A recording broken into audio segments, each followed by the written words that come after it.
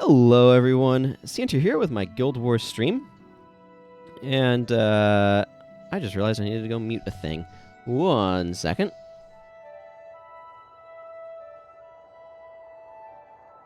There we go.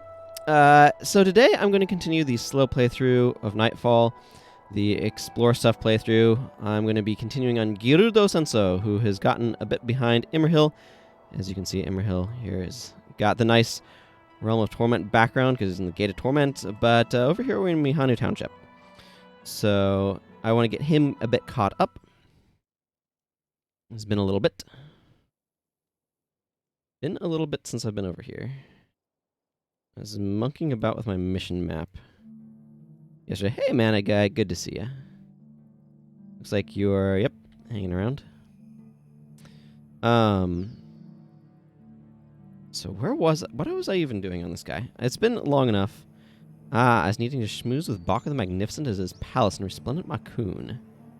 Apparently. And I have Augury of Death on my skill bar.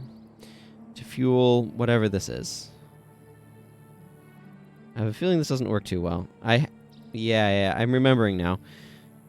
Vaguely. But this does not do exactly what I wanted it to do, in so much as... Oh, hey, Elias. In so much as Augury of Death has a 20-second recharge, and so this was not working out super well. Do I have any... No. No, I don't have any shorter hexes. I don't need to lead with Black Spider Strike anyway. Alright, let's just rearrange things a little bit, eh? Black Spider Strike's fine, but... Well, wouldn't I be better off with, like, Sharpened Daggers, Golden Phoenix? Let's try this. I don't know. It's the same basic idea. Right, so schmoozing with Baka the Magnificent. Oh, okay, I see what was going on. I was still collecting places. I haven't been there yet, which tells me that I haven't gotten that hidden treasure as well. I've just done T-Hark Orchard. Very briefly. I went around this way. I have Yenner Market. Hey, Clean Star. Good to see ya. Hello there. How are you doing? I just tried to bring up my skill thing with the map up, and it did not work. Okay, I do have Wastrel's Clap, so I've clearly gone over there. This feels offset a bit. There we go. Okay, so I think what I want to do is head from the Kodesh Bazaar and make my way east. I have a hard time with west-east for some reason. Like, I have to think about it for a moment. I don't need Eve on this character. Who did I traditionally bring with me? I don't know. Let's just bring Sin and Geraz, I guess?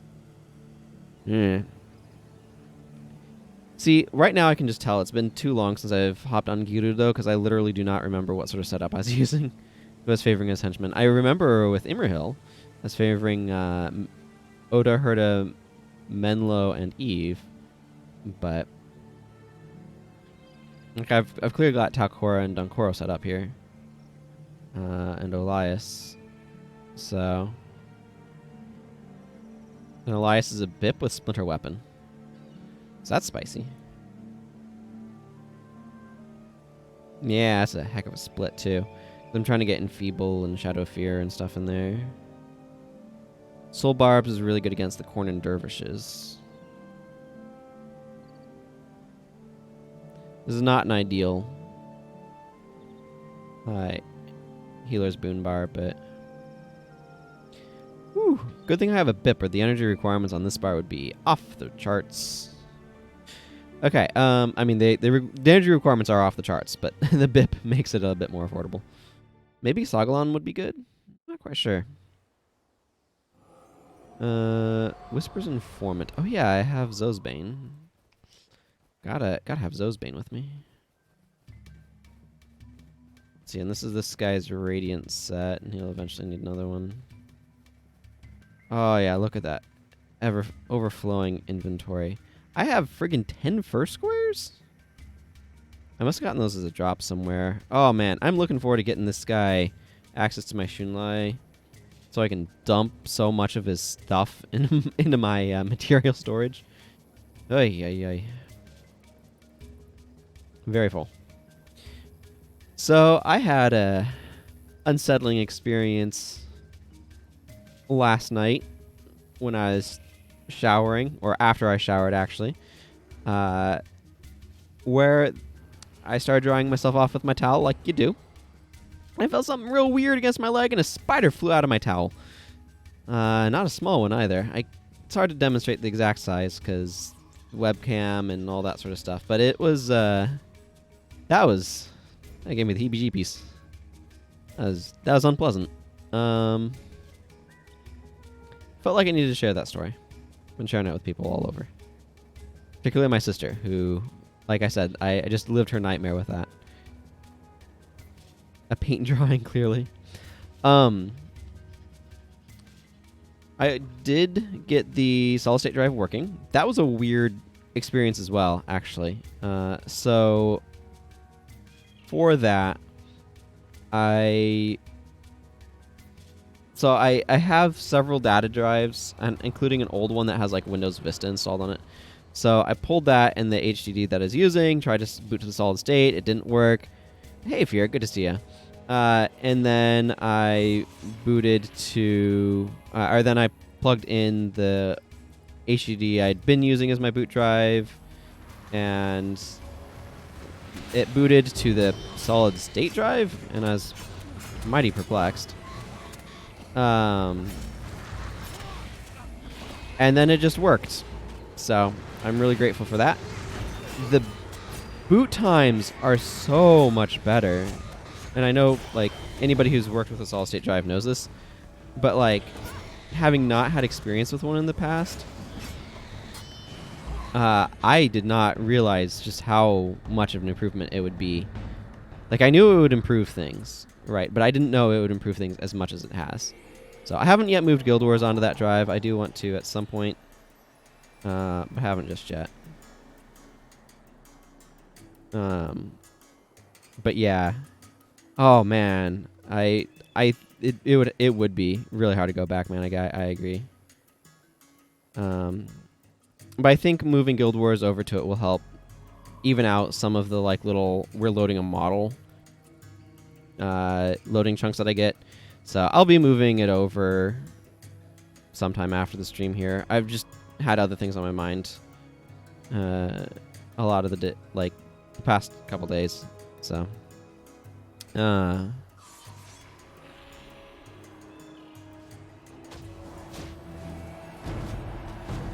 get back here where I can poke you.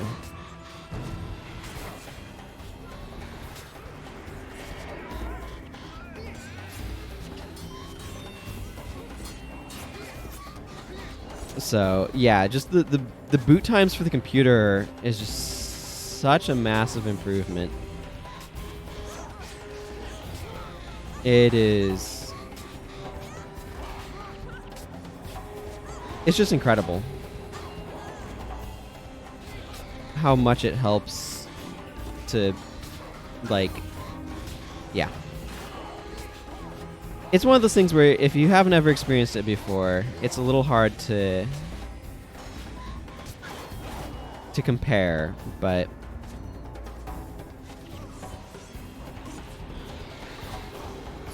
yes. That's okay, good. The rest of the team took care of that mess. The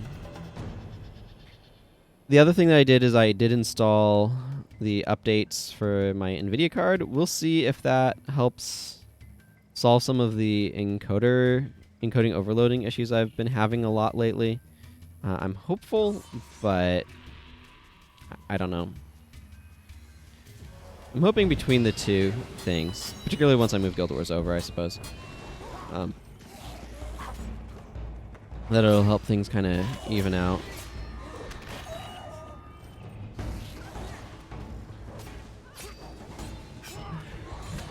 I really wish they'd apply flash technology to sharpen daggers. Flash enchantment technology to sharpen daggers. It'd be very convenient. But I've been exclaiming to my family about how much of a boot speed improvement it is, because this is like a couple minutes to have my computer up and going from being off, as opposed to like 10 to 15 or whatever it was before. It really is a massive improvement. Okay, here's Honor Hill. I can go schmooze with Baka, the Magnificent.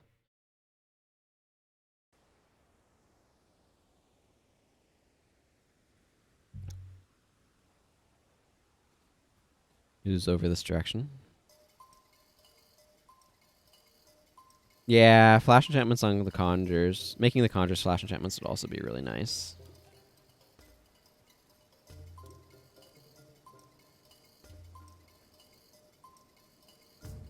Yeah, anything where it's like I am a physical attacker and I am using this, I kind of want it to be flash. Now,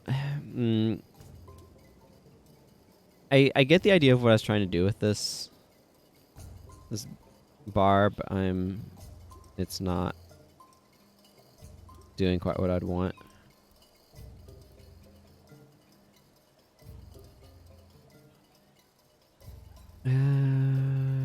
It doesn't matter here. We're not really fighting much.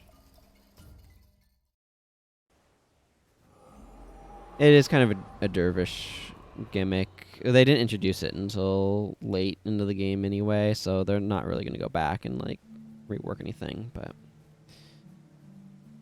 sure, I'll grab your monster hunt for you. This guy is going to be way behind. Oh wow, he's almost to 1 million experience though. Probably in part just because he did so many quests in factions.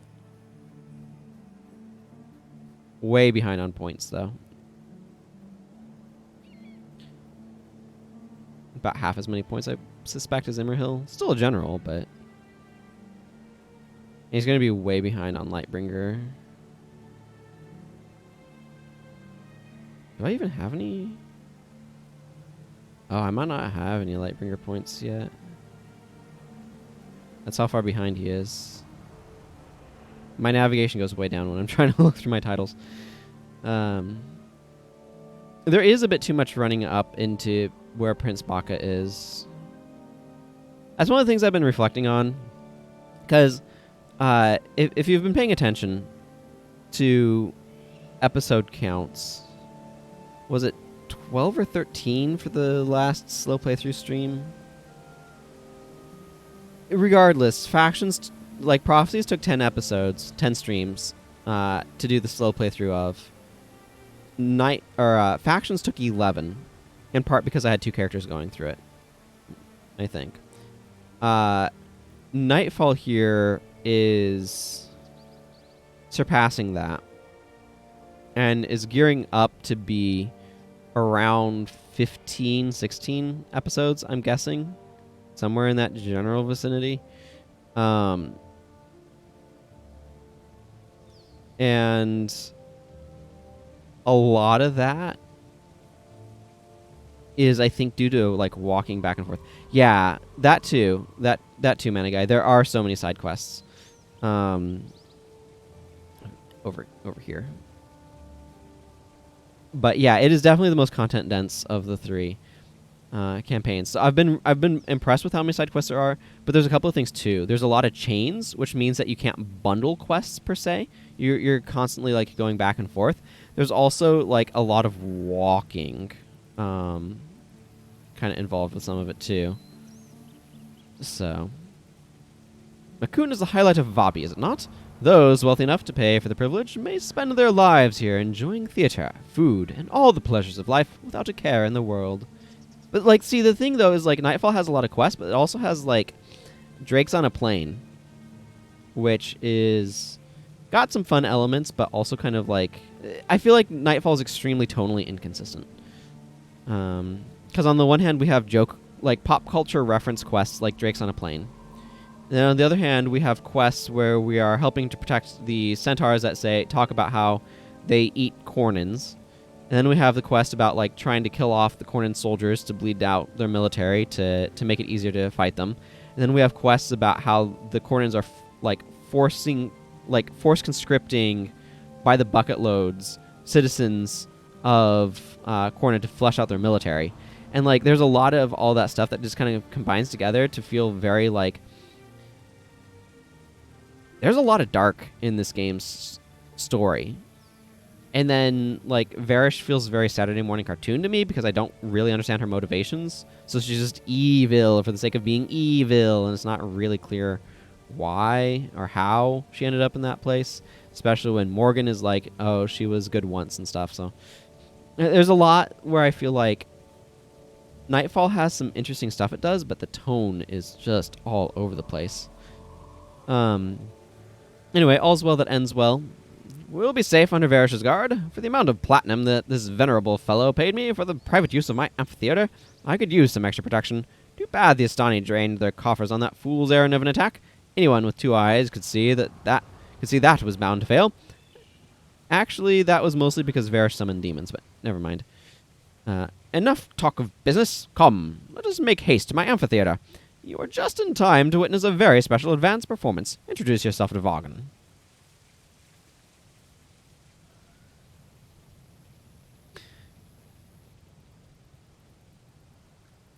Oh, where did I must have gotten it off of an enemy. This is actually a pretty reasonable shield. I actually want these shield mods, which is not helping my inventory situation at all in the slightest. I have this because both of these mods are worth a good bit. I'm wondering if I should make a perfect salvage kit. And I also want the Max Furious Hammer mod off of that. Well, let's salvage this anyway. This is probably going to be wood. Yeah, it is worth making. I'd agree.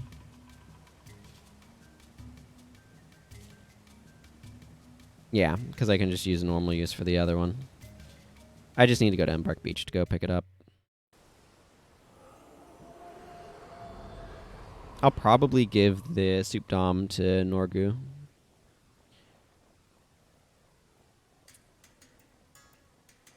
Oh, and the Venerable. All's well that ends well. Good day to you, my old friend. It is always pleasant to see a friendly face, and a familiar one like yours is even more pleasant. Wait, who are you again? What is the story about? Well, I didn't want to write anything about a hero overcoming any odds or any succeeding in the end. I guess you could say it is a traditional tragedy of epic proportions.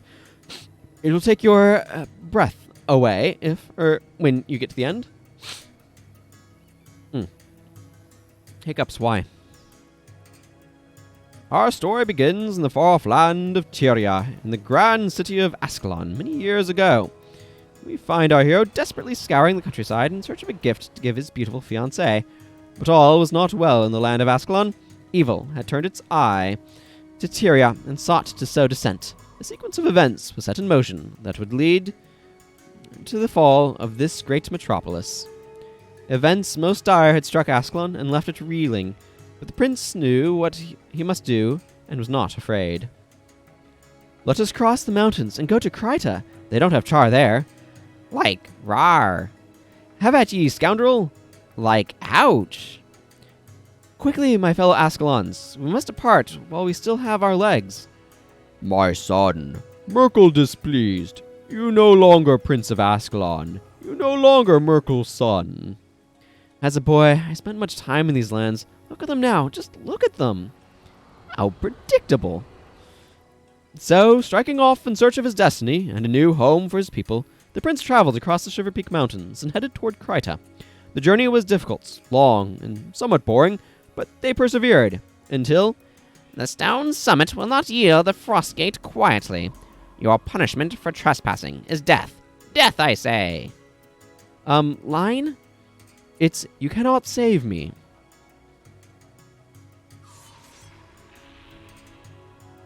And so the prince valiantly laid down his life for his people. I don't remember that being in my copy of the script. Stop improvising, you troll. This play is utter tripe. Isn't tripe a fish dish or something? Arnold, time for plan B. Merkel like plan B. Merkel like smash. Smash. And then the valiant Cornyn smote the Astani interlopers with a righteous fury. Wait, what?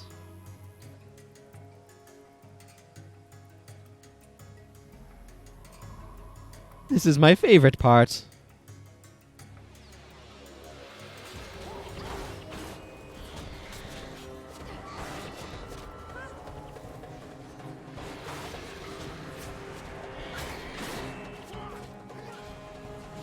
Oh dear, says the prince. Something that's interesting about this dialogue is these people clearly don't know much about Ascalon. They thought it's an entire city, for example. Like, it's clear from their dialogue that they think Ascalon is a city. Oh my, this is not good at all. Varish must have changed her mind. I must hurry to safety in Hadashim. I'm quite sorry about all this. I must leave right away, please. Speak with Royal Finance Minister Luda for a refund.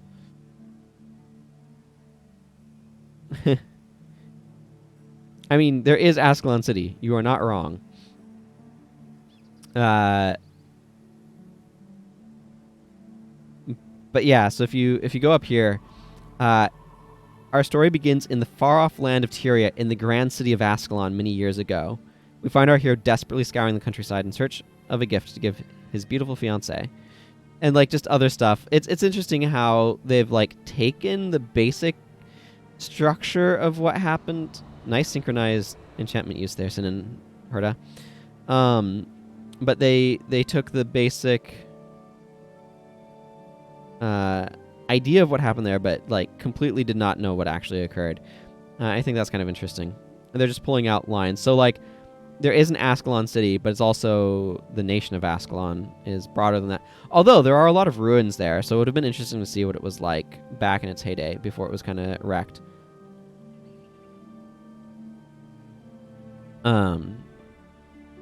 But calling it a great metropolis feels really kind of odd, given what we see of Ascalon. There are plenty of cities in Ascalon, but there's plenty of countryside as well. And then they have this whole bit about some of the stuff with the Char. Clearly, these people are not skilled actors, but saying my fellow Ascalons is one of those things that just like, I wish they had kind of decided on whether or not it was Ascalons or Ascalonians for referring to the people of Ascalon. I prefer Ascalonians personally, but they kind of use both interchangeably throughout the games, so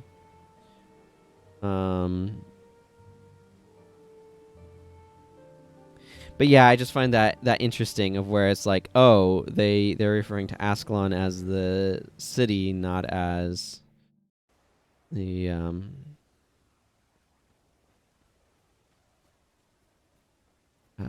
not as the nation, and referring to it as a metropolis, right?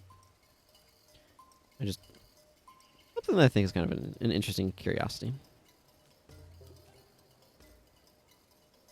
How embarrassing! The esteemed Prince Baka sends his apologies. He has since made haste to safer grounds, but left this with me to give to you. He moves quickly.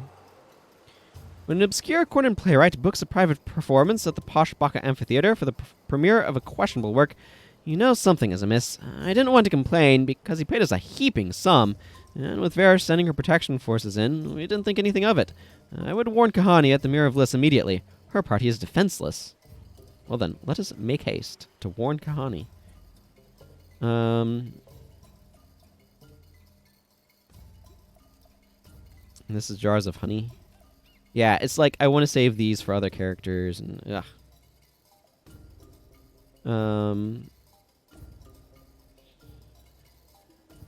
Let's go see if I can go to...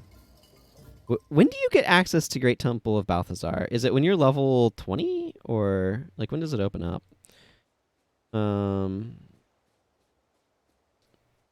am curious to know what the bounty... Oh, Korshik the Immolated in Form Highlands. You know what? I'm going to grab that bounty while I'm here. Whoo, boy. Yeah, okay. I'm gonna sell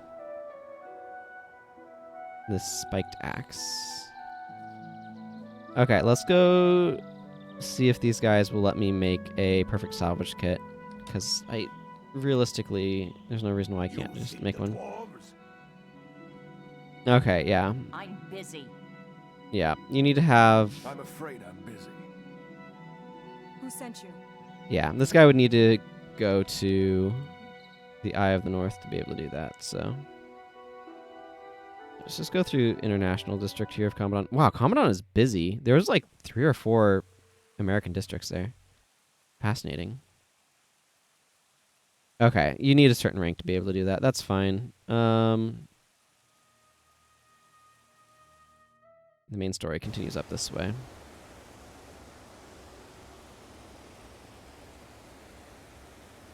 Let's see. Odura, Sign, Herda, Geraz, I guess, for now.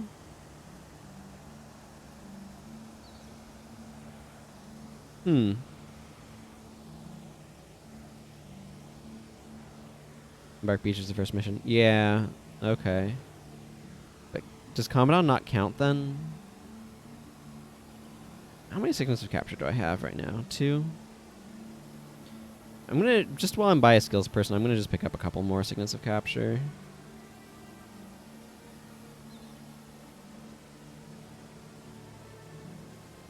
Yeah. Yeah, I'm not quite sure how that all works. Right, so Kahani's group is... I think she's over this way? Yes, okay. She's over this way, and Morgan's is over the other way.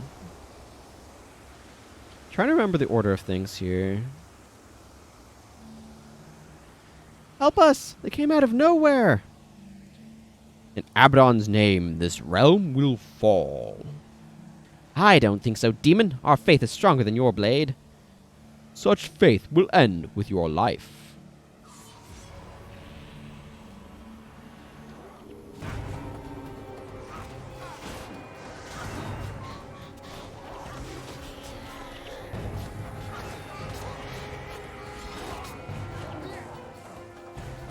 Well, his main party is all dead.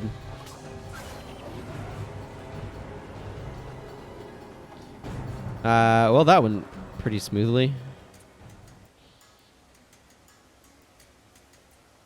Kahani, hi.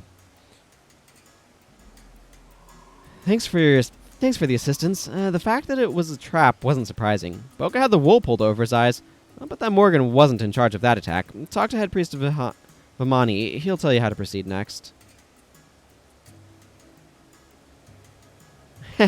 That's funny.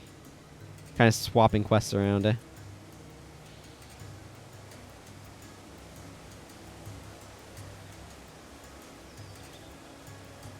Yeah. I'm debating a little bit how much to, like, be engaging in reading with these versus, like... Because these, so far, are kind of, like, repeat of stuff, but it's been long enough since we've done them on Imrahil that I'm just kind of going through them slowly still again. I highly doubt Morgan was involved in the attack on the temple. It would seem that Lissa has yet another lesson to teach us. This one, I fear, may be my final. These twisted humans are known as Marganites. The oldest were part of Abaddon's initial battle with the gods, whereas the youngest are twisted and blessed through Varish's dark rituals. Some of us in Vabbi aren't as blind as our leaders. We must prepare. Is this where things split? Yes, it is. Okay. So at this point, if you have, you go to Zaganir Bastion if you have Master of Whispers, but this character has Margaret the Sly. So we're going to be going this different route. So this is a different direction. As they did during Plawajoko's reign, the princes have fled to the hidden city of Adashim. This time, however, Varish will merely storm the vault and slaughter them. Someone must free them before it is too late. Few people know its location, and even fewer know how to gain access through the secret entrance. Without a prince or one of their personal guards, it would take a greedy thief with time and motivation to breach it. That corsair friend of yours should be of some use. Take her with you and search the halls of Chokin for clues on the whereabouts of the hidden city. A hidden city? That sounds exciting. Okay, so at this point I need to change stuff up with my party. I think what I'm going to do is...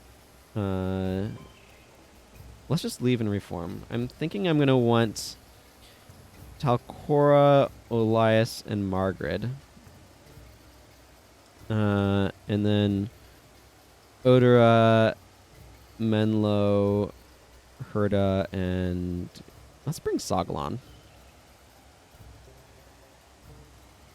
Okay. Yes, Talcora is doing stuff, and Elias is fueling that. Soul Barbs be useful in the Hidden City. Like, the rest of the stuff is fine. Let me even see what I have.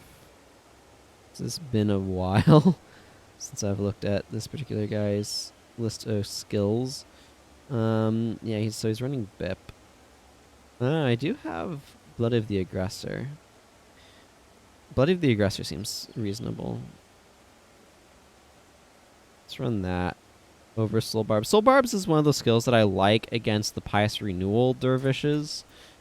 Because it really makes them ping themselves like crazy, but is a lot less exciting outside of that context.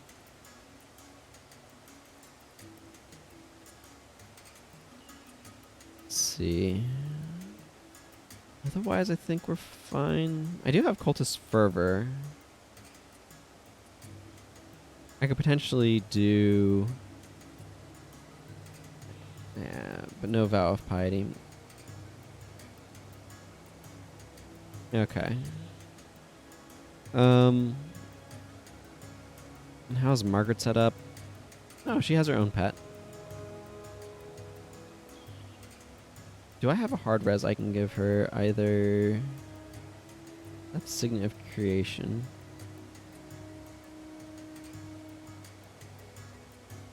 I could give her Signet of Return. I'd prefer not to.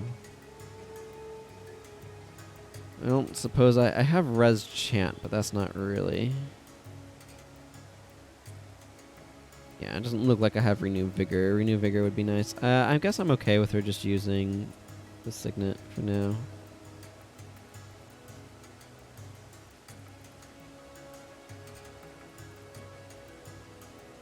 This seems fine. Do I have... No. I was looking for Broadhead Arrow. I don't have Broadhead Arrow here. Okay. I think this is probably alright.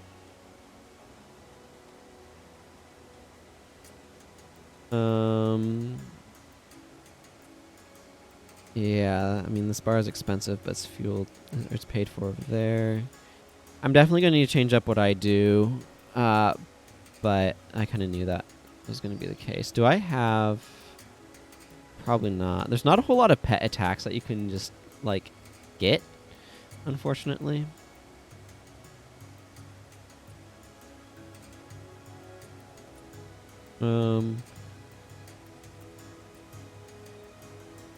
Temple Strike. This would work.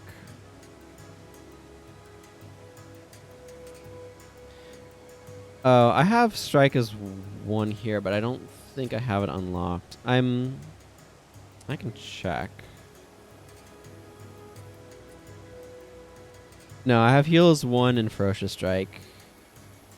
And then Burning Arrow. I'm inclined to stick with just Burning Arrow damage for now.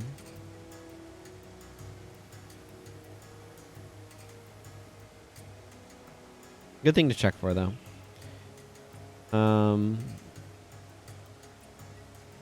Yeah, so I'm going to want Temple Strike. Let's see, get out of here, Sharpened Daggers. Okay, let's figure out how to formulate a bar. Temple Strike is really expensive, but Scavenger Strike pays for it really well.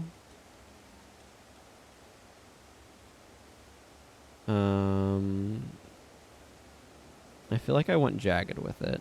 So the main consideration here is the boss that...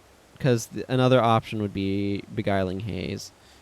But this doesn't have as long of a day's duration, but it's more instant. There's going to be a boss in the hidden city of Adashim that's really, really, really deadly. And if I can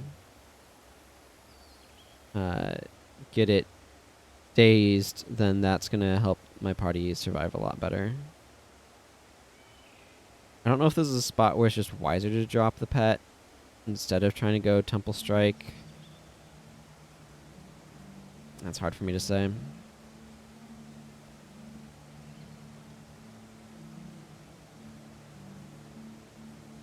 I'm just going to put Critical Strikes here and Death Blossom here.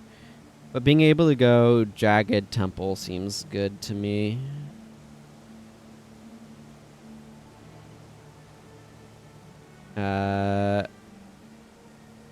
Okay, Halls of Chokin. Or the Holdings of Chokin.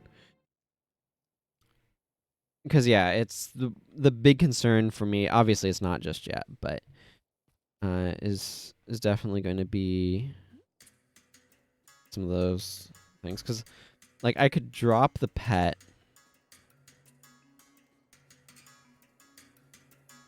Let's see, this is strikes moving foe that foe's knocked down.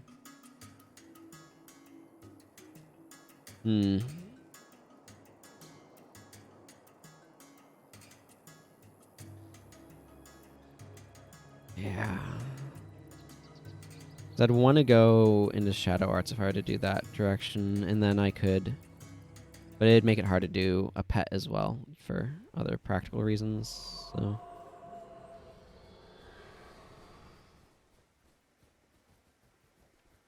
It's going to be Savage Plants eating dogs still.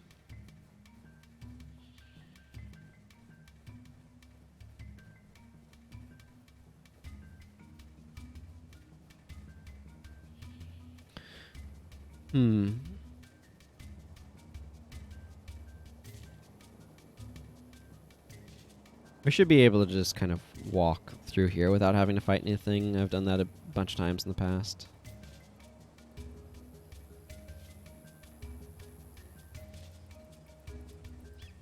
Ooh, excuse me. I've been tired a lot lately. I've been getting better sleep, at least. I figured out one of the things that was causing issues was I had too warm of a blanket on, and I was overheating a lot, and I think that was causing some of my sleep issues that I was having. But I just was negligent about getting myself to bed last night, and been kind of tired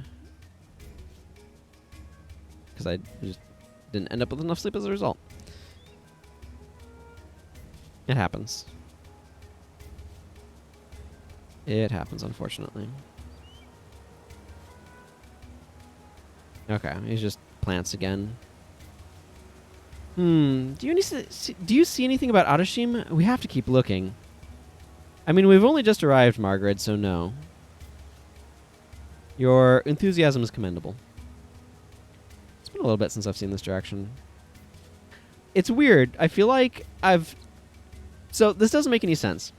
But I feel like I've always picked Master of Whispers but done the Hidden City of Adashim mission. Because I feel like I've done Hidden City of Adashim way more than Zaganir Bastion. But I also feel like I always picked Master of Whispers, so I have no idea what's up with that. Because that doesn't make any sense. It's not how these things work. So some memory is wrong. Yeah, there's the duality of Lissa. This I remember. And I was wondering what quest it was, and it was this one, apparently.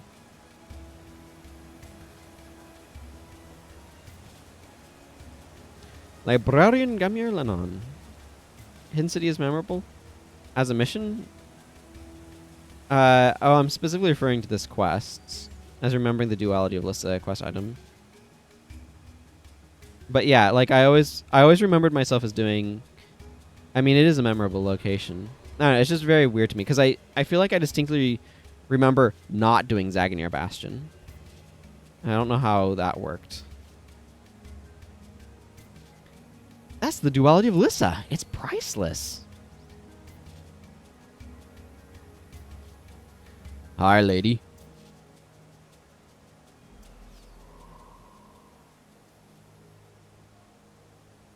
What? Oh, it's you. I'm no lady. I mean, I am, but oh, never mind. The name's Margaret.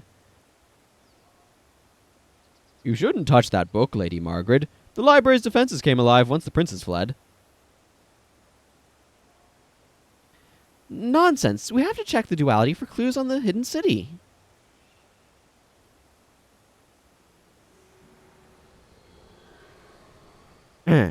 Prepare thyself.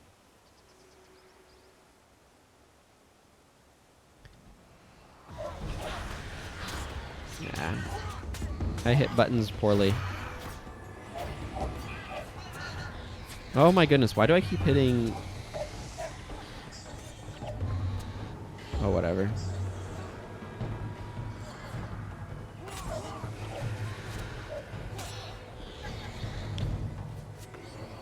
I keep hitting, That was easy enough. I keep hitting 5 when I mean 4. It must be rewarding to work for a prince.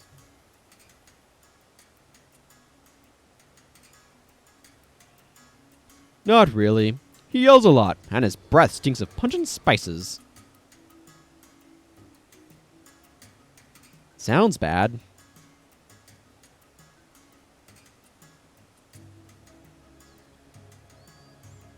Yeah, but golden shackles are still golden.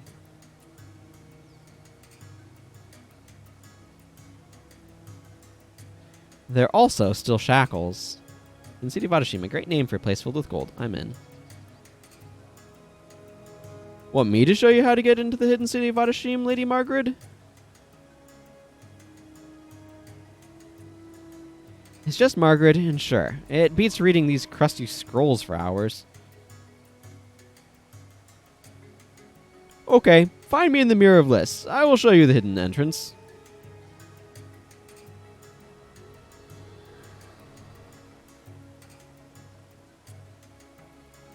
Prince Boko ordered me to warn his fellow princes. He didn't tell me what to do if I couldn't find him, so I decided to kill demons until I get a better idea.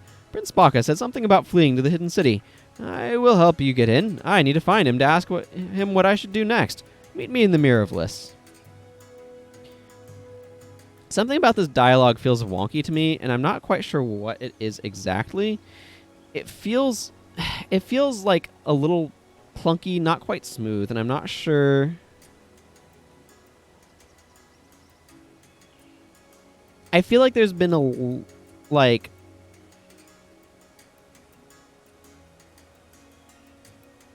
not sure. I'm not sure what it is exactly. Like, it feels a bit like it could be like a lack of character development for these two up to this point. Because Margaret has all been about gold, right? And Gorin's not had a whole lot of character development. It's clear that they have some sort of past relationship, though. So, like, I can forgive some amount of, like, we're coming in on the side. I don't know. I don't know what it is exactly, but just something kind of is. That's one of the things that's probably going to have to be mulled over in the back of my head for a bit. I'm going to go see if he's outside Honor Hill.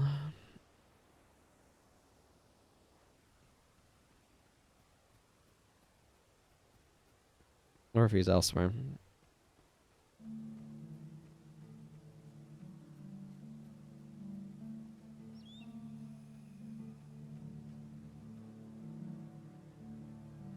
I'm going to try moving it there, see if that's a little easier to do. Oh.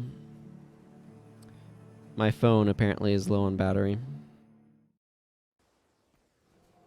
I'll need to attend to that or it's going to be really annoying.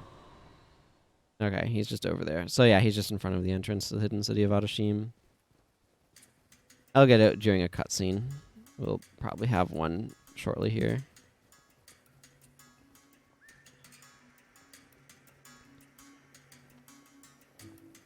I like being able to see the top of the basilica over the hill here.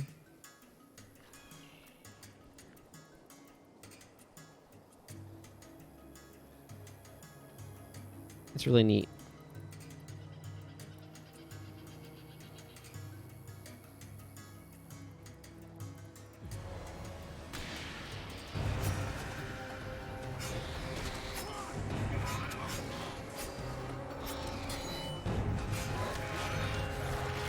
Yeah, I don't know.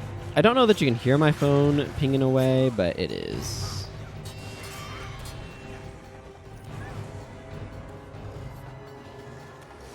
Hey, come back here. I think this will be a little bit easier to make sure I'm getting the days applied. But I might want to just switch things up with my build for this mission. Hey, Goran. So all you have to do is dance, like this, and the door will materialize. Dance?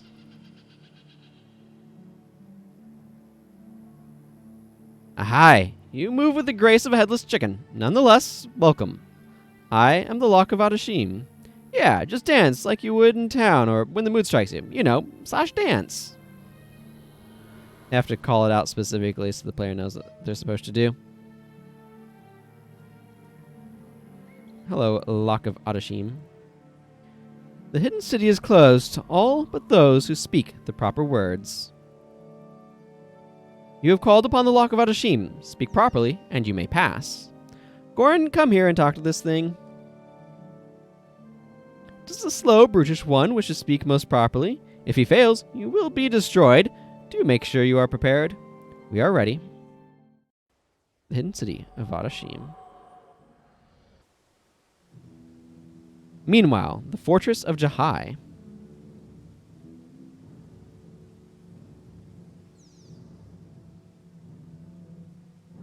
Barish, we have located the Sun Spears.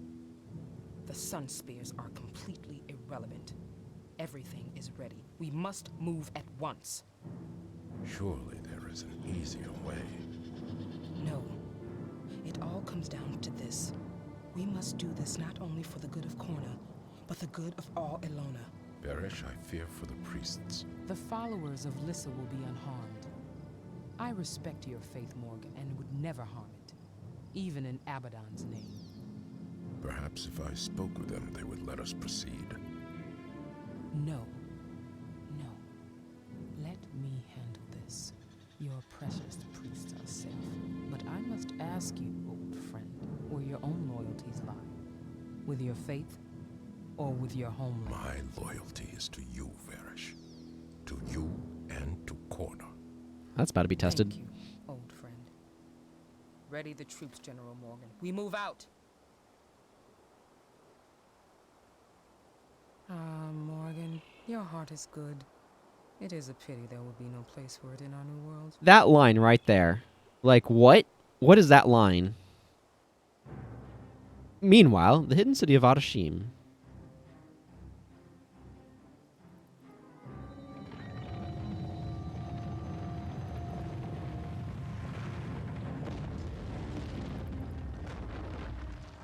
How do I get those rocks back to hide it again? The hidden city of Adashim. I've heard of it. It is filled with wealth, piles of golden coins, niches filled with riches. From here, the princes command the power of the Djinn.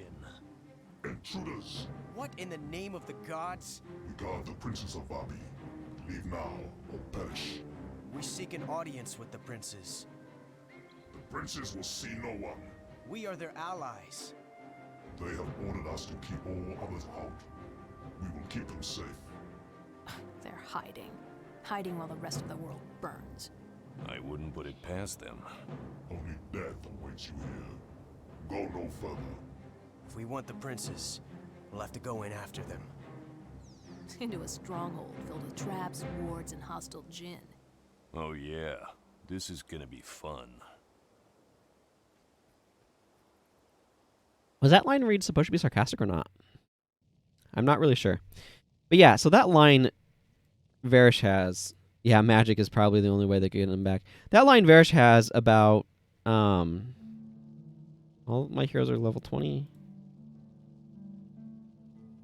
Yeah, it looks like it. About Morgan. Ah, Morgan, your heart is good. It is a pity there will be no place for it in our new world. It's just like, what does that mean? Like, okay, so let's break down why I have issues with that line. first of all, it indicates that she's Varish has some sense of like a conception of what's good and bad, and she's judging Morgan's heart to be good. I don't know what she judges to be bad in a heart, but she's judging Morgan's heart to be good. Now we move on from there to sort of the next like fundamental aspect of this, which is she says it's a pity there will be no place for it in our new world. So she's basically saying that it is a pity that there will be no place for a good heart in the world that we are making. Why do you want to make that world then if there's no place for a heart that you judge to be good in it? Like, that just doesn't make any sense to me. It's like she knows that she's intentionally trying to create a world that isn't good, or where there's no place for those who are good. It's like, why do you want to make that world? Why is that something that's desirable to you? It just feels like a very, very, like, this character is evil! And it's an incredibly shallow line in that regard. So it's just completely mind-boggling to me. I'm going to drop the pet for this. I want my shadow arts. Trying to make that work is just not proving to be a thing that's happening.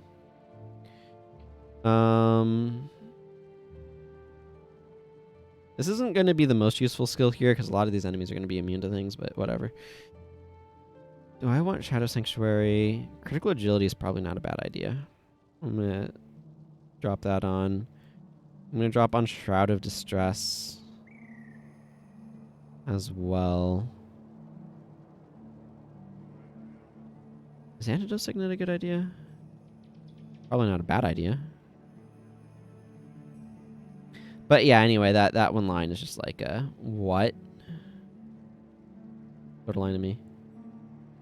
Yeah, most of the enemies are immune to bleed. The advantage of Jagged Strike is it's quick.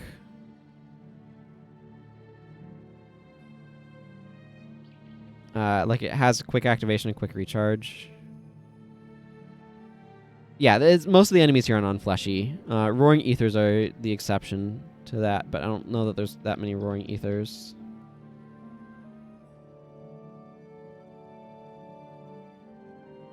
The big thing is I just want my Beguiling Haze. I could use these Silencing Alright Daggers of Shelter. Swap over to those to extend my day's duration a little bit. Focus on Critical Strike. If I pull that down, that's still 8 seconds. I'm 7 there. 11 Critical Strikes doesn't do a ton, but does make that do a little bit more damage. I could alternatively kind of drop some of the combo potential for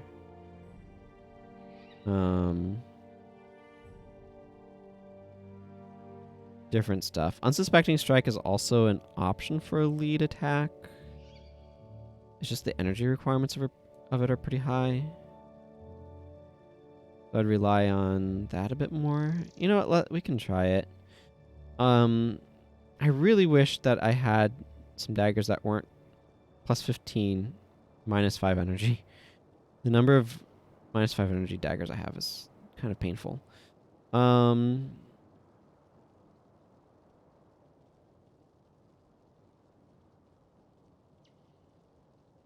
Like I can bring Critical Eye. This needs to get up to 13.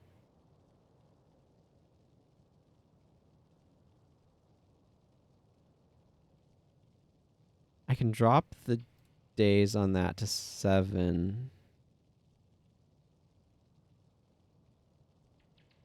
Okay, it's still 7 there, so I can get that up to 13. That'll make this do more energy.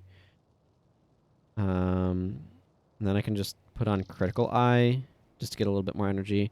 That'll make this a bit more affordable. I won't have the benefit of Zealous, but that'll make my... Yeah, let's just do that.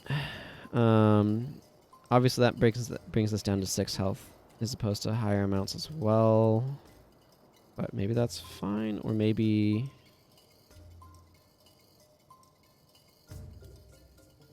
Do I just want, like, Heart of Shadow? Yeah, let's just roll with it like this, I think. I can use these dazing daggers to give myself a longer daze duration on my thing. I might want to switch these around to a different mod set at some point. But anyway. Welcome to the hidden city of Arashim. Watch your step. Alright. I think this is probably okay. Weakness is still going to be useful here. Mark of Pain, Splinter Weapon, Shadow of Fear. These are all going to be useful. Well of Blood is not. I should change him to something else. Because Well of Blood is just not going to be good here. What other Necromancer skills do I have? I can bring Strip Enchantment. That might be useful.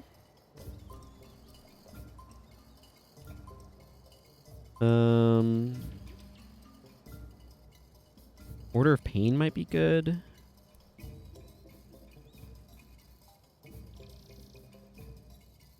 Let's see. Order of Pain would improve damage from Margaret as well, I assume. What's she using? I need to get her a better bow, but it's not terrible. And of course I have some physical daggers, and then I have Sagalon. I don't think that's quite worth.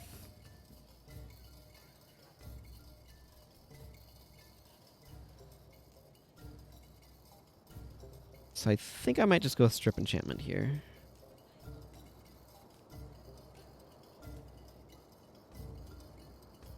Yeah, I think there's some enchantment usage anyway. It's going to be more useful than the well, regardless, and that's the main thing.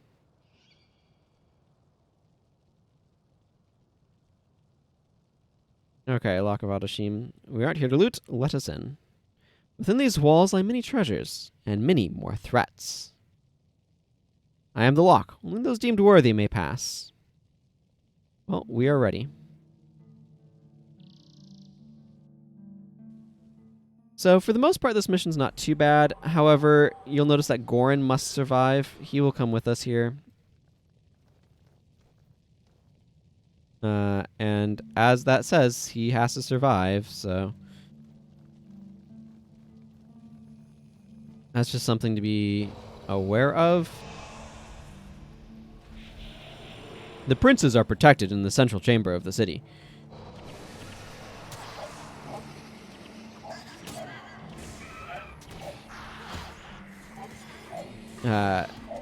They are locked inside, and I can't get to them.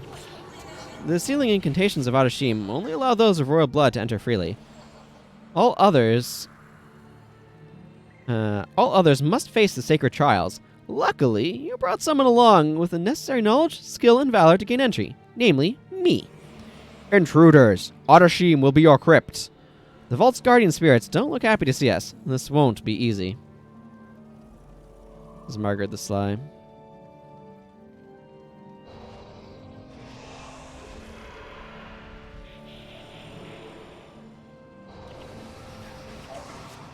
Yeah, Searing Flame's boss is precisely why I want to make sure I have Daze with me.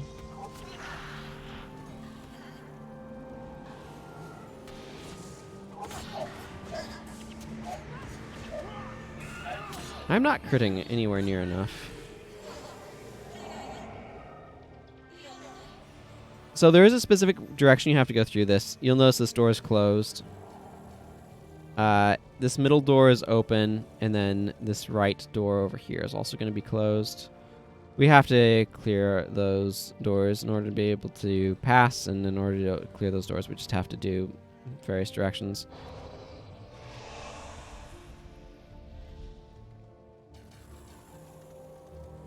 So we need to defeat the Eternal Guardians to complete the Trial of Eternity. This is applying a bunch of debuffs to us. Hex spell... targets affected by Eternal Lethargy move 10% slower, 20% slower, have some health regen, HP regen, skills used by targets recharge slower. So there's a bunch of effects that these things have. We just need to get over here and start beating these things up. The Eternal Guardians. I thought these were just a myth. Hey, did Verakut. Hopefully I pronounced that okay. Thank you for the follow. Yeah, I am going for the bonus, yes. Okay, Margaret says, the Eternal Guardians. I thought these were just a myth to scare off wannabe treasure hunters. This is bad. The city thinks we are enemies. Get ready. We'll have to take out these Guardians to get through.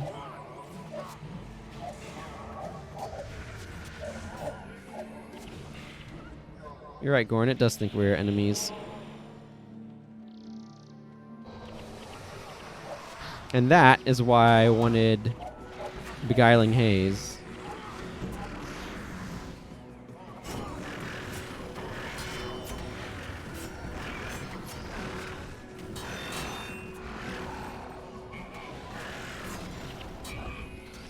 Let's see, I think I read that. They get ready.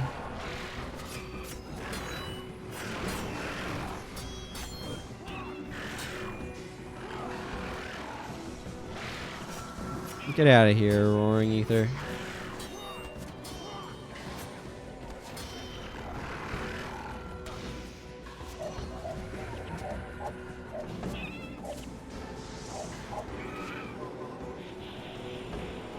So here's the bonus. We have these various like guarded chests, and the bonus is to open them.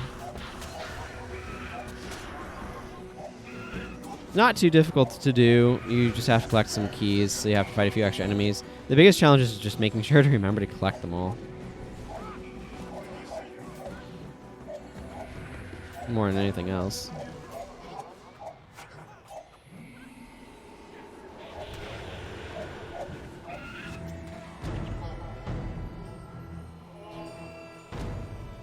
So, we need to go after this Eternal Guardian here.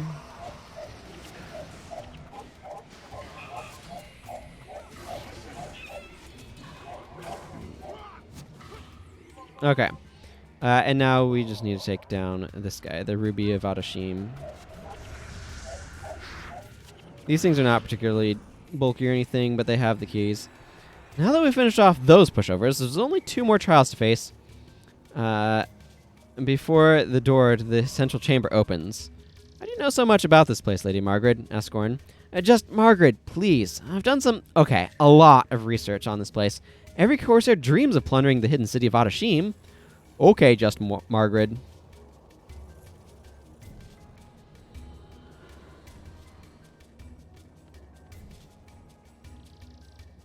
Let's see.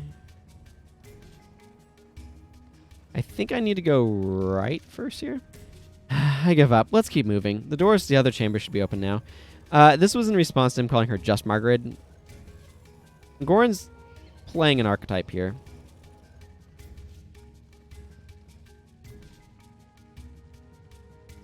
Let's see. I think this is the direction I want to go next.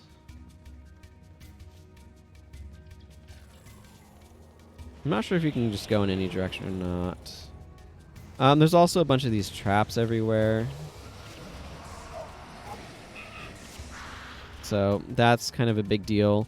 They'll do a lot of damage. You want to make sure Gorn doesn't get caught in them. Answer the riddles posed by the divine Djinn to pass the trial of divinity.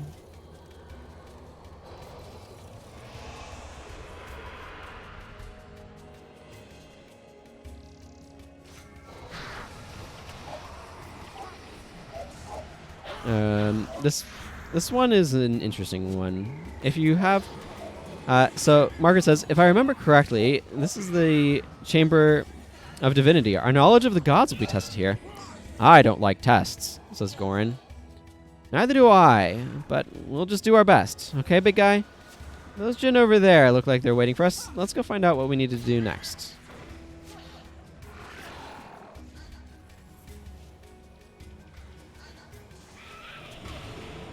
I don't think I read that perfectly, but here we are.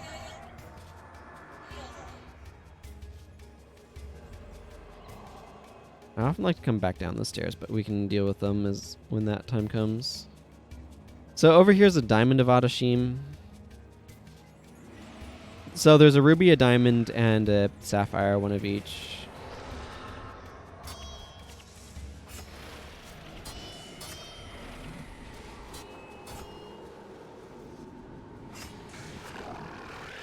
And you'll need to take them all out.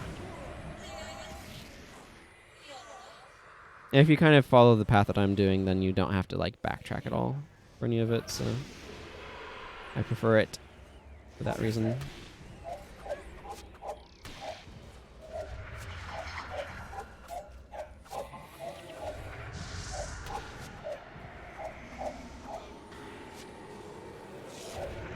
Angelic Bond, eh?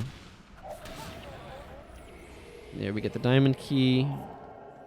I don't remember if these things are always in order or how they work, but you just need to talk to the 6 Divine Guardians. This has always struck me as a little bit weird for reasons that I'll explain when we get to it, but...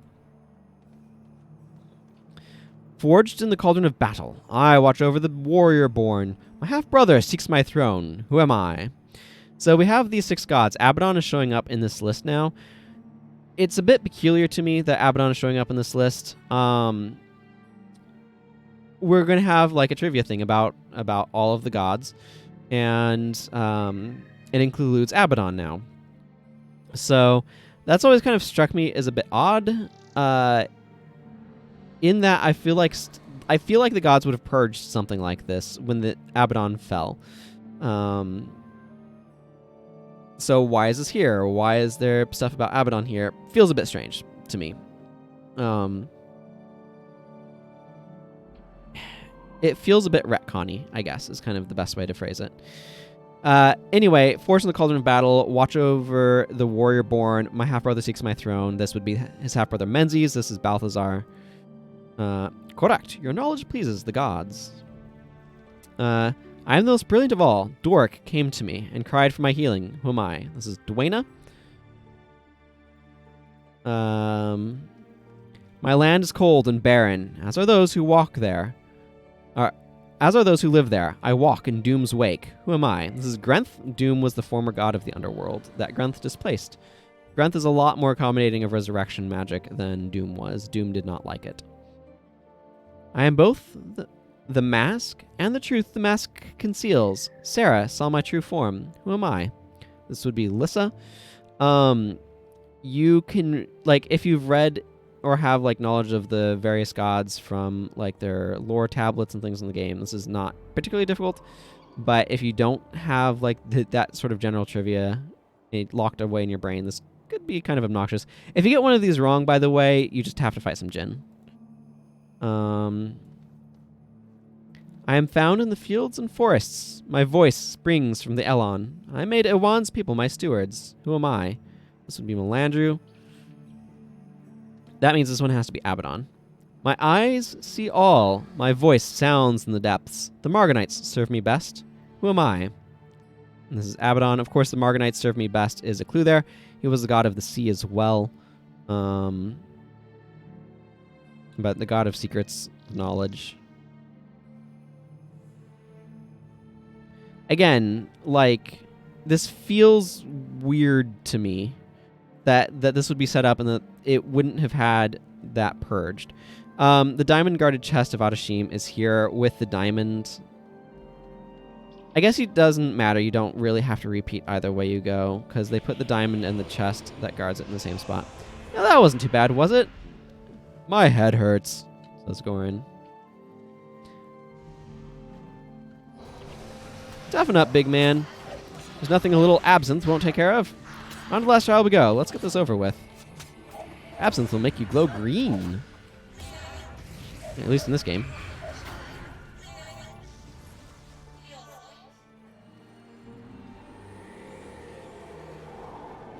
One of 3 treasures found. So you have to get keys and then you can get the treasures.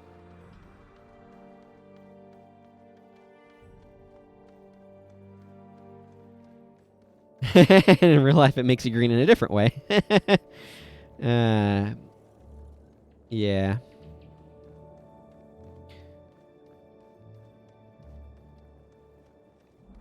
Yep.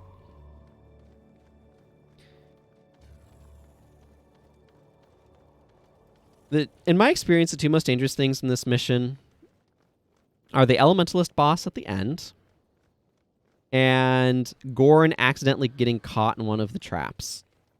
Because if you're not careful, these traps pump out a ton of damage. If you stand in them, they just like tick you for like 60 damage a second or something ridiculous. So it's best to just be cautious with them. The fire one will set you on fire. The ice one will hex you with ice spikes to make you all slow and hard. It's harder to get out of. If Goran dies, it's game over. Like, Goran must survive. So you do have to make sure you're protecting him.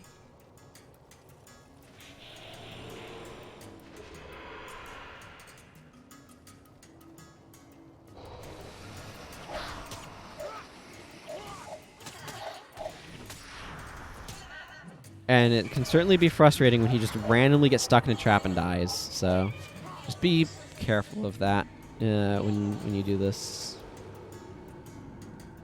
Yeah, you could do either left or right first, though, because this one has the key for the central chamber, and then the other one is just self-contained. I couldn't remember for sure how it works.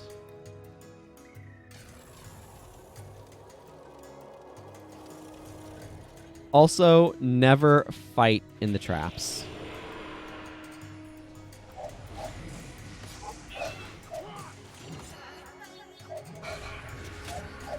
Fighting in the traps is a good way of having your party just get wrecked.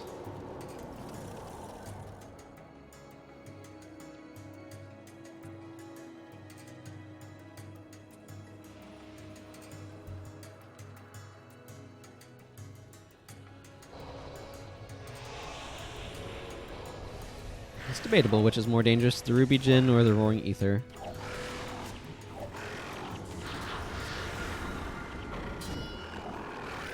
They're both pretty dangerous.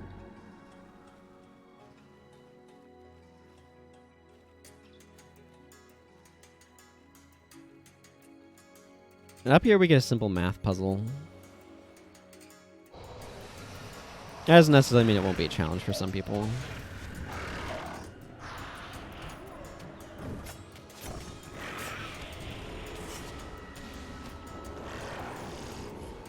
Well, that's inconvenient.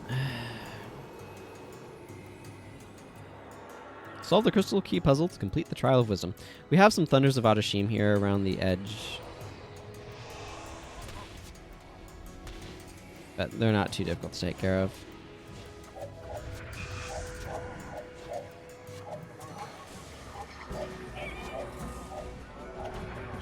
What are these numbered thingies? Asks Goran. This must be the Trial of Wisdom. Not many have made it this far, so I don't know much. The numbers are supposed to be the key.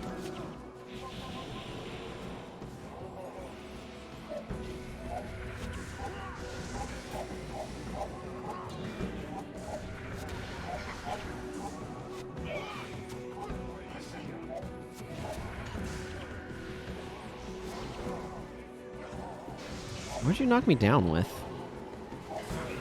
Oh, Quake of Adashim. Players in the area are knocked down for 4 seconds and take 100 damage. If players carrying a bundle, they drop it or something? Probably an anti-speedrunning tech skill or something. These are bundle items, so... Not math! I hate math! It makes my brain hurt more than God tests! I don't know if you have to do these in a specific order. You might. Interesting. It looks like those crystals will fit into the pedestals. So, here we have a 2, 3, 5, and 7. Just a few prime numbers over there. And here we have 6, 10, 14, 15, 21, and 35. These, when you put it in, it will light up its factors. So, for example, if you put it in 14, it will light up 2 and 7. 10 will light up 2 and 5. 6 will light up 2 and 3. 15 will light up 3 and 5. 21 will light up 3 and 7. And 35 will light up 5 and 7. It really does not matter. You just have to pick the 2 that will make the whole thing light up. So, let's do... I mean, we can just do these 2 next to each other, 15 and 14. It's an incredibly straightforward math puzzle if you remember your math, but if you don't understand what it's trying to do, or you don't remember your math, it could be obnoxious. There's only so many possible combinations, though, so you will eventually be able to trial and error that one.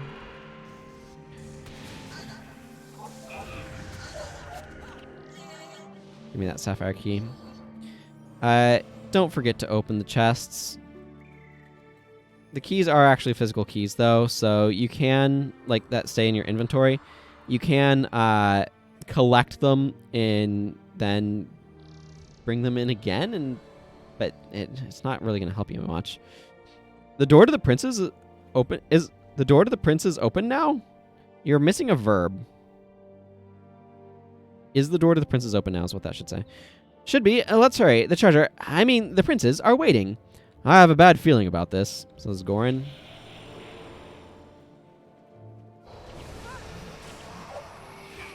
Don't we all, bud? Don't we all?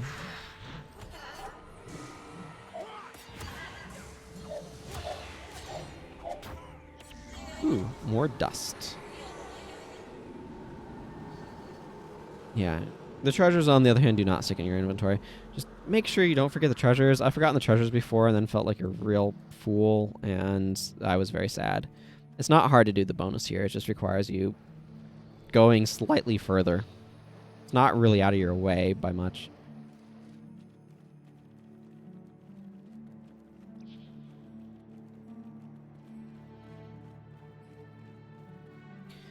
Okay. The exit's this way, Self. The exit's this way. You can see the Trial of Wisdom, Trial of Eternity, Gateway, Chamber, Entry Hall, and Trial of Divinity, and then the Central Chamber. There's a lot more in this map as well if you come into it outside of this mission, but fewer Djinn as well. Not no Djinn, but fewer Djinn.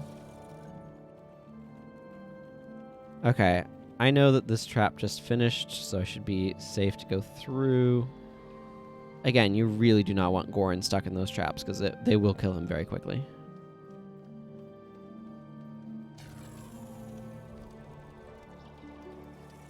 And it's really frustrating to lose this mission because Goran got smushed by a trap.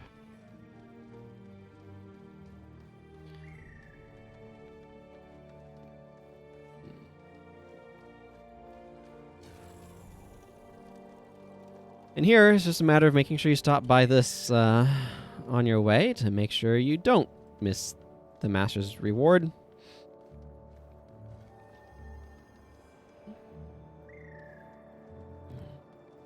Okay, there's Kormab Burning Heart, Hajok Earth Guardian, and Shakor Fire Spear.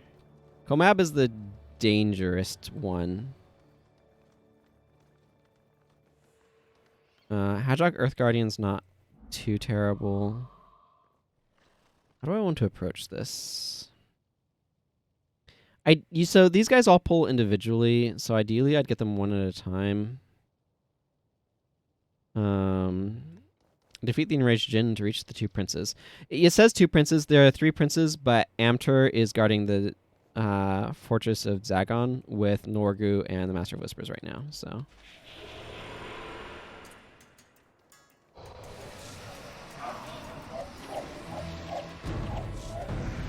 this is why I wanted Dazed.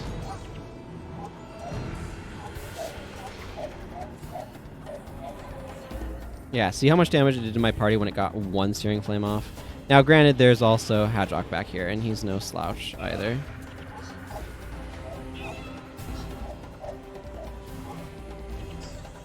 He, she, whatever, it. I don't think the Djinn technically have genders, strictly speaking. At least not sexes. I don't know. I don't know how Djinn reproduce. This is highly irrelevant.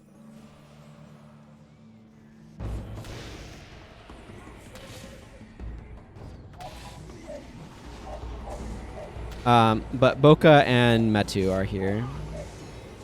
Magically. Yeah, probably. The Djinn are likely magical constructs.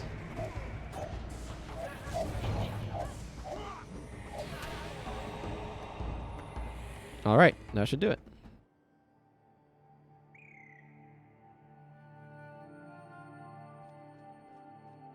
Princess, your people need you. Go away. We're safe here. What good is security when your people are suffering? And if we can get to you, can't Varish do the same? No, you're right. We should use the Djinn to protect our people, not ourselves. We have been terrible fools. Speak for yourself. Obviously, I must find a more secure location. Goran, fetch my sedan chair. Fetch it yourself. I quit. Quit? I am your ruler, your leader. A real leader earns the loyalty of his people. He doesn't bully them. Fine, I'll double your pay. Forget it. There's more to life than just money. What did you say? Don't ever say that I said that. It would cost me my reputation. What the? Yeah, why are there 2 Gorons? What is that? One of these is an imposter. It means we're too late. Nightfall has come to Alona.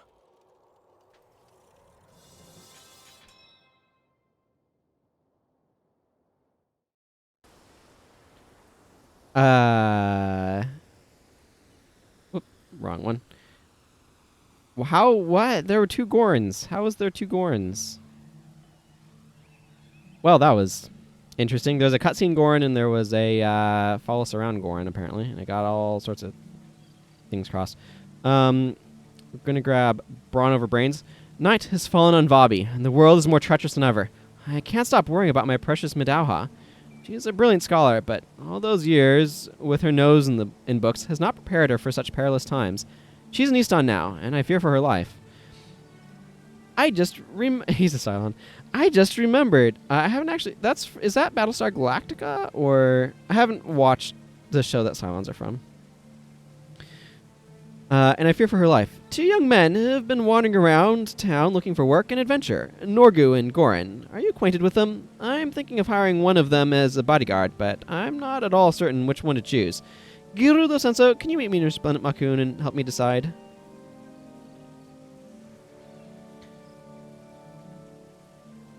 I've heard good things about it. Right now, my family's watching through Star Trek for the first time, sort of thing. So, maybe when we get through Star Trek, we can start looking into some of the other ones. And then the Pledge of the Merchant Princes. The 3 Merchant Princes of Vabbi summon you to the halls of Chokin. It's best not to keep them waiting. After all this, we can't just say no. Okay, so... Is it Champion's Dawn? The Astralarium? No, it's Jokinar Diggings. Medauha's in the Jokinar Diggings. Like, there's a quest where we bring her a bundle of flowers. I'm not going to go there. I thought if she's in one of these places, I'd go drop by, but...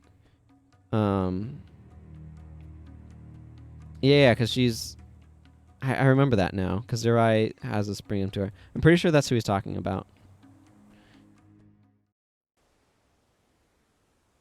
Pretty sure.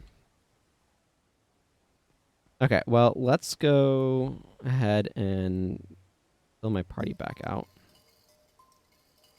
I'll leave Margaret here for now and bring along Menlo.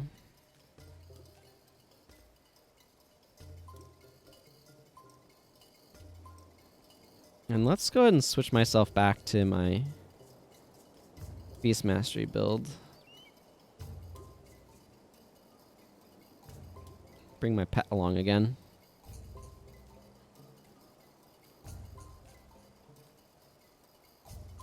Scavenger Strike's a really important part of this.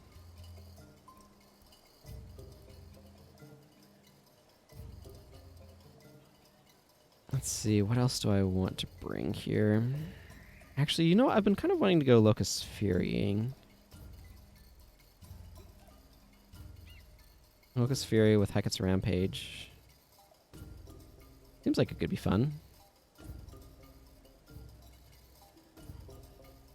Or at least get a lot of attacks in, which is much the same thing, right?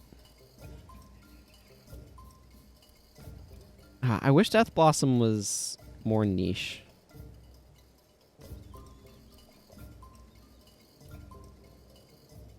It'd require some fundamental differences in its design, though, for that to be the case.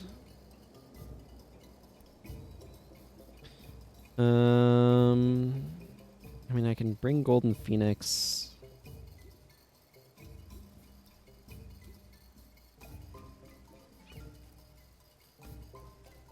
Golden Phoenix Twisting Fangs. And Yeah, Death Blossom is just overpowered. It's not an elite. It has a 2-second recharge. It has really good plus damage. It's only 5 energy. It has a bunch of AoE damage. Like, what's not to love? It just does too much. And Horns of the Ox, maybe? Let's go with whatever this nonsense is.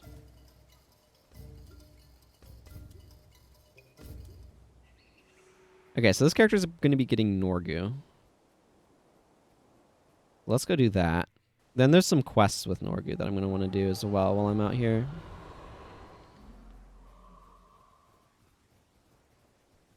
I don't really need that. I don't think.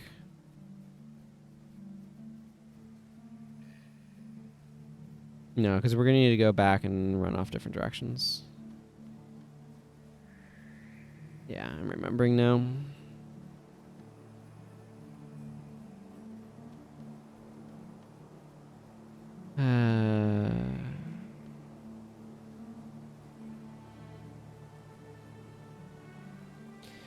Very much so deeply looking forward to getting... Yeah, quicksand is really obnoxious.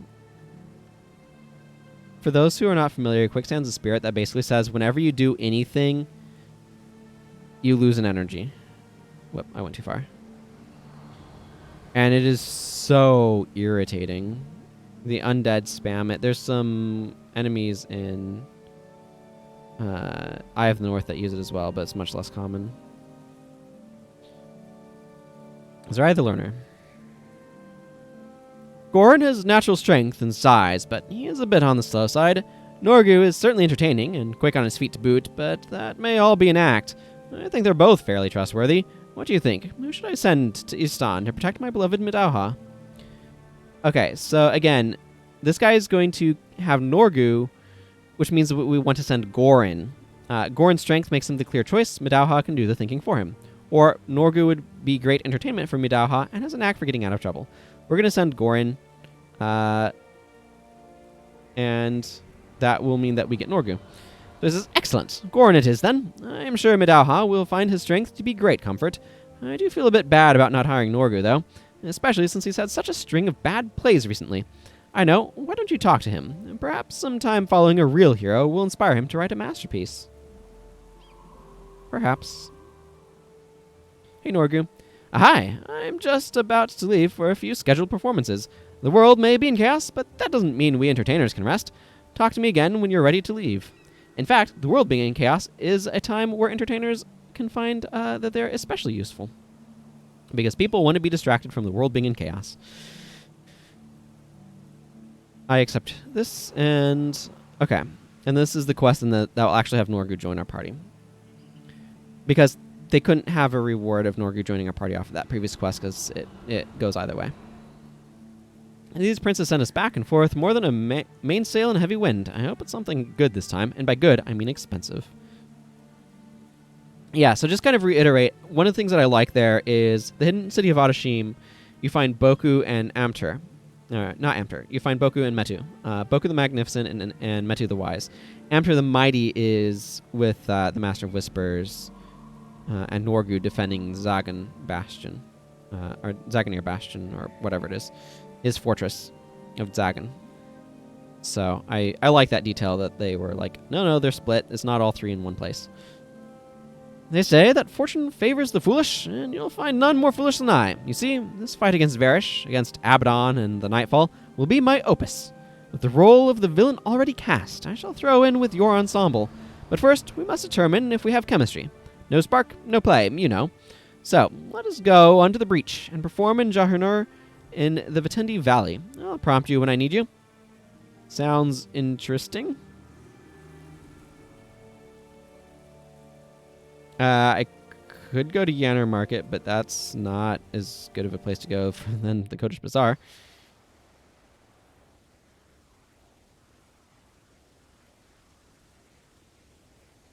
I'm going to actually take a second here. Yeah, I'll need this page, but I want to look at... That's not what I meant. The Nightfall Elite Skill List. I'm just looking for potential assassins to capture stuff off of.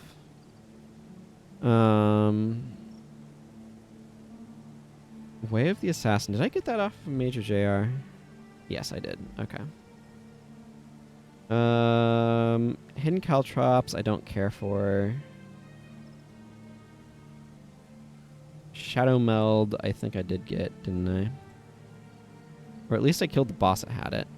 I do have Shadow Meld. I don't have Aura of Displacement, but I have Shadow Meld. I don't think either are great in PvE, to be clear.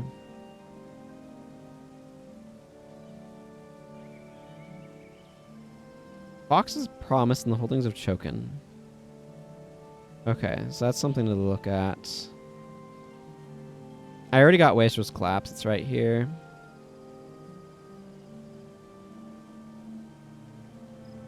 Okay, and then there's going to be some more in the Desolation, but for now... Honchor Trueblade. Has Assassin's Remedy... Otherwise, it has my preferred combo of Golden Fox Strike, Wild Strike, and Death Blossom with Fox's Promise. Do I have Assassin's... I do have Assassin's Remedy.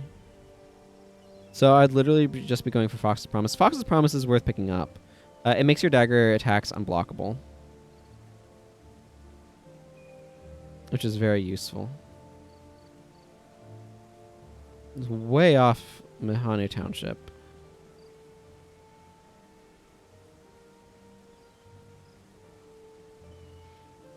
I'm going to continue this quest for the moment, but I want to keep that in the back of my mind. I will also need to check in with the other... So Goran has some quests, Norgu has some quests. I want to make sure I'm doing Norgu's quests here. This place likes stairs. There's stairs up and then stairs down. Why are there stairs up and then down? I don't know. Vabbi and Guard. Good old Shunlai that I'm not using yet on this character.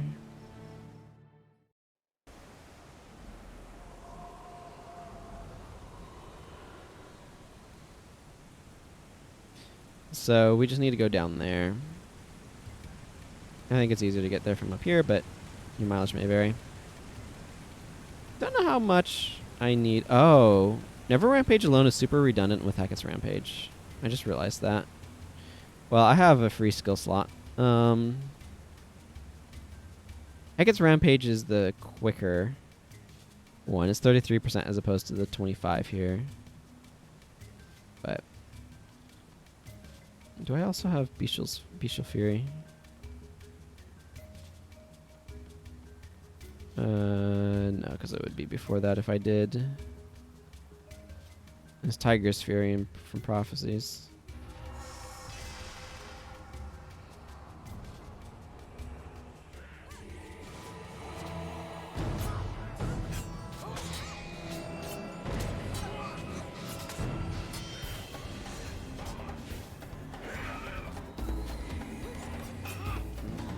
$15 is pretty high. I'll grant you that. Okay, this bar is not working because these guys have too much enchantment removal.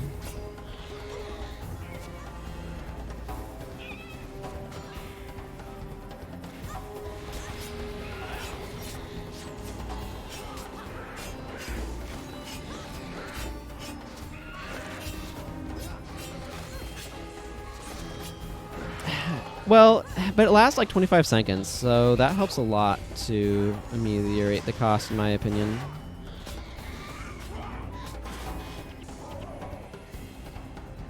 Okay, this bar is not working too well here. There's just too much enchantment removal to make Locust Fury work, and you really want plus damage effects. So, meh. The idea of Hackett's Rampage with Locust Fury I think is fine, but trying to do it with a pet is...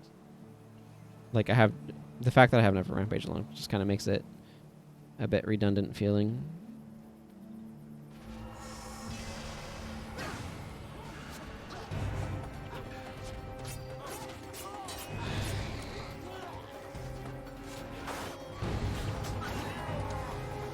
I keep trying to do 3 attacks when I should only be doing 1.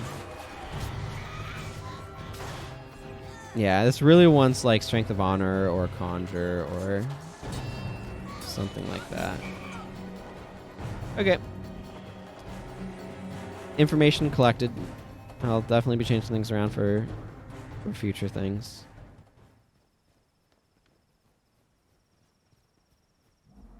Get out of here, tree. I might as well fly. Try to, anyway.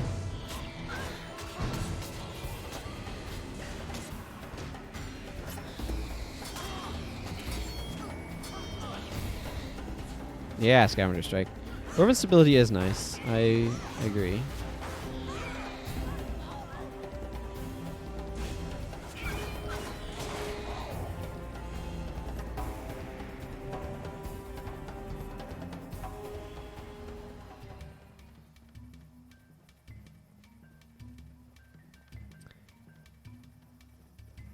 Wait, do you mean the Drunken Master?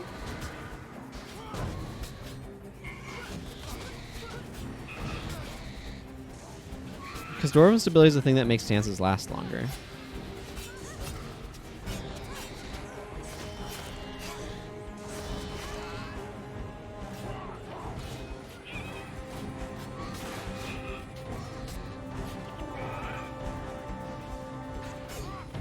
Yeah. Okay, so you're just making your stances last longer. It is nice. If you're drunk, it makes you unable to be knocked down, if I recall correctly.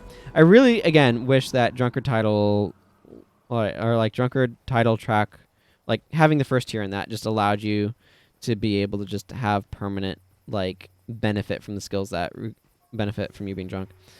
Norgu says, performing is the most heroic act imaginable. Performing solo is even more heroic. My fellow guild members should already be here. Something is amiss.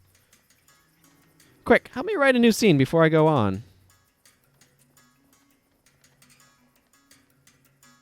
I don't know what happened to my fellow actors, but the show must go on, and it shall be gloriously heroic. Luckily, these are simple folk in Jahunir. All we need is a stalwart hero, a villain of pure evil, and a brave way for the hero to slay the villain. Some great advice from you real heroes will help me really sell it.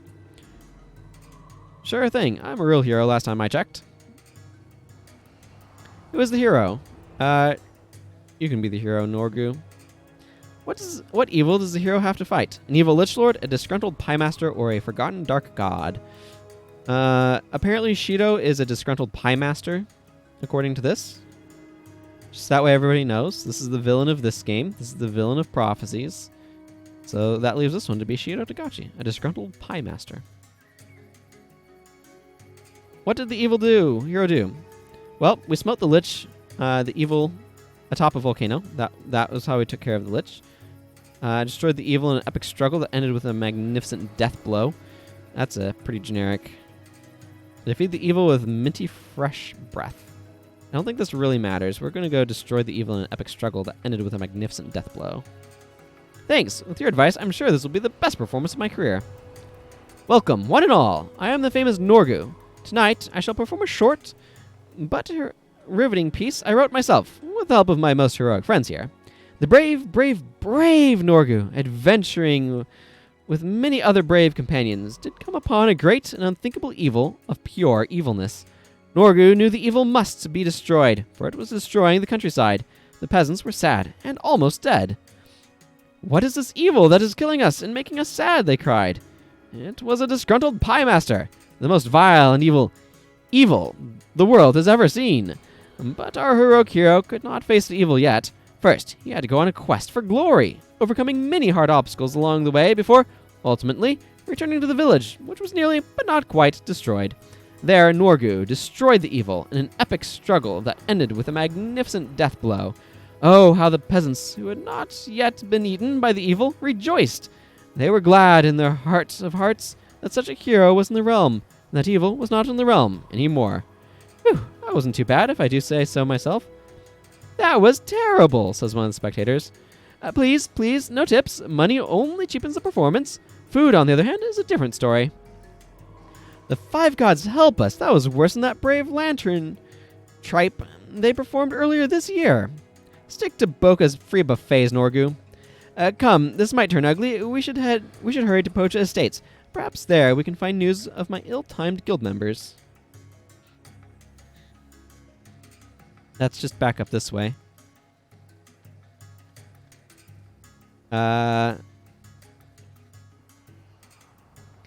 Something happened to his troupe of performers. And Norgu, that was a whole lot of tell and not nearly enough show. Just saying. You can tell people that your hero was brave and did many exciting adventures, but if you show it, it's way more convincing. You should try that sometime.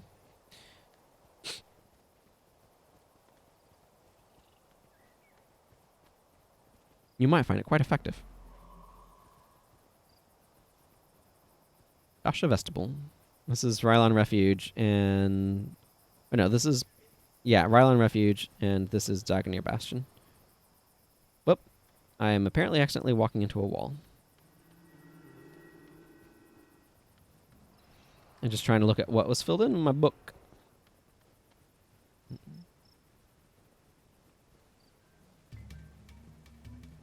I'm going to be able to reclaim so much inventory space once I finally get... Anyway, enough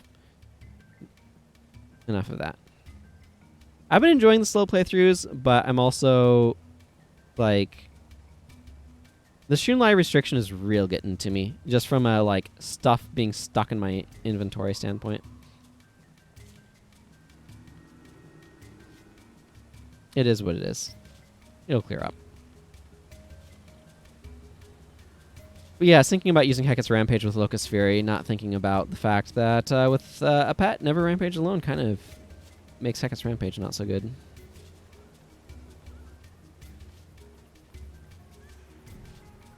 Uh-oh. This is not good. There should be actors here, but instead we have all manner of evil things. If by all manner you mean some Hecate, then yes. Well, this can still give me a chance to shine in the spotlight. See how I can perform in other ways? Have at ye, vile monsters!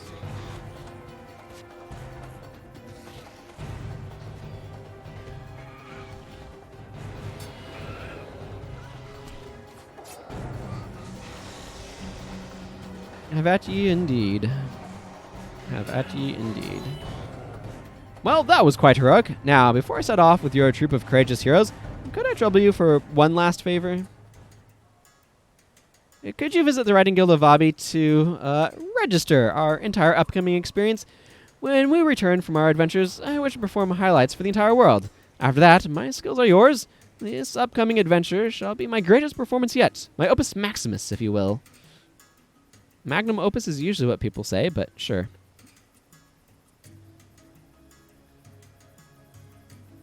Margaret, you have unlimited arrows, so yes, you do have plenty left. The princes have deserted us. Does anyone have news from Corner they wish to share?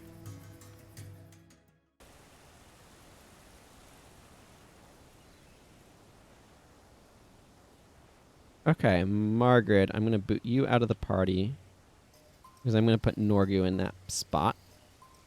Need to get Norgu some experience points here. Another play from Norgu? You don't want to know how his last one played out, believe me. Well, if you want to sell the rights to your story, that's your business. But you should ask Norgu about his other play, The Epic Tale of the Brave Lanterns, Part 1. Norgu, a classically trained actor and the de facto leader of the Listen Fools acting troupe. Norgu is a boisterous glad-hander who never met a buffet table he didn't like. Okay, well, we just got Norgu. Let's add him to the party. And now we need to skill up Norgu. So step 1 is de-skilling Norgu. Step 2 is skilling Norgu. So we need to add some Nightfall Mesmer skills. Nightfall Mesmer. Add 1. Ooh. Well then.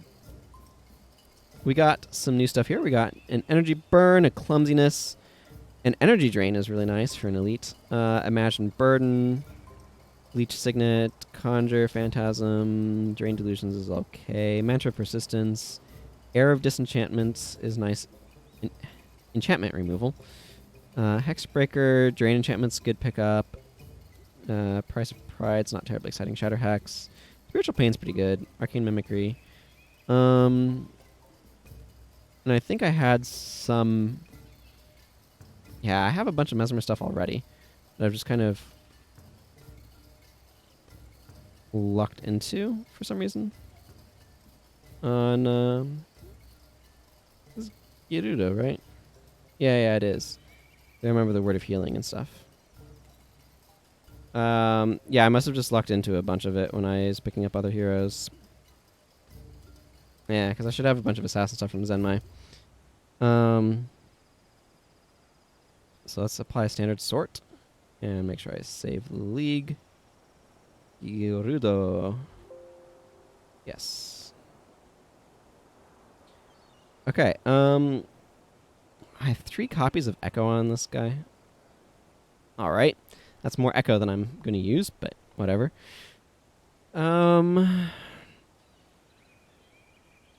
going to make him slash monk because I do have resurrection chance. The real question is, what do I want him to focus on? I often make Norgu... yeah, I have domination magic here. I often... domination is just so good.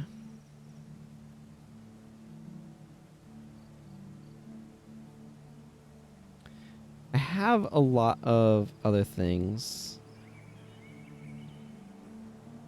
And there's like some reasonable illusion magic stuff going on here. But I have empathy and mistrust. You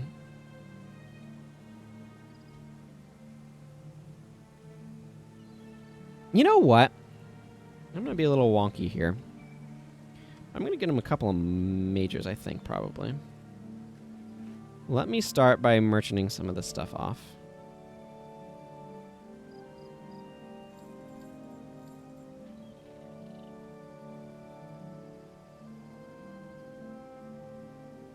Mesmer. Yeah, soup dominations are very expensive. I kind of want to get a major inspiration, major domination.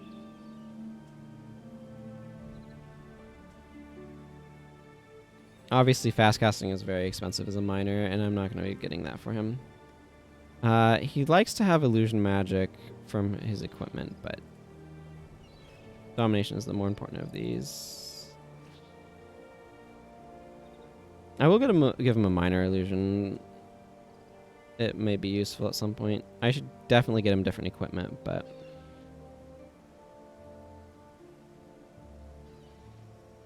I don't think the smith here is what I want to be doing. So what I'm thinking... let's drop this illusion.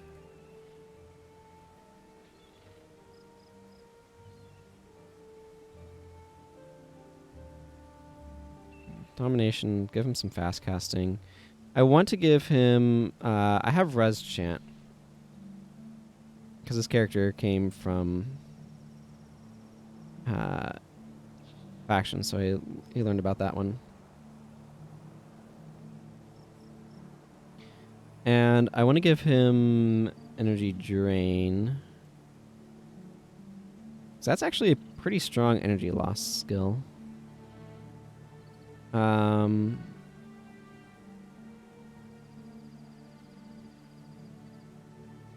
Drain Delusions. Yeah, I could do Drain Delusions. I don't think that's really the best option.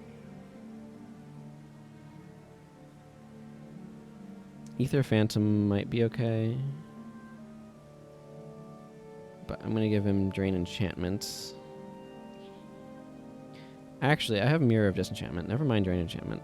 I'd rather have Mirror of Disenchantment. And then I have Energy Burn, Empathy,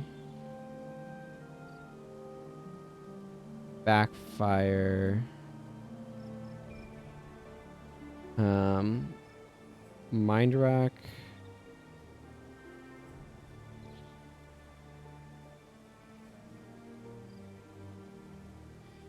and do I want... I could do Mistrust. I could do Spiritual Pain. I'm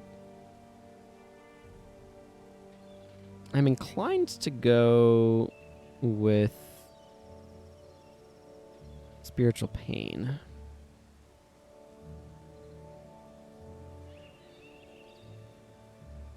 Go something like this for now.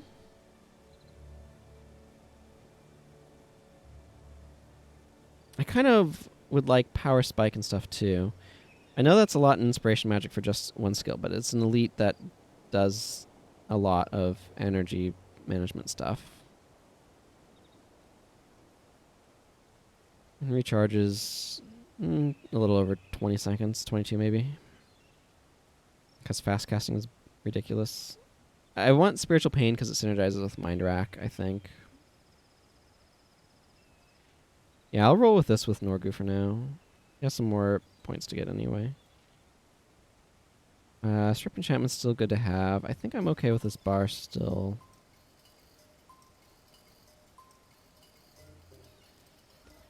Okay, let's change some stuff around for me. Specifically, these are not doing what I want. You spend all of Southern Shift Breaks with 9 Inspiration Magic on your Mesmer. With no Inspiration skill. Whoops. That's not what we would call efficient.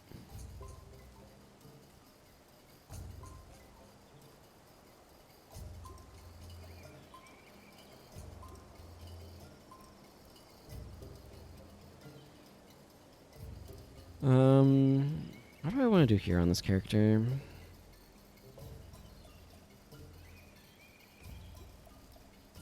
Bring Shadow Theft. Wave the Assassin's reasonable.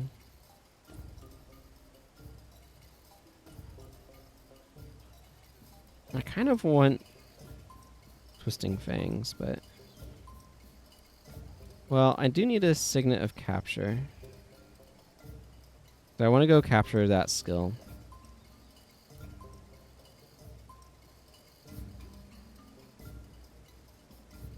Bring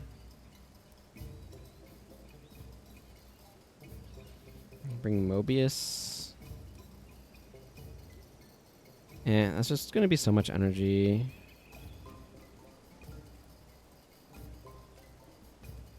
I might just go with, like, Jagged Fox, Death Blossom, Critical Strikes. I think that's probably the best direction to go with this right now. Okay, let's go capture skill over this direction.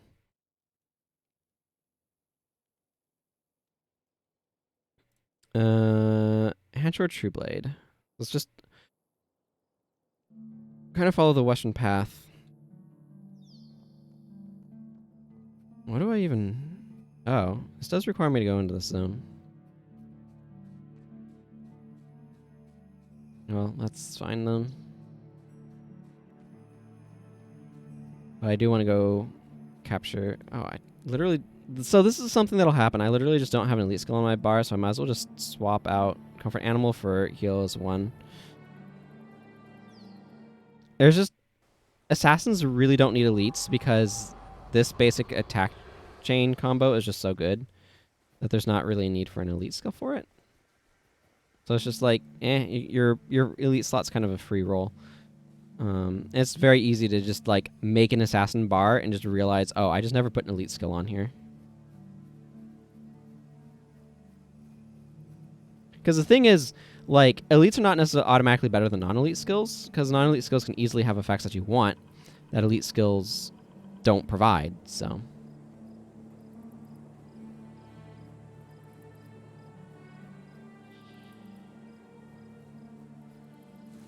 Death Blossom with its current stats should be an elite skill.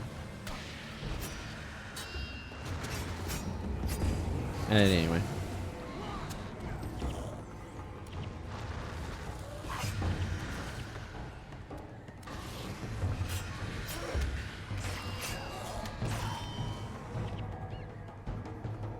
Oh yeah, I have plenty of energy. This Scavenger Strike is plenty of energy.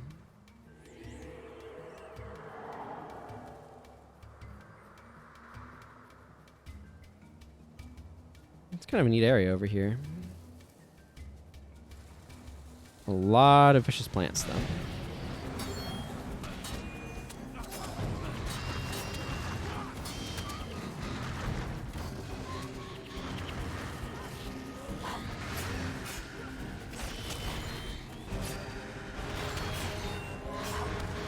This is one of those spots where, like, if I'm just using Scavenger Strike on recharge, though, I can have plenty of energy.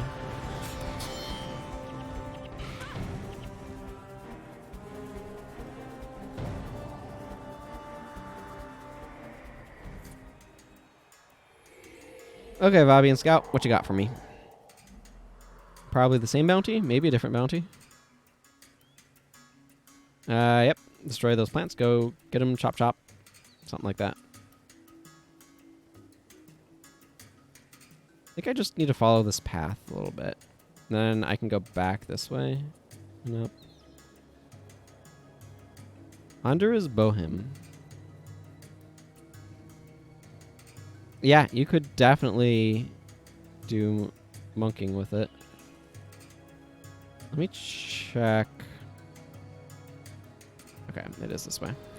Yeah, it's a lot stronger than I realized it was. No.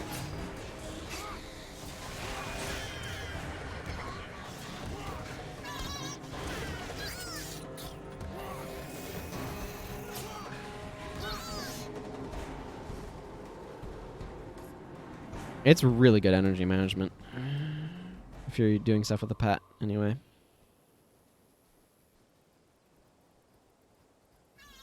Can have some pet-related consistency issues, but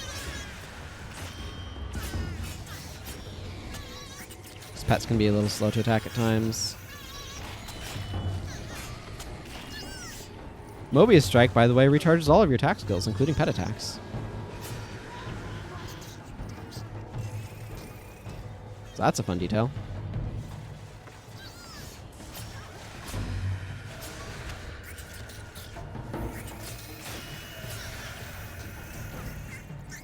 Okay, those guys went down without too much trouble. They can always be a little bit obnoxious just because the escape on the beetles can be a real hassle. Hey, Novamara. I know, right? This guy is not too enthused about his insect hunting bounty job. I'm assuming. But yeah, no, this thing is huge.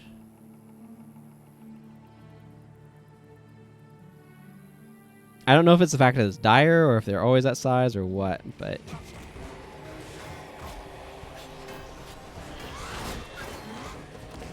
it's a real in charge type of bird.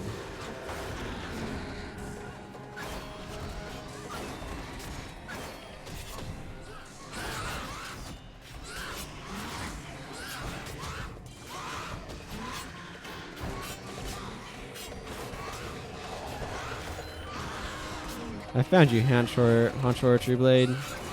Whatever your name is.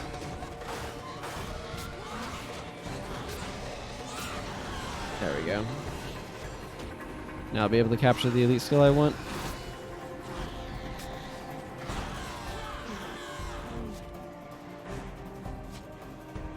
Fox's Promise. Yeah, I don't know if there's anything that can affect the size of pets. I agree that the Zosbane is absolutely enormous. And I think way bigger than a normal Moa.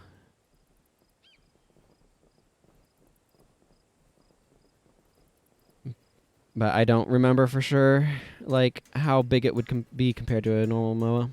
I just know it's a huge bird.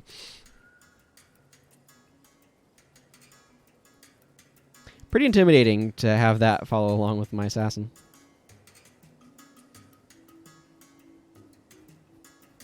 What's your story, Ander is Bohem? Hi! I'm out here researching rain beetles for Prince Metu. I've sent several reports back to the library, but I've yet to hear anything. Frankly, I'm getting a little sad about the lack of feedback from my colleagues. Yeah, it makes you feel ignored. It's never fun to feel like nobody cares about what you're doing. Indeed. Nice big bird indeed.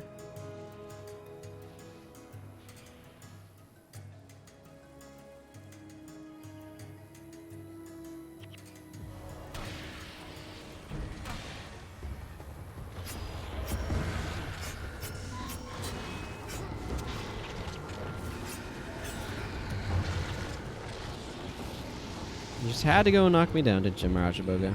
Did we? Oh, I know what's happening. All of these brambles are, like, absolutely eating my back line. Brambles are nasty business.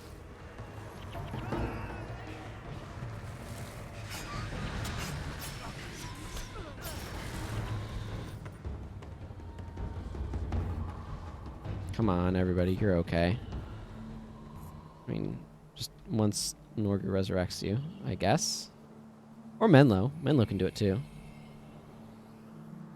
Good job, Menlo. Okay, let's go talk to the merchant princes.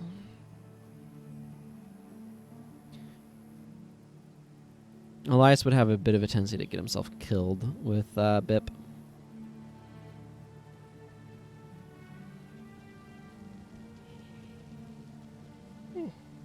Excuse me.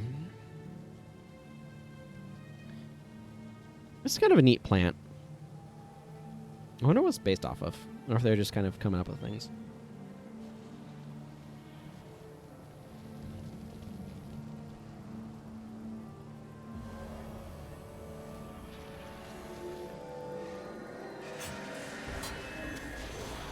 Pets grow in size as they level up, but the difference only displays after changing zones. Interesting. So I guess this is just how big a level 20 Black Moa pet is. Then is my conclusion.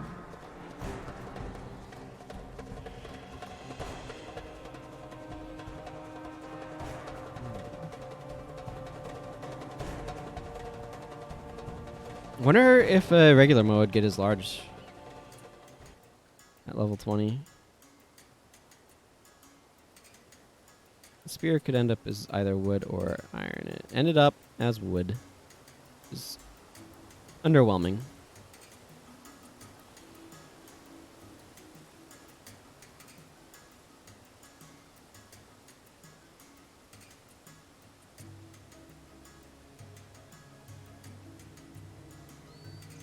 Alright, what do you say, princes? I thank you all for coming here. Varish's assaults thus far were merely distractions. They have subsided for now, but she will strike again. According to these texts, the Nightfall is upon us. Varish will strike against the gods themselves. That means she'll start with the Zabelka Basilica. We have no choice. The three of us pledge our fortunes and our forces to the Sunspears. Varish must be defeated.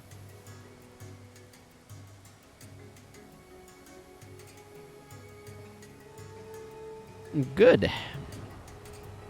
I'm glad you all agree. We have a messenger of Lissa. Varish Asa was her name? Yes. Varish Asa is the major antagonist of this game.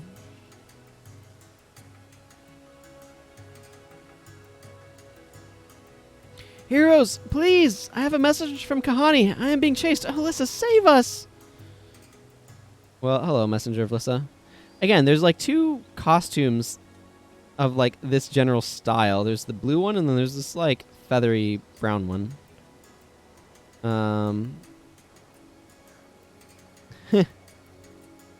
Yeah.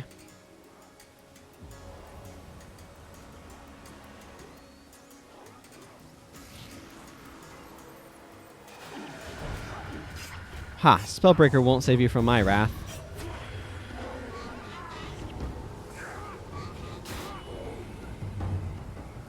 Well, there were some Margonites here.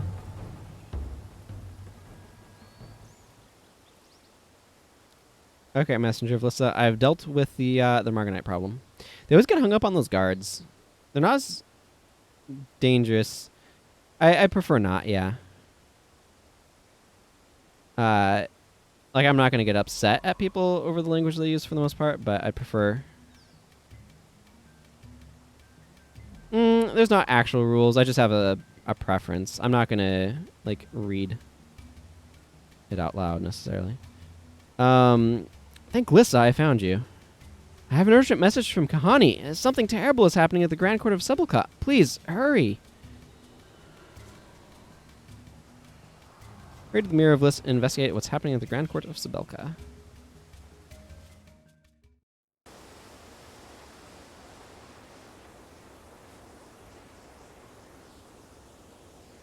Whoops. That's right. I just zoned and my skills got messed with because of that. Why did my Dagger Master get closed? Fox's Promise is a dagger elite enchantment that makes your dagger attacks unblockable but ends if you fail to hit. I'm not going to be using it because it's an enchantment and the enchantment removal here is intense. I am going to swap that over though because I find myself getting very mentally confused. I like to have my increased attack speed skills on 4, so when it's not on 4, I'm very, very confused about where it is. Comfort Animal. I want to bring another skill. How about Enraged Lunge? That's a good elite skill.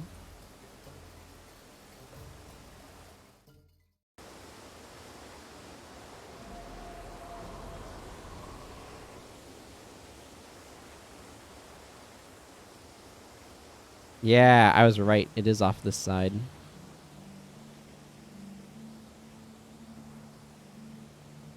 I remembered correctly.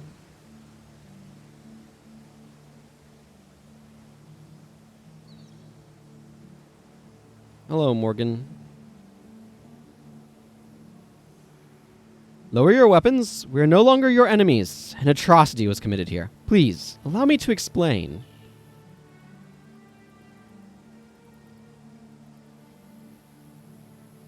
The princes were blinded to Varish's threats by their greed and opulence. I was blinded by loyalty and honor. Lissa has taught me to look past the illusions in which I encased myself. For the first time in my life, I can see clear as day. Put down your weapons. I am no longer your enemy.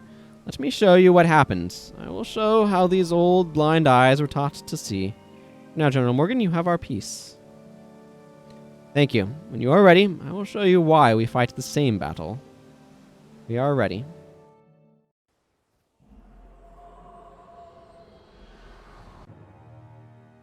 Earlier that day, near the Mirror of Bliss. You must understand. I have known Varish Asa since she was a child. She was always driven, smart, and strong in her beliefs. When the darkness took her, I remained blind and loyal. Kahani. Morgan? You've come to rescue us? What has happened? The temple. Varesh attacked us. Demons. Everyone dead.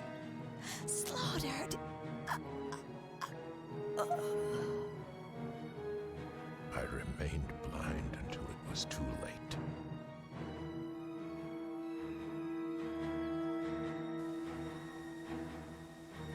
Shortly afterward,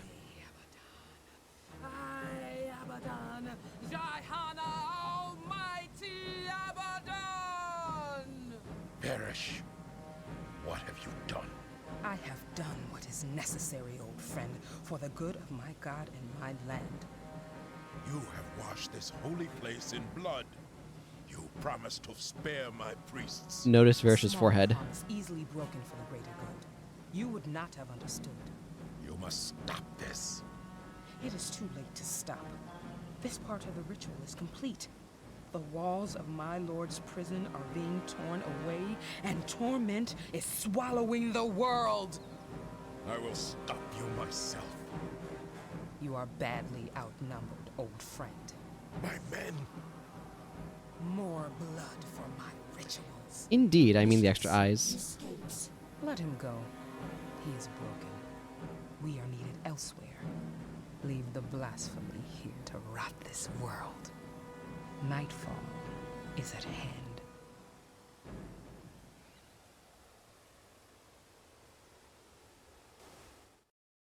I've been doing pretty well in answer to your question. I just didn't want to answer it during the cutscene. Could have used a little bit more sleep last night. Feeling a little tired. I've been feeling a little tired lately a lot, and I'm not quite sure why. I don't know. I guess I've not been sleeping super well or something. I've started to get more sleep overall lately, but I think I might have a bit of sleep debt built up. Head priest of Amani says, Nightfall is nigh. Varus stormed in and started slaughtering everyone while you were busy with the princes. She left behind a great demon. It is atop the temple. Okay, well, we're going to go take care of that then. Is there anything in particular? Like, I don't have revealed hex. If I had revealed hex, this would be a really, really good time for it. But unfortunately, you can see here I have a lack. I have discharge enchantments. That's inspiration. Yeah, it's pretty rough. But yeah, no.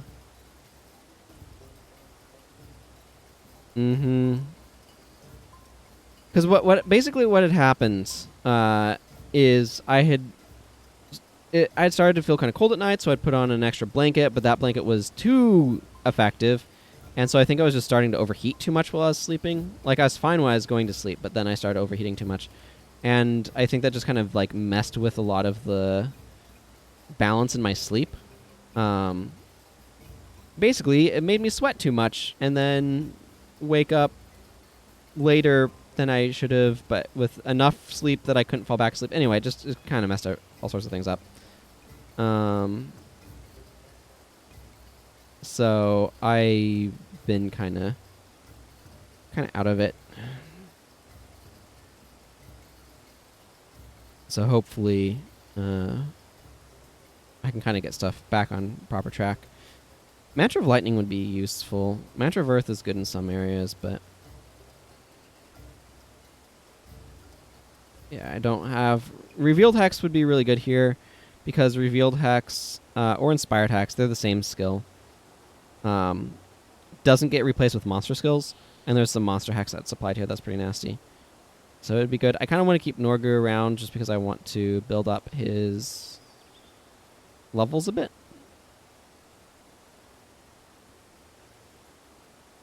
This is probably fine.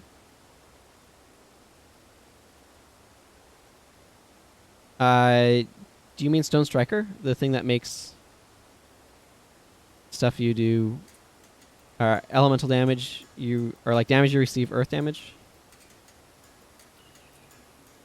I'm assuming that's the skill you mean. It is a very nice combo, though. I will grab you that. The Elite. So there's a couple of skills. There's Stone Sheath is the defensive elite that gives you armor, you and an ally armor, and make you immune to critical hits. And does, when you cast a spell, yeah, it does AoE earth damage and weakens enemies as well. Stone Striker makes it whenever you take or deal elemental or physical damage, that damage is converted to earth damage, which synergizes with the mantra. I assume maybe you mean using both of these in combination. Yeah, you can definitely make yourself super tanky that way, at least in areas where enemies are not. I should actually check something before I do this. Okay, my Lightbringer's at 50. But yeah, at least in areas where you are not getting your enchantments and stances stripped. There are some areas where those strategies are not as good as others. Okay, well, let's go ahead and purge the demons from this temple. And then I'll look for quests to do in the area. And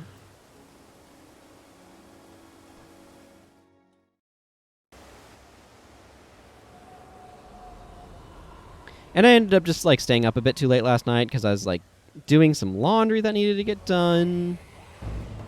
But it, like, I started it kind of late, so...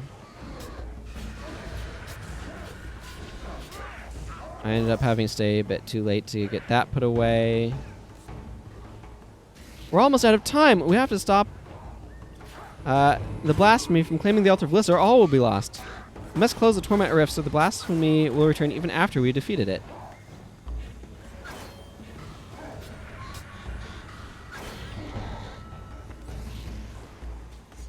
I hear you, Takora.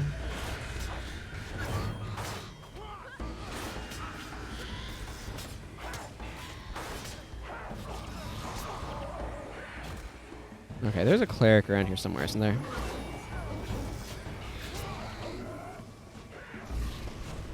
I'm just also really bad at going to sleep in the first place, so that doesn't help anything.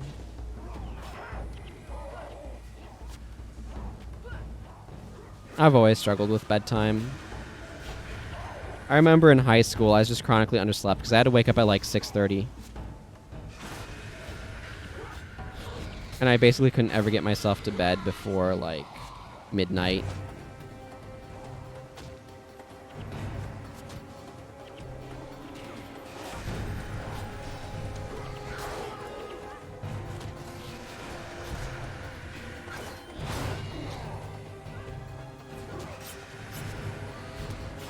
That was awful. I highly recommend not doing that. I highly recommend getting sleep.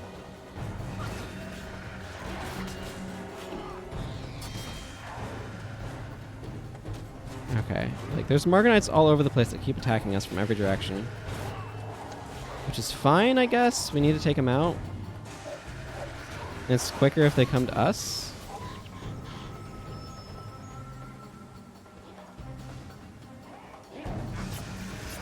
Okay, and the blasphemy is starting to make its move.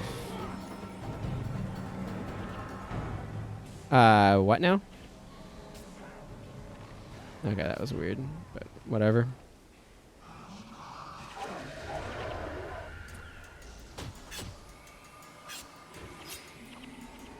Yeah, the hex that gets applied with those guys is why you really need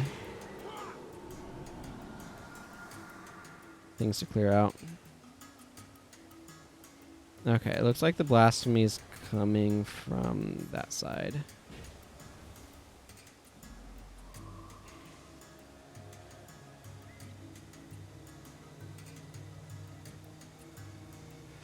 Become much more tormented.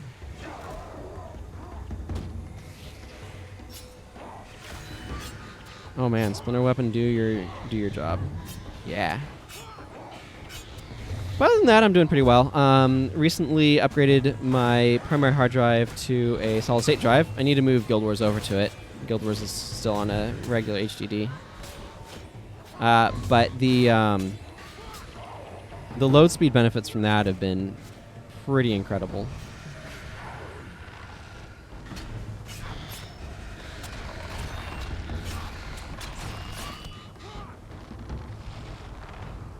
Okay, Norgu, I want you to stay over there for now.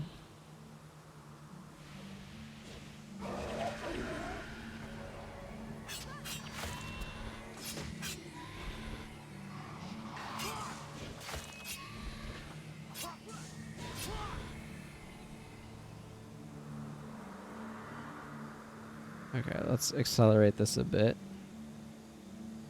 This is one of those ones where it's kind of like easier if you can split up into too many teams. But I don't really have good flagging capability for that.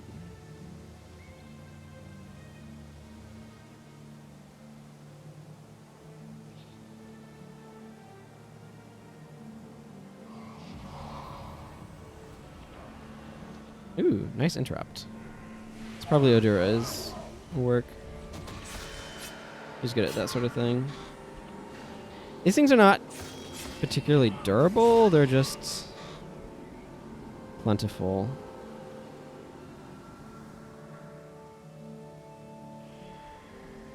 Wait, no, blasphemy is this way. Okay, let's go this direction, take out the blasphemy on our way. This can be really annoying. What you really want is you want somebody on like blasphemy duty, just guarding the altar basically, that can realistically like take care of the blasphemy.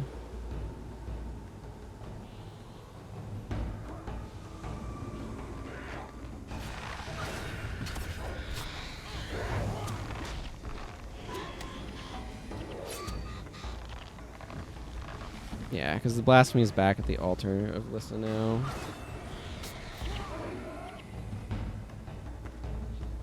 I'm gonna send the crew over there to take care of it while I... Because I have the pet with me. Does the pet count? Not really. It doesn't look like it.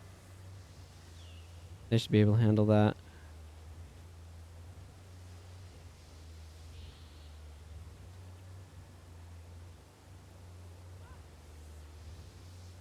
Oh, the world no longer has the favor of the gods.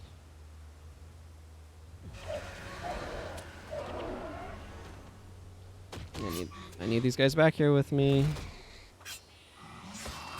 Yeah. That was understandable and predictable to have happen. So the hex that gets applied to you just makes you take a bunch of damage from these guys. It's a lot easier once you've gotten it down to just one thing, because then you can just focus on, like, the blasphemy can only come from that direction. Heh. Well, Favor of the People doesn't open the Fissure of Woe or the Underworld, unfortunately. So.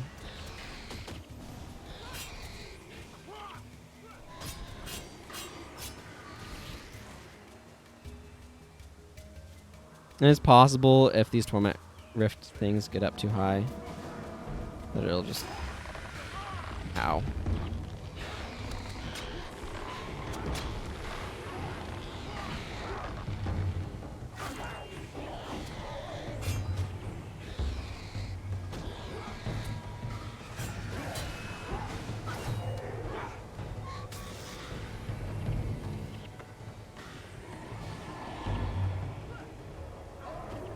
Yeah, and then it's that hex that you saw me briefly there that makes you take a bunch of extra damage.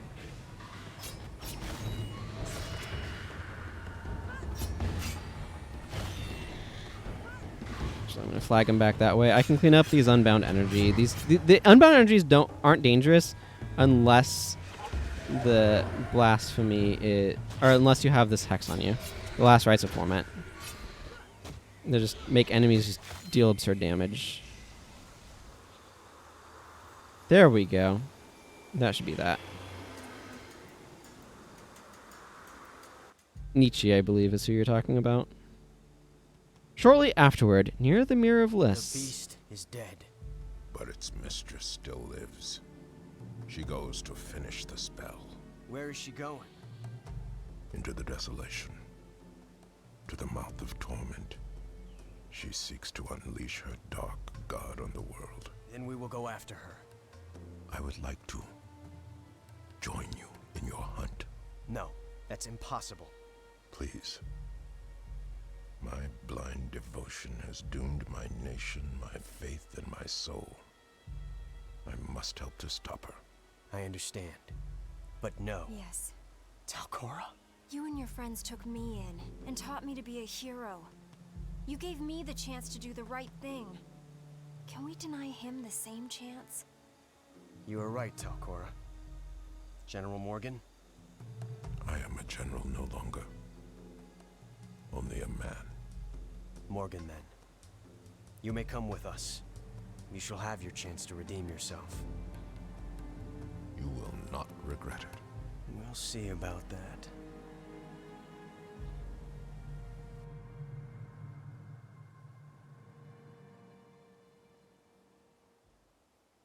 She didn't get very far, apparently.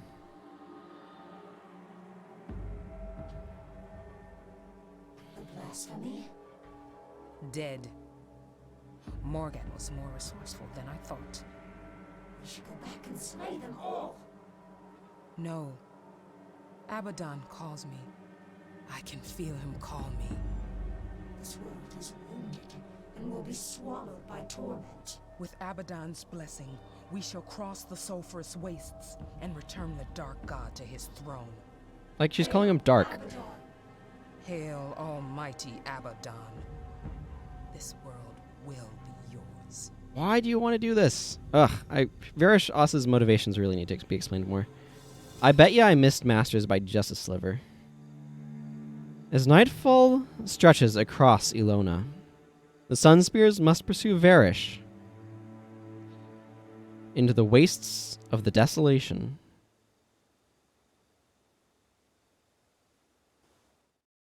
Okay, opening to this. She does have a nice outfit. So General Morgan has joined our party. You'll notice that despite his statements to the contrary, he is called General Morgan, not just Morgan. So that means it's time to add some Paragon skills. Nightfall Paragon. Add one. Got a few new things in there, I imagine. So yeah, everything after the res sigs are new skills added. So Lead the Way, Godspeed, Mighty Throw. This one I have mixed feelings on. If you get your Spear Mastery up high enough, it actually hits really freaking hard. But you definitely want an increased attack speed skill for it. Harrier's Toss, Finale of Restoration's nice pickup. So is Array of Restoration. Fallback is big. Oh yeah, okay, this character is going to be real happy shortly here. Stand Your Ground is a really good pickup as well. Make Your Time is not a skill I care that much about. Blazing Spear is really good. Angelic Protection I don't really care much about. Never Surrender. Energetic Valley. Song of Restoration. Defensive Anthem. Okay, let's go ahead and Standard Sort.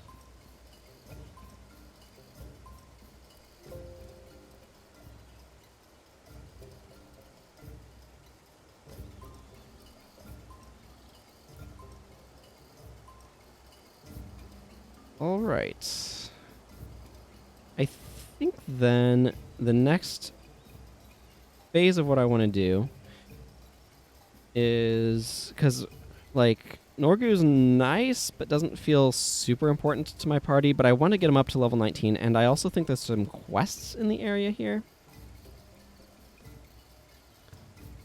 So I want to make sure I've taken care of Vabbi quests that require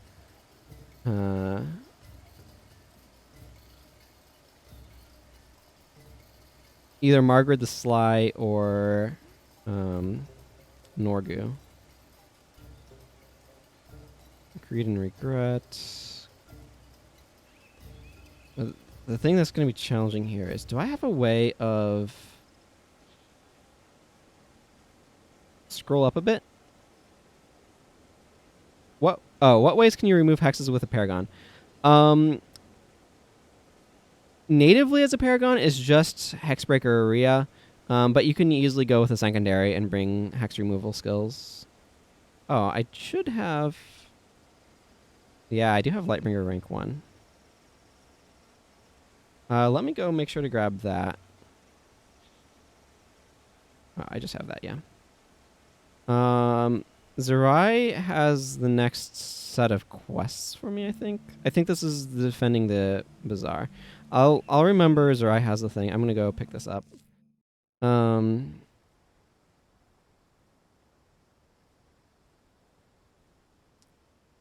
Claiming the temples for survivors. The role of a lifetime.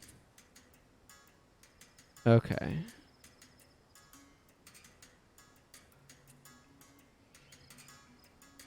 So this... Yeah, okay. So it's that one followed by worst performance ever.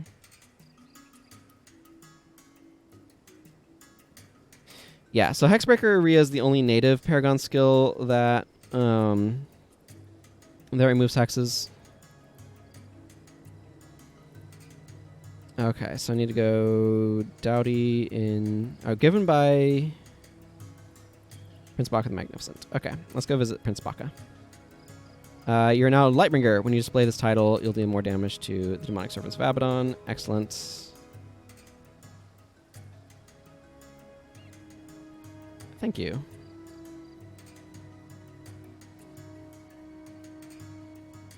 Yeah, Varish does have a neat outfit. Okay, let's go to Honor Hill. I need to actually take a short break. I've been trying to make sure I drink enough water during these streams, and I have been, therefore, somewhat successful in that. Let's just go ahead and do a performance here in the amphitheater, the little stage area here. Little bit of a slash dance, and I will be back in just a couple minutes. BRB.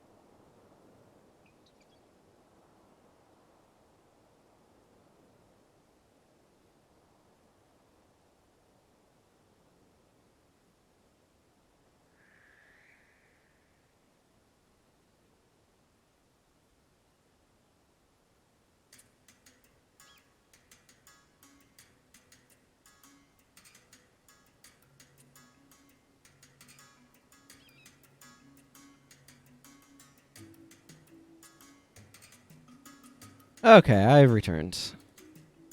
Was it this button combination? Yes, it is. Okay, I need to go visit Prince Baka the Magnificent. So let's go do that. Let's go visit the prince.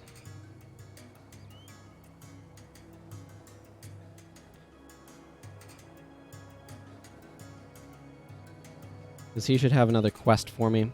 I had a bit of a quest chain with Gorin as well, if I recall correctly. So it wouldn't surprise me if Norgu similarly had one. Although I imagine it'll be a different one, obviously. I think after installing those NVIDIA updates, I don't know. Like, I definitely feel like I haven't been noticing the encoder overloading thing popping up as often.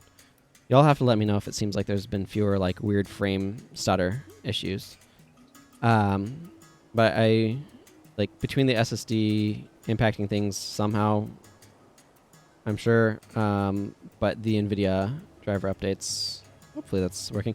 This is one of the things that's really confusing to me, as I don't know why drivers would suddenly stop working when they had been working, and then you need to update. It's very weird. Yeah, I think a lot of people tend to be more listening mode. I know I like to pull up VODs to have, VODs of streams to have going on the side as I'm doing stuff. And I imagine people do that with live streams too. Live streams as opposed to recorded live streams. The audio is definitely the most important part. That's what people have always kind of said about this sort of thing. Is your audio quality is what matters most. And I feel like my audio quality is reasonable. I really wish Prince Baka the Magnificent wasn't so far inside of his outpost here. You really have to go like all sorts of squiggly ways to get around to him. I think that lion statue is used in Lion's Arch as well.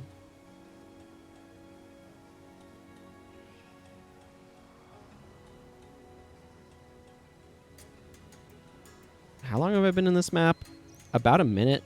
I guess it's not that long overall, but still. Ah, Girudo Sensou. I never got a chance to thank you for saving me.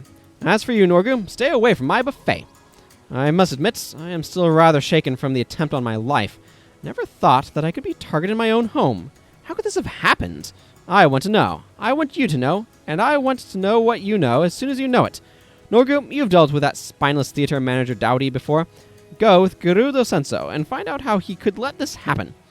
This is referring to Voggin the Venerable's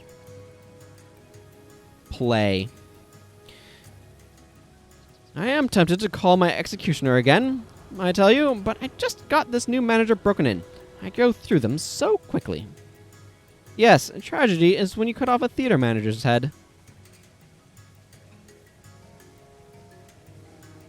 Okay, well, let's go talk to the theater manager then.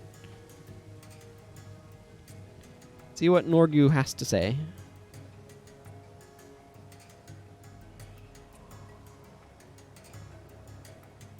Here's the theater manager.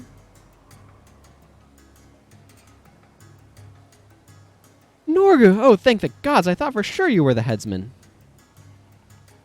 The executioner, in other words. Well, if you don't tell us how you let all those Cornins get to the prince, you'll be seeing him soon enough. But I didn't know they were Cornins. I had to hire more actors. My regulars quit. Boko only pays... Boko only pays them in bread. Excuse me. And these new actors applied. They agreed to work cheap, so I overlooked their lack of proper references. Maybe you're right. I guess we'll have to let the prince decide what to do from here. You know I'd never do anything to hurt the prince. Please, you have to tell him it wasn't my fault. I have kids. Oh, it's no use. There's no way out. Calm down. I'll do what I can. Just stop shaking. You're going to end up shaking the whole palace apart. Palace. Not place. Palace. There's an extra A in there. Or an additional A. Not an extra. Palace doesn't have an extra A. It has an additional A over place. I really love their sunbeam light effects. So beautiful. Okay, Prince Baka the Magnificent.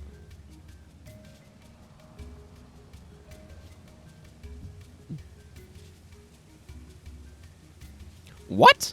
The real actors all decided to go overseas and work for someone else who lets them keep their profits and gives them sprawling buffets every night? How dare they? It's all their fault this happened. My bread is just as good as any lousy buffet could ever be. Stop looking at my buffet, Norgu. I don't like this, but you did do what I asked, so I guess I should give you something. Take this and go. Girudo Sensou, Norgu, you must help me. I simply can't stop thinking about that horrible play that nearly cost me my life. I fear my love of theater itself may be in jeopardy, for how can I possibly enjoy counting my riches when all I can think about is how one of the great pleasures of my life has been ruined? I've got it. I must commission another play immediately to erase the memory of the last one from my mind. But I have matters I must attend to here first. I need you to go in my place and tell that sniveling theater manager Dowdy to start work on a new production post-haste. The show must go on is the name of the quest as well as the acceptance dialogue. Well then, let's go talk to Dowdy. Tell him the show must go on. Figure out where the door is so I don't accidentally walk into a corner. You know, all the important stuff. Do you know you've got paint on your nose? Right there.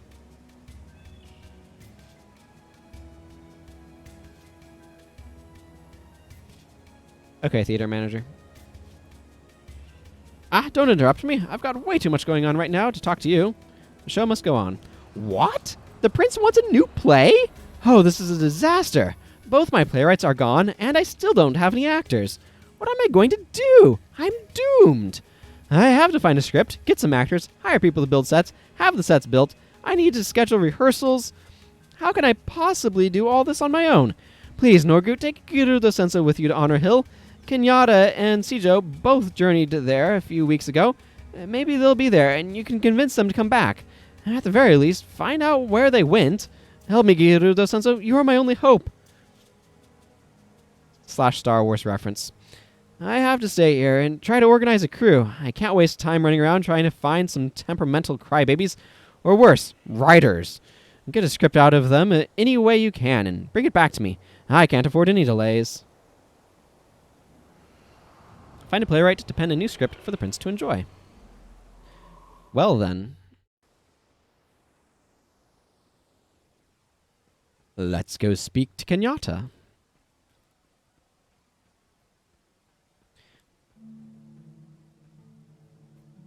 Hello, Kenyatta.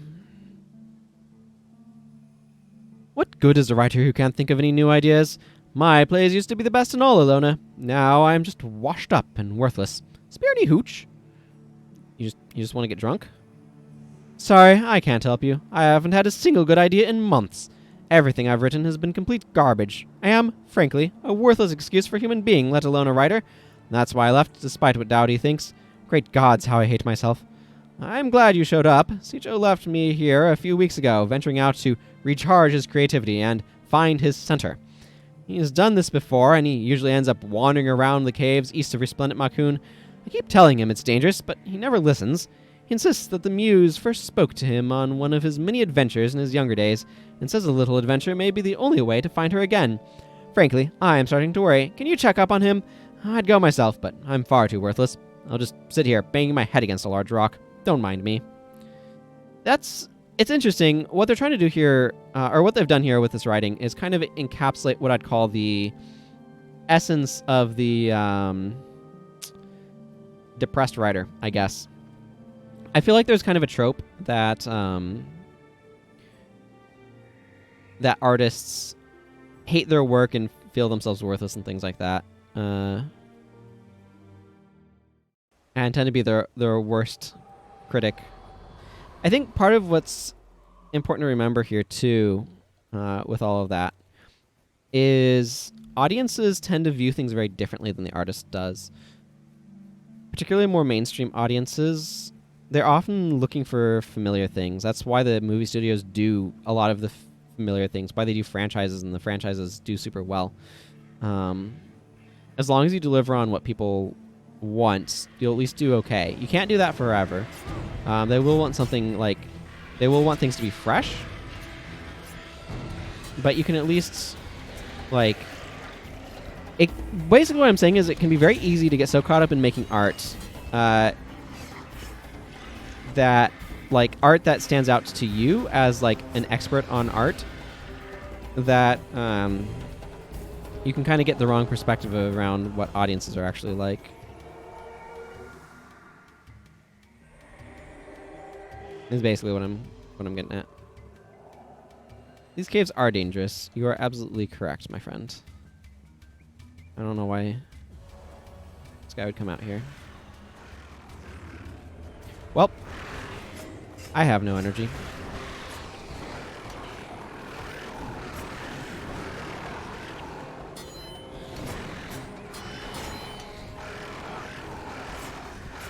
There's a loud... Is that my pet's pecking?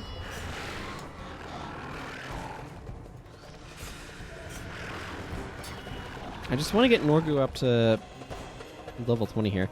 I think the questions they give you are that you need that hero for are a good way of helping you to get them up, though, which is nice.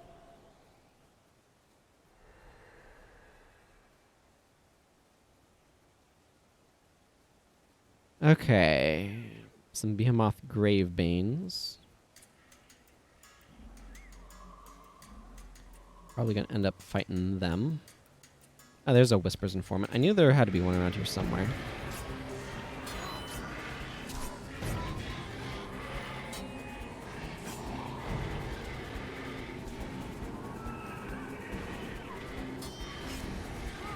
There we go.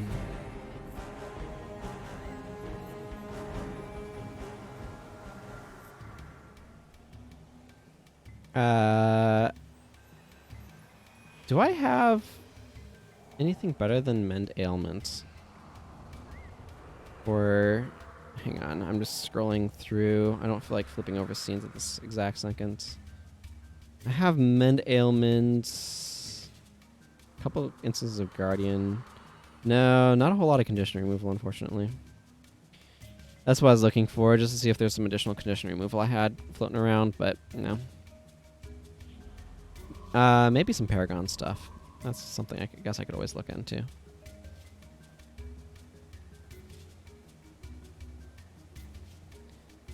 I like to slip around these enemies. The Sorcerer's Informant will give me a bounty that would be of benefit to me with all of these dudes around. Elemental creatures. Yes, those would be the ones. I really want to replace these Kenshi's Butterfly Daggers at some point. Happy to give them to, like, Zenmai or Anton or Miku or something.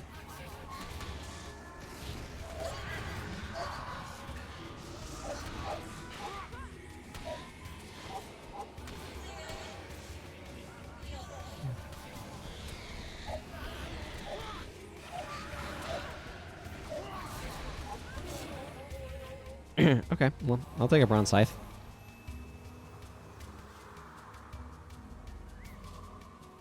Oh, I need to clear out my inventory. Highly salvageable. Okay, let's just attend to these. Yes. 34 wood's definitely pretty salvageable. 6 wood planks from the Bronze Scythe. I feel like Bronze Scythes can either be wood planks or they can be...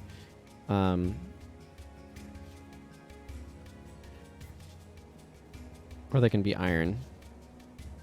Because that's our metal here.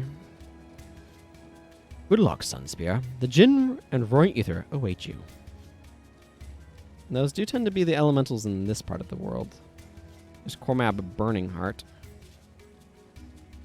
I have Korshak the Immolated, though. That's a different boss entirely. Is that the one near the thing? It might be.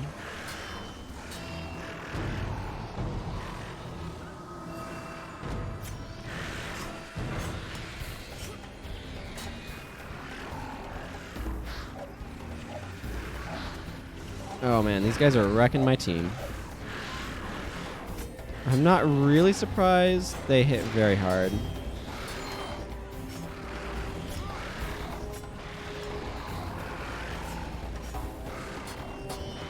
Okay, Norgu, please stay alive, Norgu. Okay, good. I wanted Norgu to stay alive because he has a resurrection skill.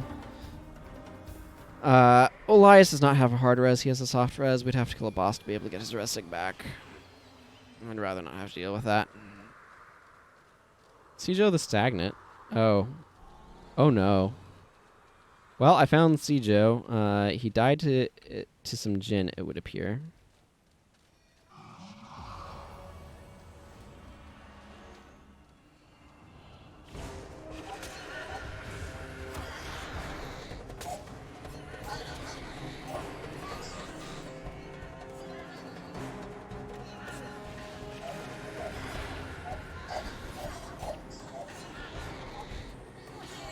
Well, clear out these Djinn, go visit the corpse of Seijo. You know, the usual.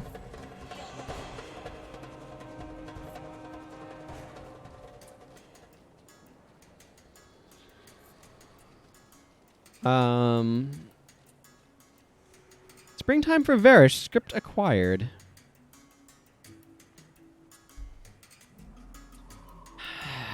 Okay, well, now all we have to do is find our producers. Can I? You know, I think I'm, frankly... Wow. So apparently Varish is Hitler now.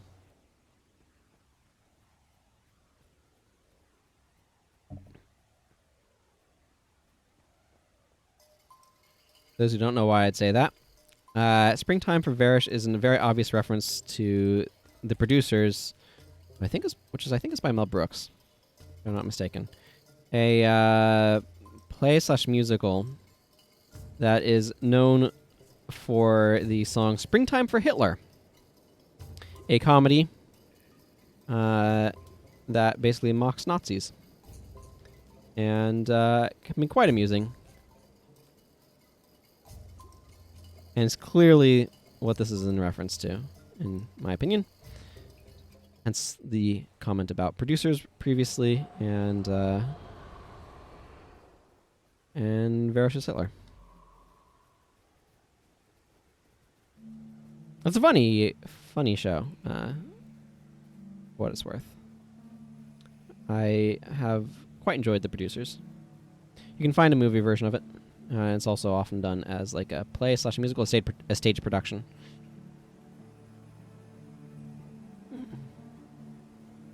The basic premise is that people want to lose a lot of money, but then camp happens and they're wildly successful instead of extreme failures. Go give it a watch.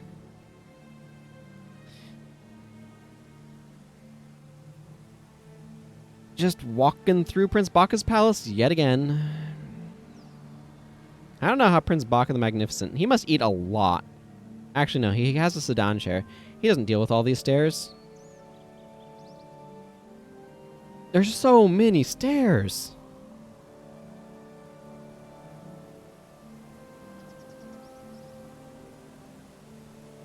So many. Oh, that's kind of a cool script.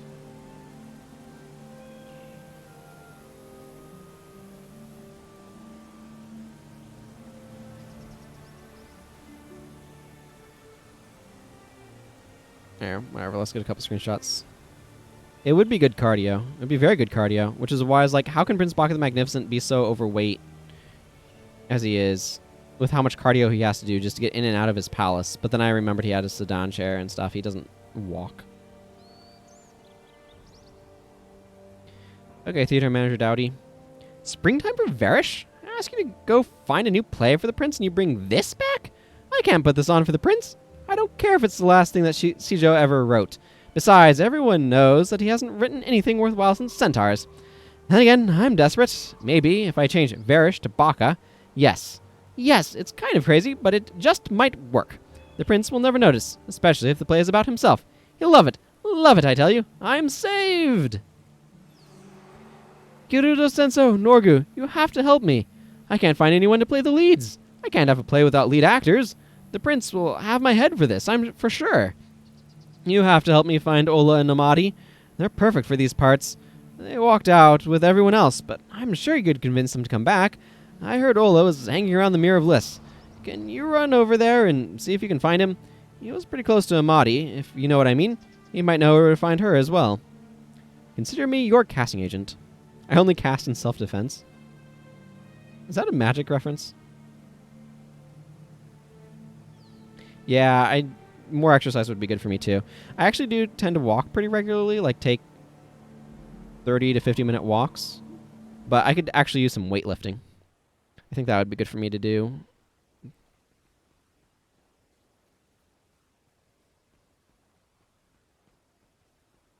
Because it's good to kind of get a mixture of things, you know?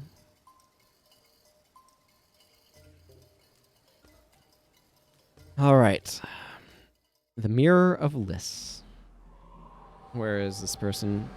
Oh, okay. We'll leave from the Grand Quarters of Belka then. Don't mind if I do.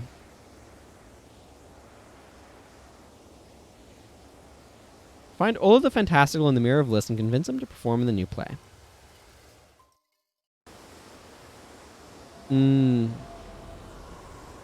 Gotcha.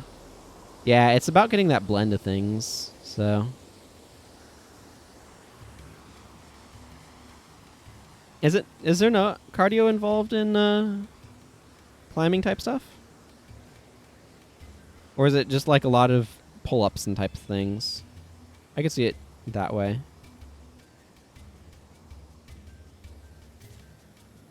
Hello, Ola the Fantastical. Sorry, I'm not signing any autographs right now. Summertime for Baka. What did you want from me, Norgu? A little acting advice, perhaps? After all, everyone knows that I am the best actor in Ilona. Is it like scrambling over rocks? I'm not familiar with the terminology.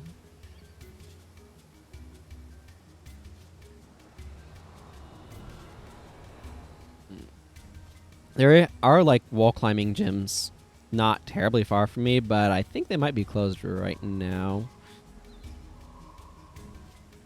I know a number of people who like climbing type activities, actually. Actually, we're looking for someone to take the lead role in a new play, and we were hoping you might know someone up to the job. It takes the best to know the best. Ah, gotcha. A new play, and I'm not in it? You must be kidding. The only new play I've heard about is that dreadful Summertime for Boca. I managed to get a copy of the script, and I can tell you that it is, without a doubt, the worst script I have ever seen.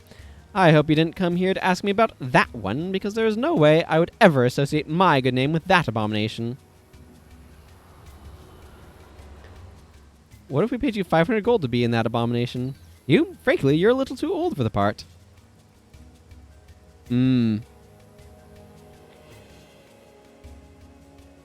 No, it wouldn't, because you need arm strength for that. You need to be able to lift yourself up, I assume.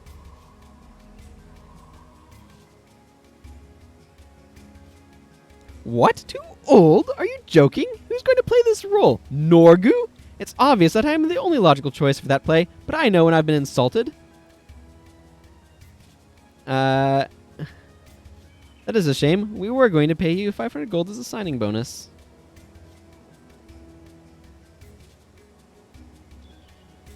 So you can spend half a plat to, like, short-circuit this.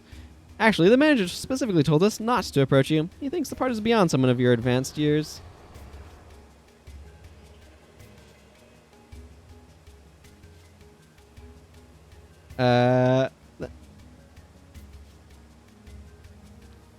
I just want to see where this goes.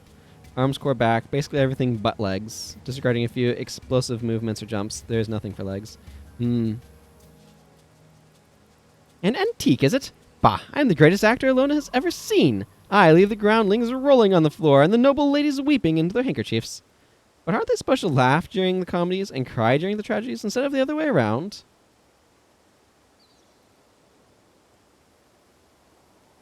What? How dare you imply that I cannot? That I am too old to? Why, this is an outrage. I can perform this role with both arms tied behind my back. And if the audience is too unsophisticated to appreciate the subtle nuances of Ola the Fantastical's performance, I pity them. Calling me unsophisticated. Now, if you'll excuse me, I still need to find a lead actor for this play. Now hold on just 1 minute, pal. You say you need an actor, see? Well, the best God's blessed actor in Ilona is standing right here. Sure, the script is a pile of trash, see? But I can meet the challenge. I mean, come on, buddy. Listen to me. Listen to me! If I can hide this accent on stage, Think of what I could do in springtime for Varish. It's perfect, see? Everyone's a winner. Well, when you put it that way... Perfect. You know, pal, that is to say, the thought occurs, my friend, that since I shall now be lending my considerable talents to this role, it would not hurt to have a considerable talent as my leading lady. Amadi once told me that she pined to share the stage with yours truly, and I must admit I would relish the opportunity for a professional... excuse me. For professional, and purely professional, reasons, despite what you may have read about us in the news scrolls. Her lesser, yet still bright, light shall illuminate my far brighter gleam to new heights of brilliance. But no, it can never be. The cruel Cornins seen to her inglorious fate. If only I was not now honor-bound to rehearse for what may prove to be my definitive role. But you, yes, I think even you might be able to rescue Amadi. I hear she is held prisoner in the wilderness to the east of resplendent Makun.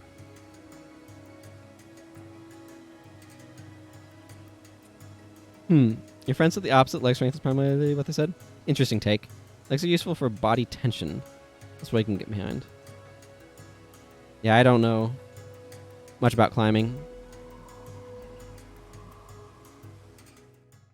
Okay, back to the resplendent Makun to search for... Actually... East. East is that way. Let's go from Yanner Market. Yeah, Yanner Market. I really like Yanner Market. It's a nice little tucked away corner of the world. Yeah, that Major Vigor is going to go for another set of armor. This is the guy's set. Or this is the Clarity set, excuse me. I think I have... Yeah. So I slowly wanted to get Luxon armor on this guy.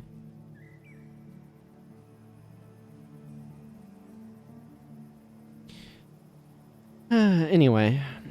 The resplendent Makun.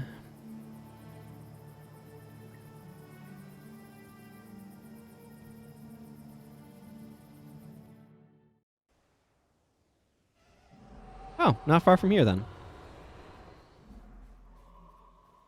Of course there's a statue of Lissa right here.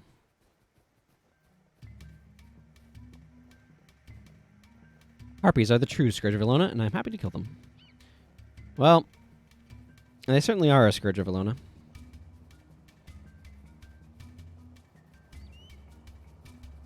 And there's a Mahdi and a bunch of Cornins.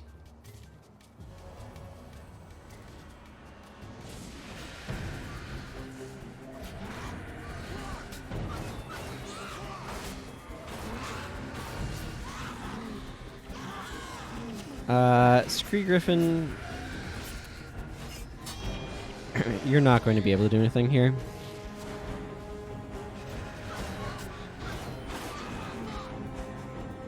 I mean, we can kill the Spirit of Favorable Winds. Probably going to, but...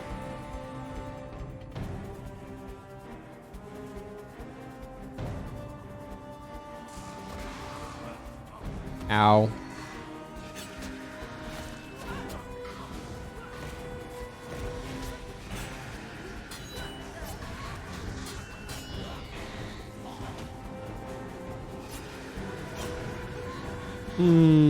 Corn and Bowman can be ignored for a moment.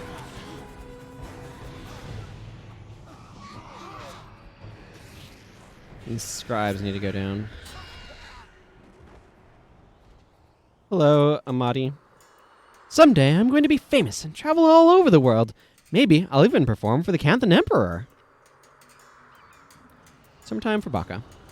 Thank you so much for saving me. Those Cornins threatened me in the most horrible ways. Varish's demons are going to... but it's too much. I could not bear it. I'll work for the prince again, if only to be free of this dreadful place. I'll do whatever it takes to stay out of that place, even if it does mean working for the... prince. Just between you and me, I'm only going back because of Norgu. If it wasn't for you, dear Norgu, I never would have been able to become the actress that I am today. And now I owe you my life all over again. You like me, Norgu. You like me, Norgu. You really like me. I see that now. The least I can do is honor your requests, even if it means I am entertaining that beast of a prince and working with that pompous Ola the Craptastical. But if that doddering drunkard forgets his lines again, I'm not responsible. And I can see Dowdy for my reward. I still think it's quicker to go from Honor Hill, though.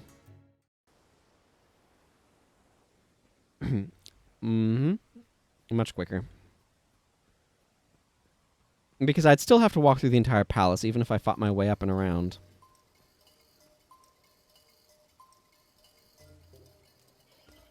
These quests involving Prince Baka are quite the hassle to get to.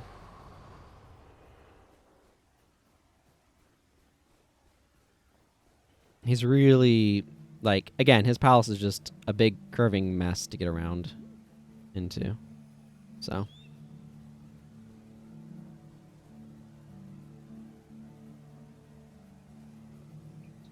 I'll get over there eventually. It'll take a little bit.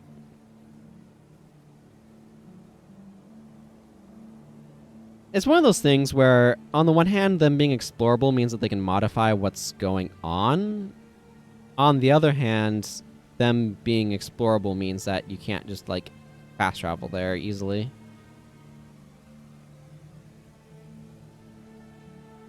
It is kind of a mixed bag, is what I am saying.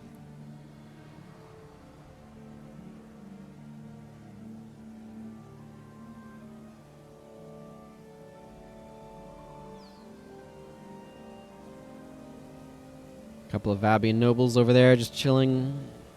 There's Vabbian scout. Another statue of Lissa. Great beasts, such as Cobalt Macalia and the behemoths that plagued their lands. Indeed, indeed. I need to make a mold of the head of a Cobalt Shrieker for an upcoming scene. How do you get them to stand still? You kill them.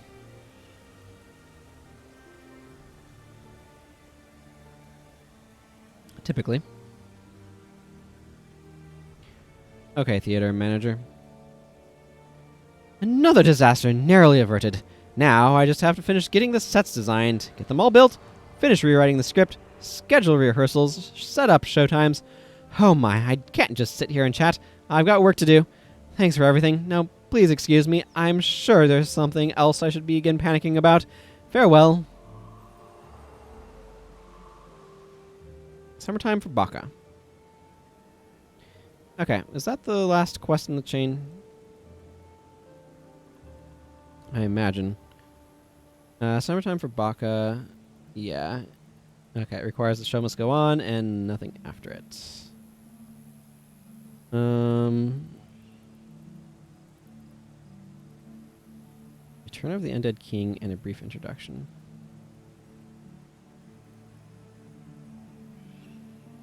Oh, I need to go on Imrahil back to the Chantry of Secrets for a quest from the Whisper's Adept. Looks like there's another one there.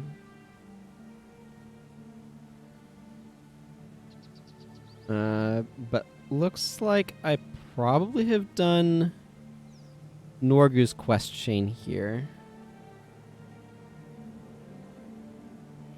There's another quest with Norgu, but it's not until after you beat the game. He basically follows up on his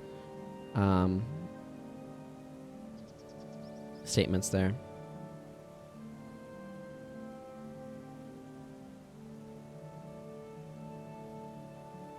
Okay, and defensive theater requires Gorin. Which I think I did this one already. Yeah, I remember this one. I'm just scanning the list of Vabbian quests to see if there's any that I haven't done yet, because I want to make sure I've gotten to them all. So Gorin has one after you beat the game, and Norgu has one after you beat the game. I see what they've done here.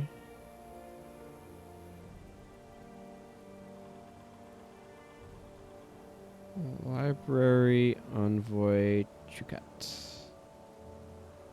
Ah, yes, this one. Okay, yeah, I remember this one.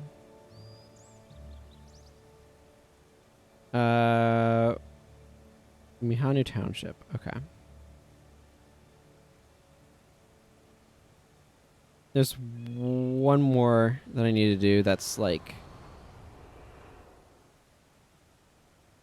adjacent. It's hard to explain. This guy. I think this is the last quest that I need to do here at the moment. Ah, you are the heroes who solved the secrets of the hidden city of Adashim, yes? I have a lucrative proposition for you. Through a scholarly connection, someone from the halls of Chokin, who shall remain nameless, I am aware of a valuable item stored inside the hidden city. Known as the Gift of the Djinn, this treasure is worth an untold fortune. Help me recover it, and I'll make it worth your while. Ooh boy, a treasure hunt. Yep, meet him in the hidden city of Adashim. So we need to go to the Dasha Vestibule. And we need to survive, I guess.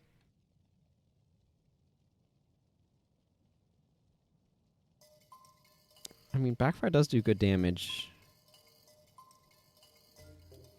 Against a variety of foe types.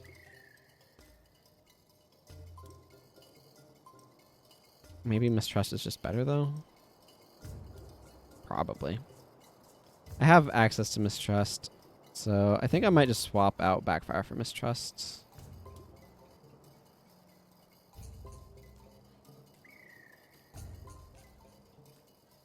Yeah. Spiritual Pain. Again, this I'm kind of want to keep because it synergizes with Mind Rack. And Mind Rack I'm using because I have a lot of anti-energy things, or some anti-energy things anyway.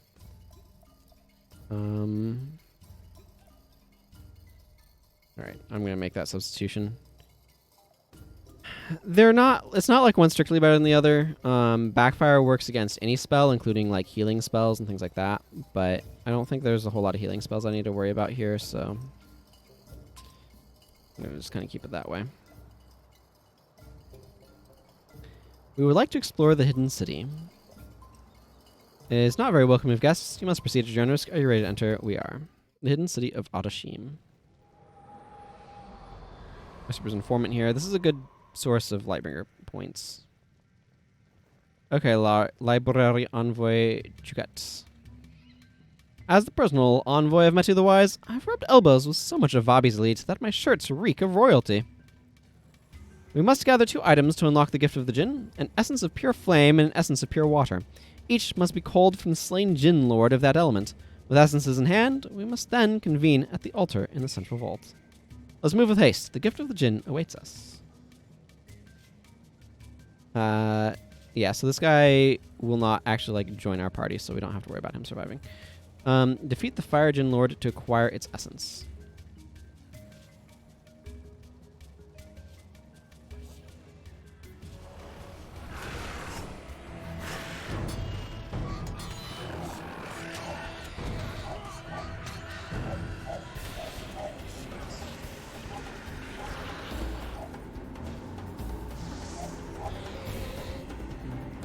It would be nice if pets were a bit more responsive. I know Strike as 1 helps with that,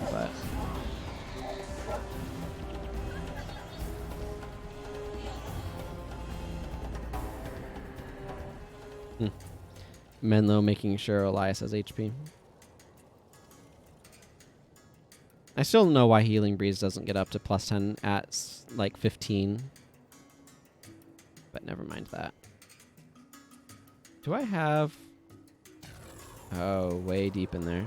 Okay.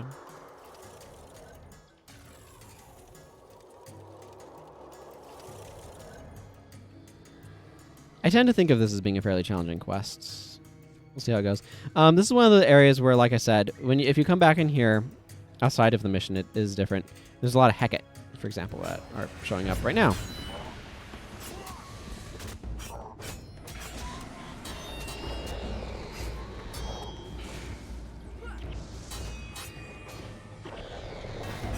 Leave Menlo alone, please.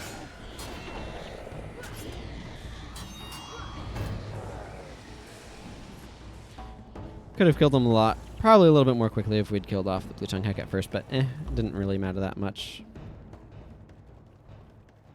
This is actually a very large map. You wouldn't know it from the mission. The mission uses only a tiny fraction of its actual size, so... Don't know if I've been better off going up the middle or around the side like I have gone.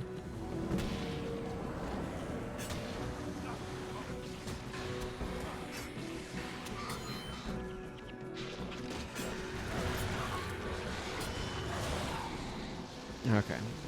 Good. Clear those out. Mistrust is probably helping some. Oh, there's a treasure chest there. Well, I'll have to open it, won't I?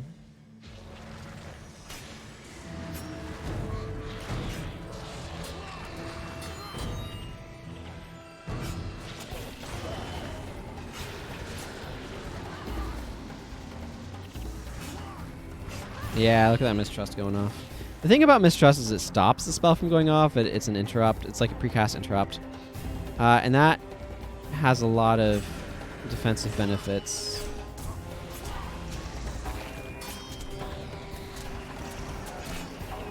That shouldn't be underestimated.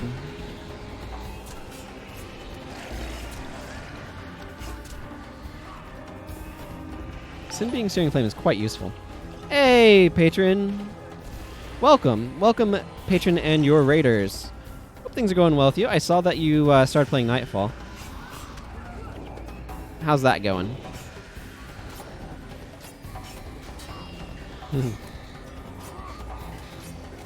It's good to see y'all here.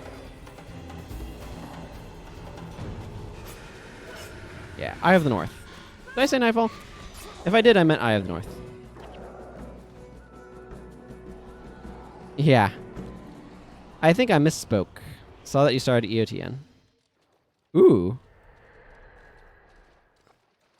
Good old tournament then, eh?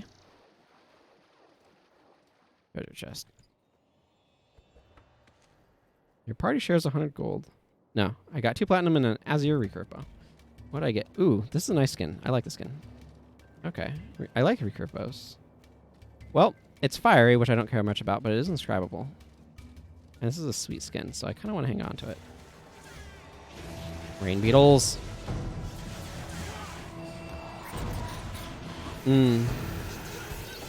Okay. Thank you. You take care.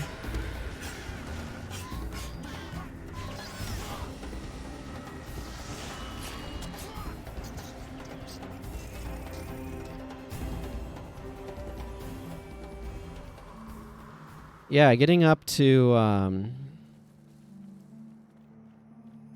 you're getting Kamun Zandra is definitely a good pickup. What's the best way through this map? This quest rewards 2 trade contracts and a full platinum and 4,000 experience for a reason. It is a fairly involved quest, so.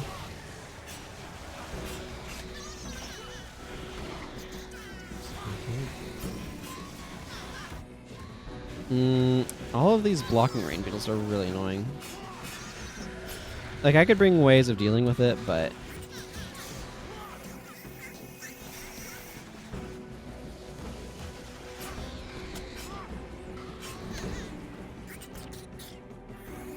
my inventory's got to be full after that. Yeah, it is. Let's clear some of this up a little bit. That is wood. I was hoping it would salvage to... Well, other squares ain't a bad thing, but, like... My inventory's getting a little pressured here, game. A little pressured.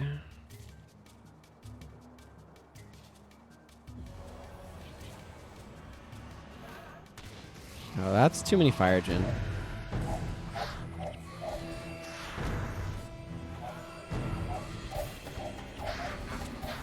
Need to focus on getting them down.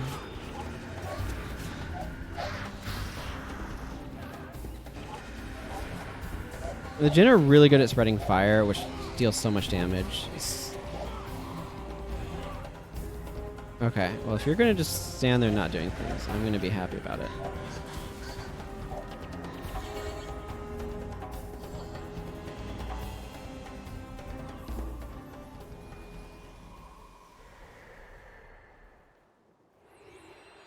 I think this leads down. This is the central chamber. This is where that cutscene was at the end of the game. Or the end of the mission. The princes were hanging out over there. It's a really cool area, the hidden city of Adashim. This is a massive underground complex. It's really, really cool. If a bit dangerous. Elias died. I'm not surprised. He does tend to do that. Yeah, it's too much steering flame. I think the Diamond Djinn here is the bigger threat of the enemies here.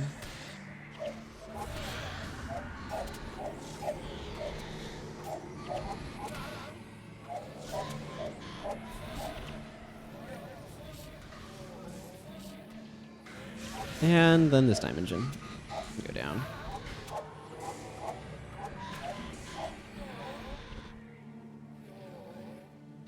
Ooh, there's a neat waterfall here, isn't there? And this big floating crystal thing. This is a really cool area.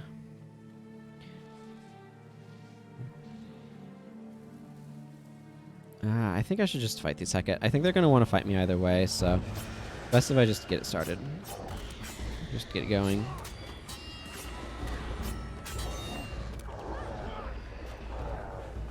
Ow. Okay, enough with the putrid explosions already.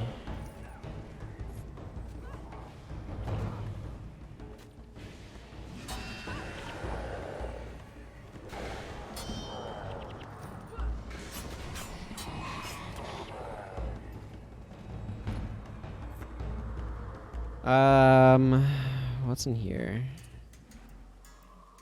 Clarity and scouts. Okay, it's probably more merchant food than anything.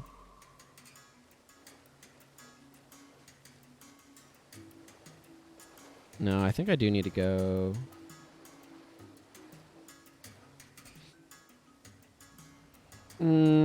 Maybe around this way? Either way, this is just a dead-end waterfall with a round body boss over there, so I need to kind of go a different route. Trying to figure out how to navigate this place can be a bit challenging at times.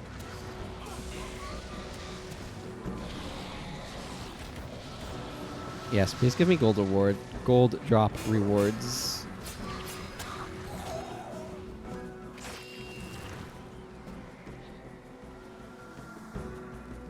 Those are far more useful to me. Hey, thank you for the follow, Banzan Saber Zero. Welcome. I appreciate it.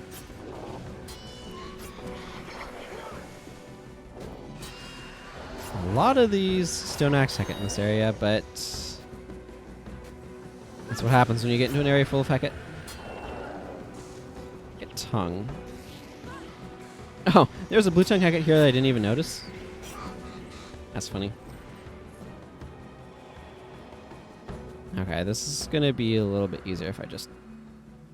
This geode generally doesn't salvage super well, but I'd rather do that and reduce inventory issues.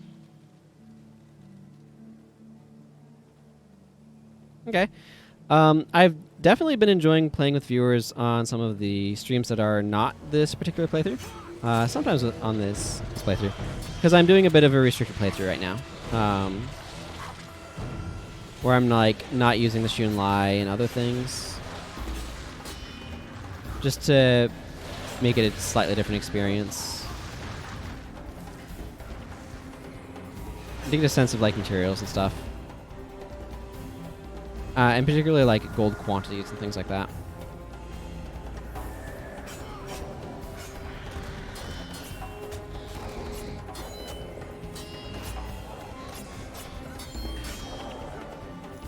Yeah, so you can see what I'm doing there.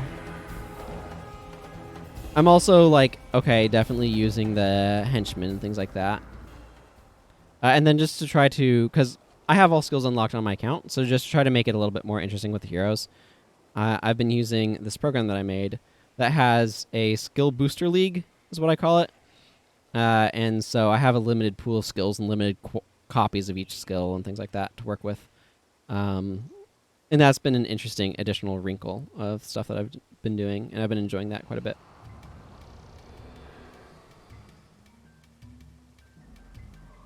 So that's kind of what I've been doing. I've been trying to do most quests. This character is kind of the secondary character. I have a Paragon that's been my primary character that I've been taking through this. But because there's a couple of branches, like where you have to pick Master of Whispers or Margaret the Sly and things like that, I've been doing this guy as kind of the secondary character to take the branches that the primary one didn't take. So, been kind of breaking things up that way. Yeah, I've been enjoying it.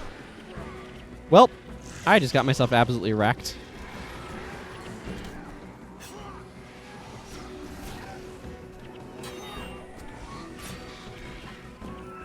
What's going on over there? Oh, okay, the monks needed some energy. So I got lucky and got access to BIP on for Elias, which is helping a good bit. I do want to make sure to go interact with this scout and make sure I have this resurrection shrine. That Fire Lord is a bit threatening.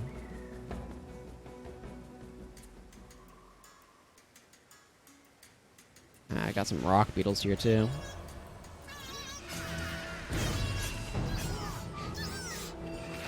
Wow. When I said some, I didn't realize just how many that meant. There's a lot of these guys here.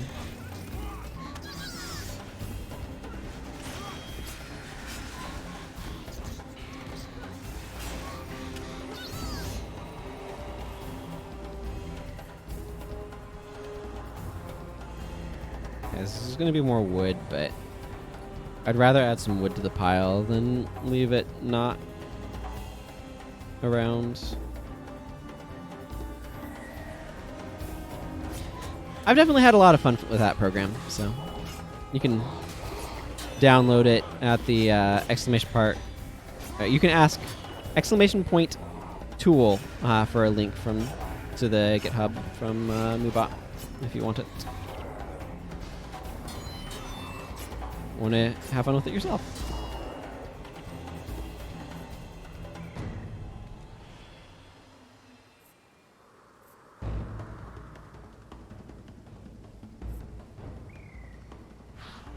Okay, I don't know if this thing counts as a boss type enemy or not.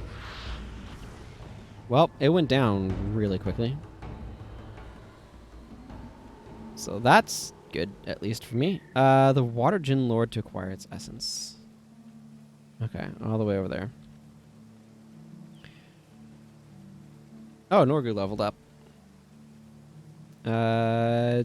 Domination magic, I think. Give you a point in healing prayers. I don't know it'll make much difference, but...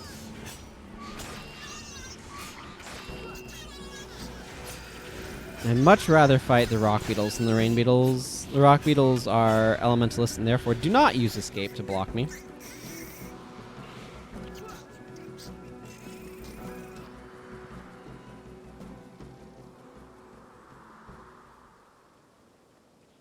Okay, I'm going to want to salvage that as well. This is a recurve? That's cool. Yeah, I'll want to set up that probably at some point here. Oh, Nobin. Nobin, I am happy to see you. Unfortunately, I want to check if those runes have any value whatsoever. My guess is no, but I don't like to go with my guess, so...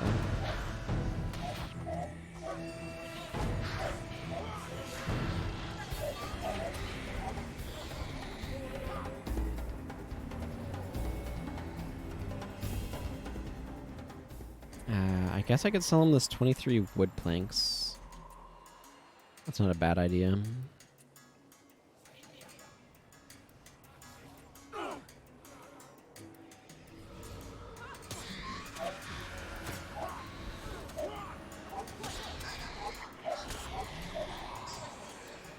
Then I get another purple right away. Just to make sure my inventory is awkward. That's okay, though. I'll accept an awkwardly full inventory.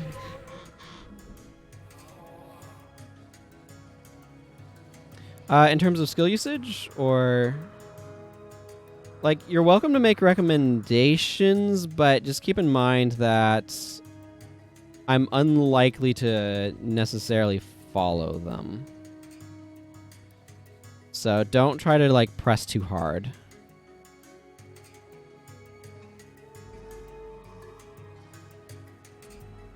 Some people can be very insistent of, like, why you should be doing this.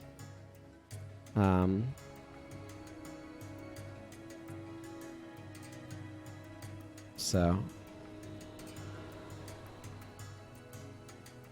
I love this area. This area is really, really pretty. There's a lot of really beautiful parts of the hidden city of Adashim. It's really easy to overlook.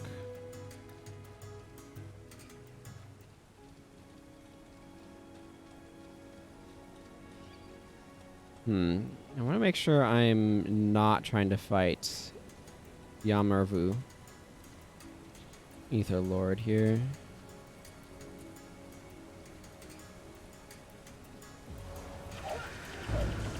Vow of Silence. Ooh, spicy.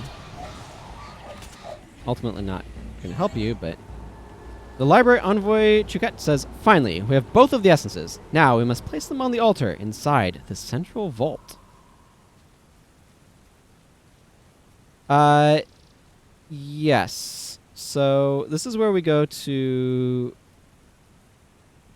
build restrictions. I don't actually have Signet of Lost Souls in my pool of skills, so that would be a major factor of why he is not running it. Yeah.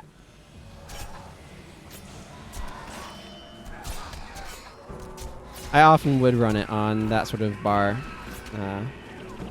Otherwise. In fact, I'd probably be running more ritualist stuff in general on that sort of BIP bar. Pure Li Ming, for example. So I think I have my standard one saved in here somewhere. Got a lot of chaff in this.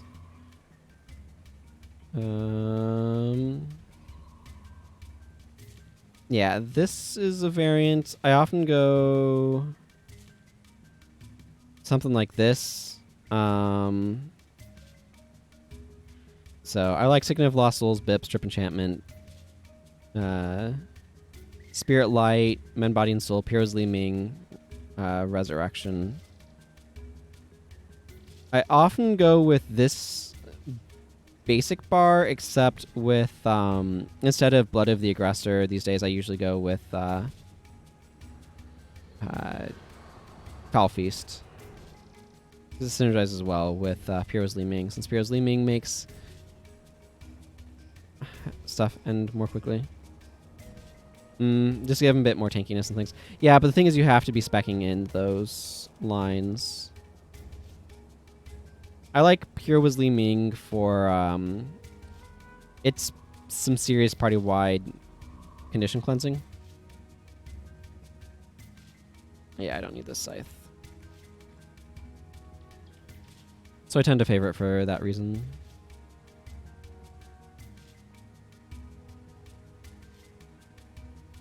And of course, Kaolai is a really strong party heal skill. I've been having this issue lately. Oh, I see what's happened. All of my heroes have gotten body blocked on the library envoy, who's gotten body blocked on them. I think that's what just happened there. Think? Oh no, I was just rubber banding like crazy. Cool. That would explain what was going on. I wasn't actually going where I thought I was going. That happens sometimes too. Very confusing right there. I feel like this quest is meant to be labeled a master quest and just isn't. I don't know, a bit peculiar to me that it isn't. Hey, Whispers Informant. I know you don't have anything new to say, but thought I'd say hello anyway.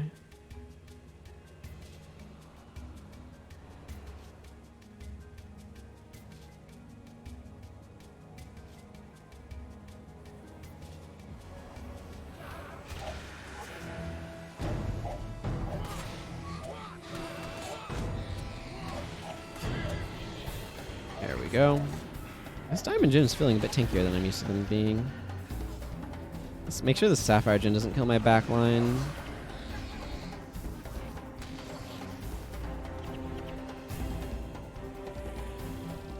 Okay, we have the Altar of Flame, the Altar of Water. We also have a couple of enemy mobs here.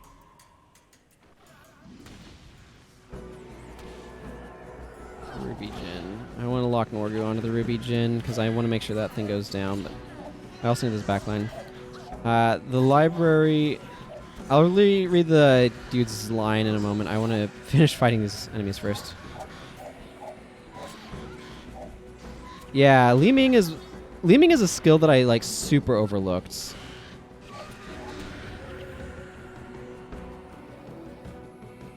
For a very long time. Yeah. Absolutely.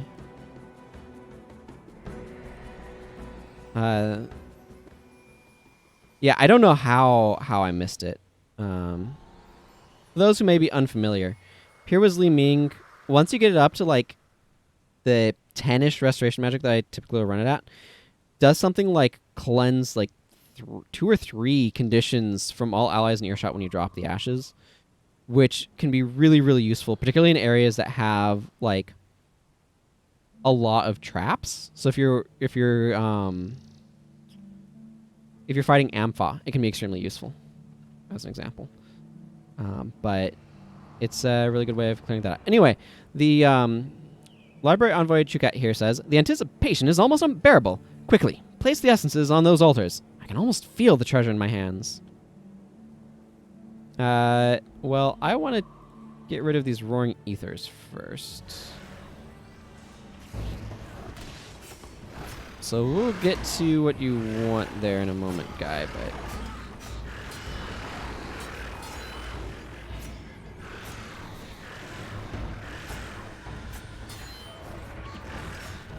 Oh my goodness. This is why roaring ethers are annoying. Because they res-sig each other like crazy.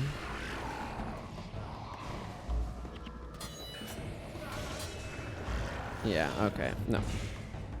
Just the boss now, please. This is one of those spots where it'd be kind of useful to have...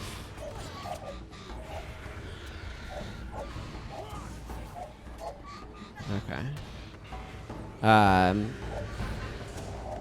blocking skill, like flashing blades, but it ended up not being important.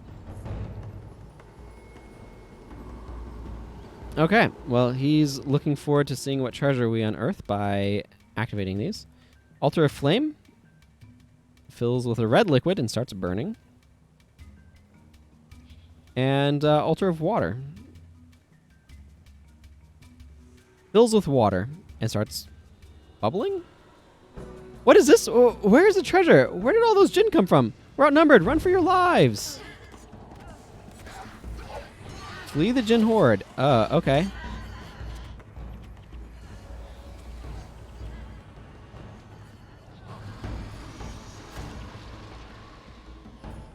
Well, there went my pet.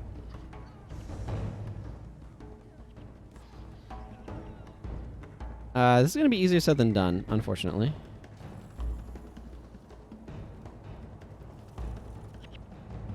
I have no pet.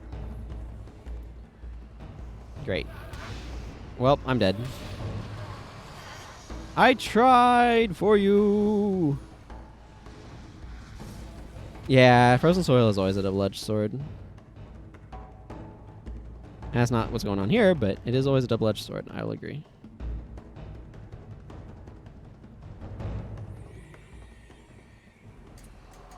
I think we're going to slip out this direction.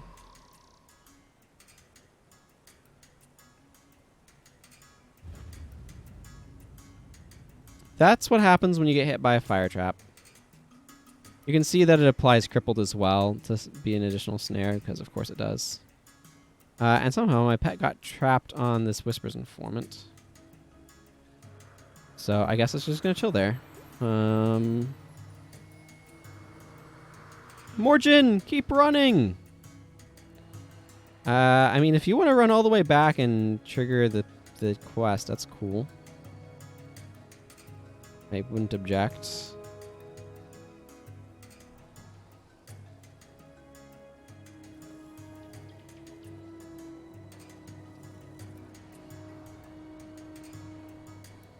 This area might look familiar-ish in a moment. This part right here actually feels really similar to a previous part.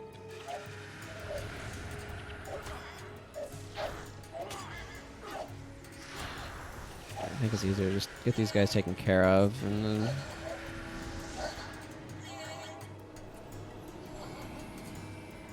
It spawns a lot of Djinn. If you're in a position to be able to farm them, I'm sure it could be quite valuable, though.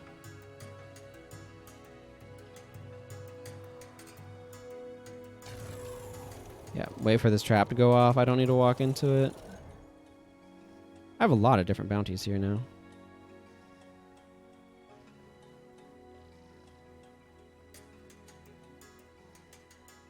One of the bosses is here, the Paragon boss.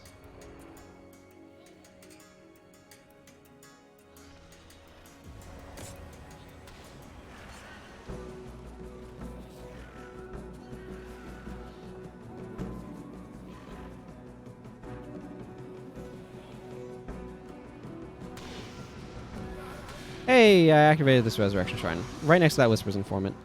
Like, this quest just requires me to get past the Djinn Horde, so I'm kind of trying to do what it's saying I should do. Oh, man.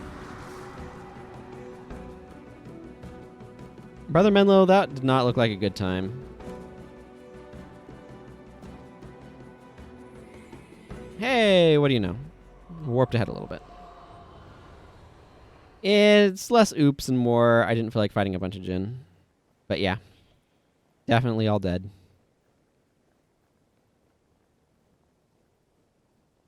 Like, at this point, the quest is just saying flee from the Djinn Horde. So I'm trying to do that. What's awkward is I entered this from the north, and then you'd flee from the south, and that's not great. But here we are.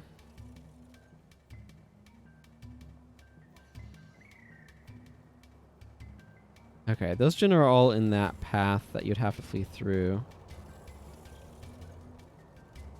I'm going to try to avoid aggroing them if I can. Well, there's the Whisper's Informant. The Starburst is over here. I have no idea if the guy made it.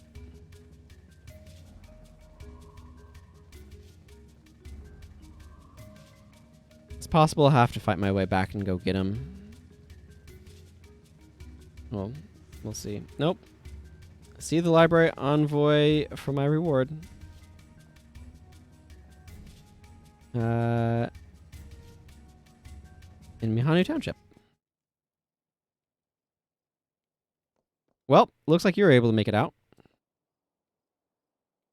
I must apologize for my blunder. Upon further examination of the details, it turns out the treasure isn't the gift of the Djinn, but rather the gift of Djinn. Amazing how the omission of one little word changes everything, yes? On the bright side, I did manage to net several works of art from inside the vault. Your time is worth this much, I think. That's a pretty hefty reward. 4K experience, a plat, and 2 trade contracts is pretty nice. These trade contracts can, of course, become something rather useful. Alright, so I need to go back to the Kodesh Bazaar. The next primary quest is available. I'm going to just... Morgan's joined your party, speak of Bazaar, to continue, etc. It's only a gift if you call them all. Yeah. Okay, let's just kind of scan through. I think I've done the quests here that I can at this point.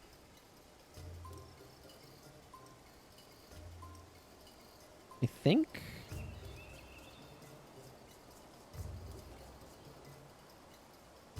At least between Imrahil and Girudo. Yeah, okay. So it looks like it's time to just continue primary stuff on Girudo here. I am going to go ahead and kick Norgu and add Morgan.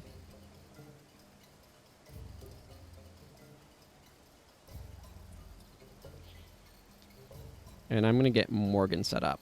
So let's look at skills. So Morgan is a Paragon.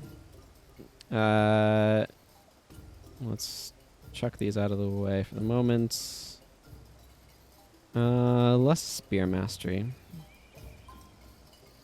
Okay, so I do get to run both incoming and fallback on him. I'm going to because I like having that chain available.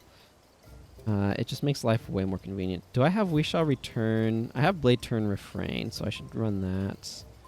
And Stand Your Ground. Yeah, stand your ground, blade turn, refrain.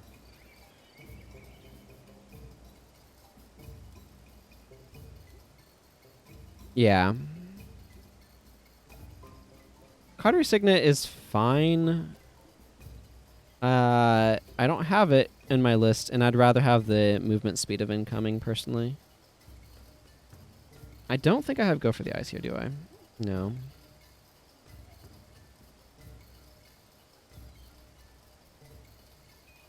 Yeah, like, having the move speed buff stuff is really, really nice. I do want Signet of Return.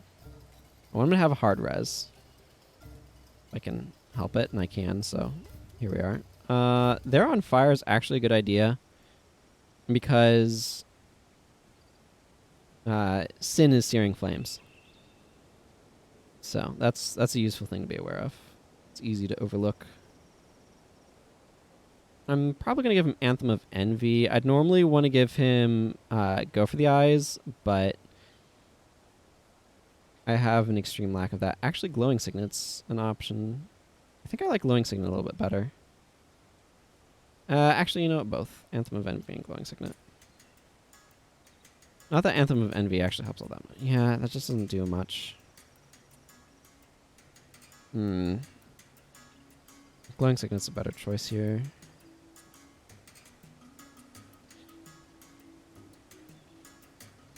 I can give him Blazing Spear. Let's just give him Barbed Spear, maybe. Yeah, let's give him Barbed Spear. I really wish with these wearying skills that they had made some sort of synergy for them. It just feels to me like it's here and doesn't really have any sort of specific synergy. And that kind of annoys me. I don't know what to do about it, but it really feels like it doesn't serve much purpose.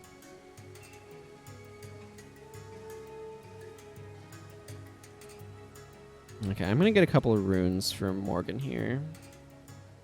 I think I'm gonna get him Major Leadership and Major Command. Minor Spear, Major Command, Major Leadership. I cannot hold that many items. Oh, you're right. I still have this to take care of. This one Major Command. Major Command goes up here. Major Leadership can go here. Major Spear can go here. I'm not really going to worry about motivation on him. I don't think he's going to be running it. Purity.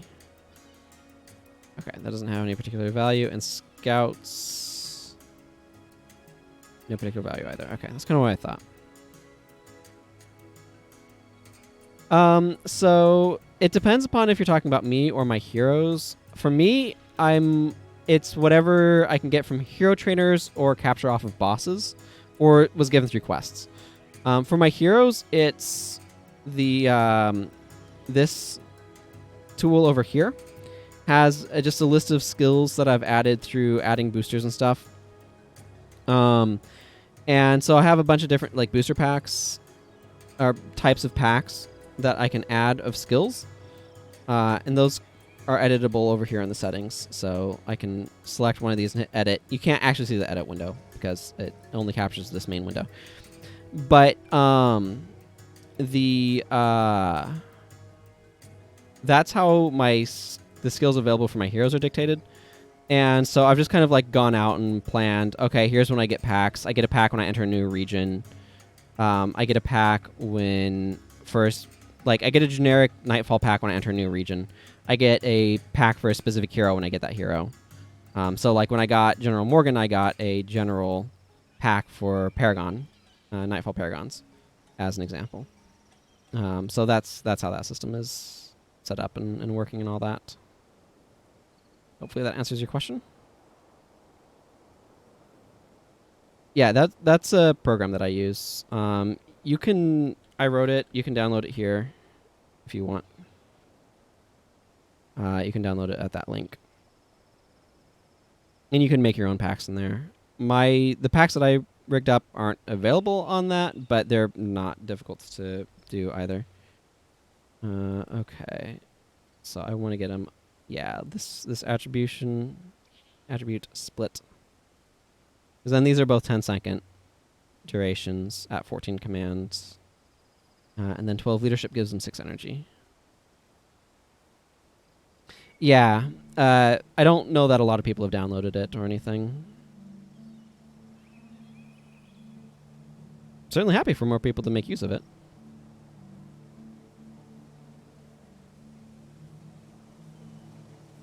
But it's a program that I made, so it's not like, I don't think I've done a particularly good job of advertising it per se. Only if people come into the channel do they really see it. Okay, those still have a ways to go. Zerai. Oh, right, this one. Okay. Yeah, that'd be the main reason. Varish's crusade west through the Desolation has weakened the barrier between our world and the Nightmare Realm. Already, many suffer terrible nightmares as Abaddon takes advantage of their fears and secrets. It is true, Nightfall is at hand. No doubt they will try to overtake the Grand Forum of Vab, and with it, the Kodesh Bazaar. I have been instructed to use the Djinn of Adashim to protect key areas. Go, with Kos and Milani, to speak with Buto the Bold. Tell him the Djinn will help protect things. He is a great fighter, and will know how best to use them in battle. Will you help us one more time, hero? Without a doubt. Okay, well, I just got General Morgan all set up. We'll have to add him into the party later. What I'm going to do right now is, because I have to bring those specific dudes, I'm just going to bring them.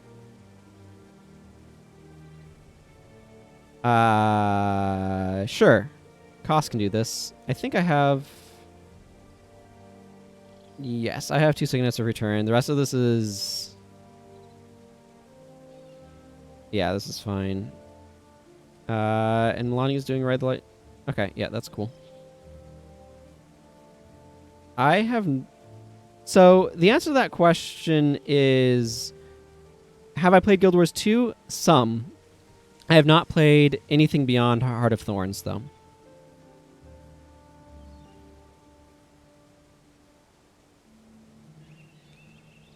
So I'm given to understand that there are things that occur afterwards, but as I have not played them, I am unfamiliar with them. I'm going to go ahead and kick Sin for... No, that's not how you get henchmen. Kim.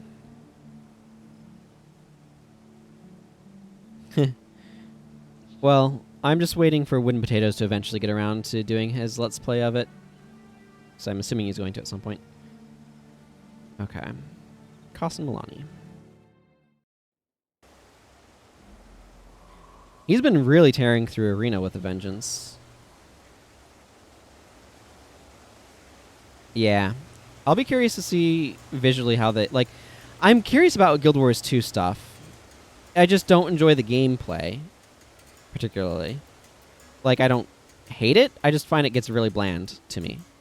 As, you know, each person has different ways that things hit them, so... If you love the gameplay in Guild Wars 2, I'm glad for that. Unfortunately, I just don't, so I don't play it.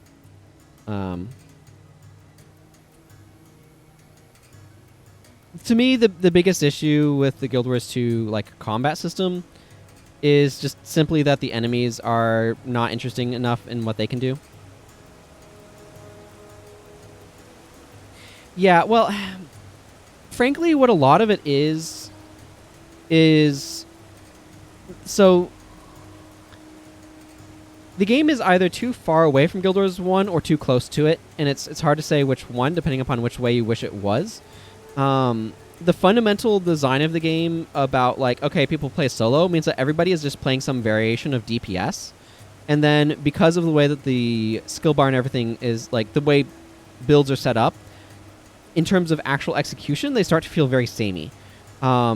Skills are arranged in the same sort of, like, order in terms of recharge for your weapon skills, where generally going left to right, your skill charges on your weapons get longer. So you're kind of pushing the same buttons. You're doing things in the same order. So it all feels very mechanically, like, samey. And so, like, that's basically how it feels to me. Because that moment-by-moment gameplay is really important, and there's nothing to, like, differentiate skills. It's just, like, does this skill, is it off its recharge, then I'm going to use it, sort of thing, particularly for your weapon skills, for the most part. There's more strategy to it than that, depending upon, like, when you want to use block skills. But the gameplay is a little too close to Guild Wars 1 in that I wish it was a bit more visceral, a bit more like Shadow of War, or like the Middle-earth Shadow of games, or like Batman Arkham games, if you want another point of reference, that sort of combat system. I wish it was either more in a direction like something like that, or like Dark Souls or something, where you're reading enemies, or where you have like the flasher of like counter times or things like that, or if it was more towards Guild Wars 1. But the thing is, like, because you don't have to team up, and it's a persistent world, so you can't really have heroes as a mechanic, you can't... They basically pushed it in a way where it's kind of like an action game with remnants from Guild Wars 1, and to me that leaves it in a spot where the combat just feels very samey. All of the professions feel like they kind of play the same, and the only really differentiating thing is in, like, the nuanced mechanics. But the problem is the enemy design doesn't make those nuances feel important. So then it just feels like you're just trying to grind out these enemies with this massive amount of defense, particularly in later areas, by yourself, because it's really difficult to balance enemies to survive at different numbers of players, because you need individual enemies to scale, like, their armor values or their health values or something to the number of players that are around. And like, it's just ridiculously complicated. So I don't think I really like persistent open world because of the way that impacts design. All sorts of stuff that way. But, like, again, these are my opinions about the game. You may or may not share them. If you like what Guild Wars 2 does, if the things that it does well appeals to you, and the things it does poorly isn't a detriment to you, awesome. And I'm glad for that. Unfortunately, like, it does a lot of stuff that I think is really cool, but that moment-by-moment gameplay is just doesn't appeal to me, and therefore I just, like... I just find the game boring after a bit, because it feels like nothing that I do really matters much. So, I like the character customization. I particularly like the character creation in terms of, like, your options there. I think it's really solid. I like a lot of the visuals. The music is overall good, if a bit haphazardly applied. That's a problem that games have in general, though. Far too often. I think that they are trying to do some cool stuff, and I like the way that they're experimenting with things, but same system that limits what you can do, especially solo. 1 or 2 builds that you got to work for basically all content, solo group. Yeah, and then you just stick to those builds. I mean, that sort of thing happens in Guild Wars 1 too. People run Mezway for a reason, right? Because it just is good against basically most things, and you can just steamroll stuff, and then you save time, like, crafting builds. But, like, that's why I made the tool that I did, to knock me out of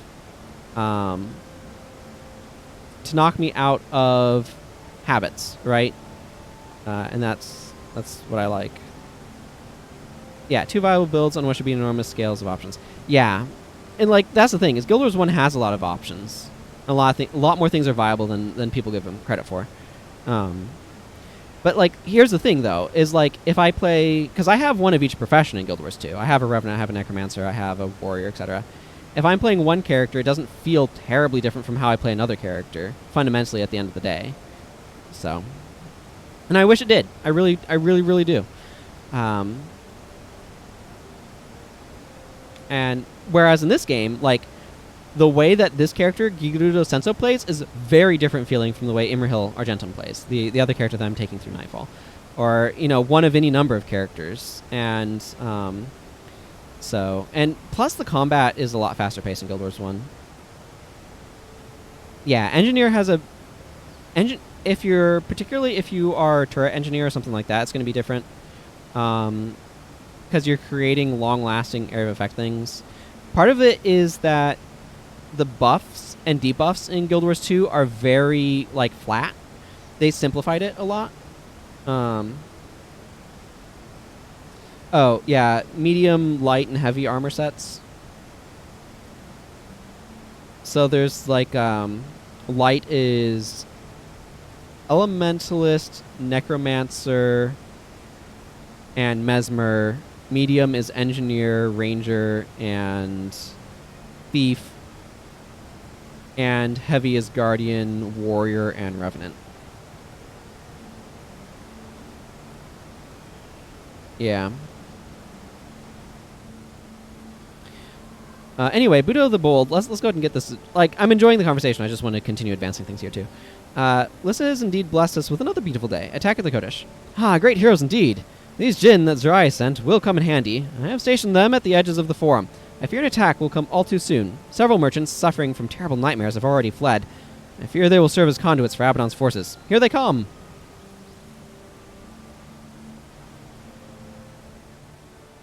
Yeah, there's like some cool... Like, and the thing is, it isn't that there aren't differences. Like, Revenant is my favorite Guild Wars 2 profession, for what it's worth, because it has kind of an energy mechanic that I feel is enjoyable. So I like Revenant, except that the skill bars are super on rails with it, because it's like, who are you aligned with? And then I also quite like the Thief for similar reasons, but yeah, Revenant and Thief both have like an energy mechanic, which helps them stand out.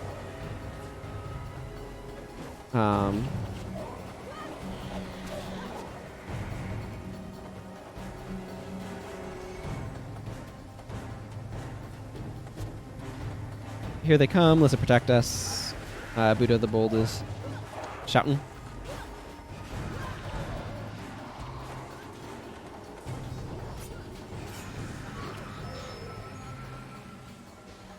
Need to take out some more Margonite Reapers.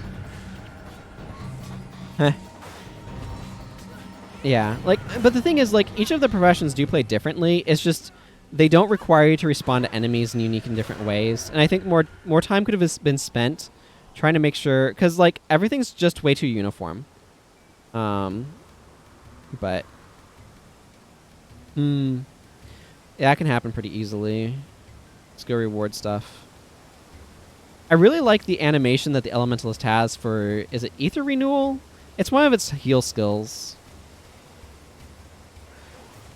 Like, I do think the game would be a bit more interesting if they'd been, like... But they were iterating away from the things that gave them problems in Guild Wars 1 rather than trying to figure out what Guild Wars 2 could be, if that makes sense. They spent too much time, like, making small incremental iterations and not enough time doing big changes, in my opinion. Or, like, thinking, okay, where do we actually want to go?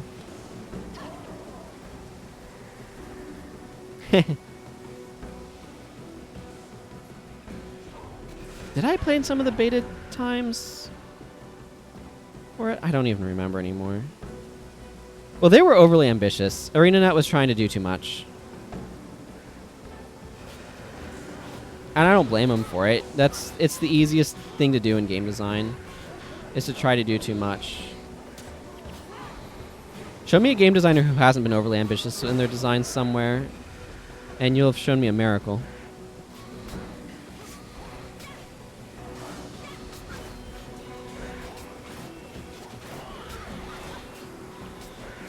Yeah, I played Guild Wars 2. I've played it a little bit off and on here and there, but like I played it for like several months after release, and then I realized I just wasn't having fun with it. And I'm like, why am I playing a game I'm not enjoying?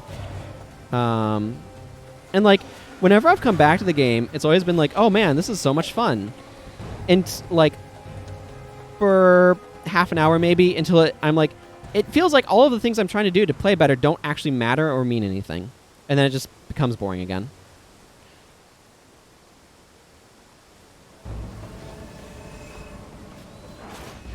And like what Guild Wars 1 did is something that I love.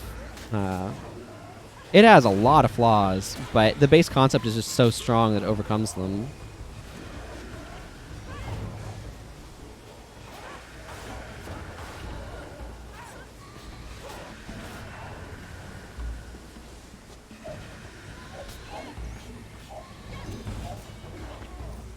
That's good.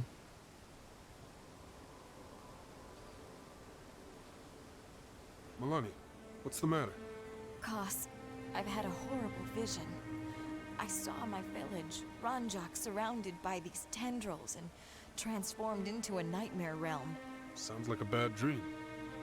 Not a dream.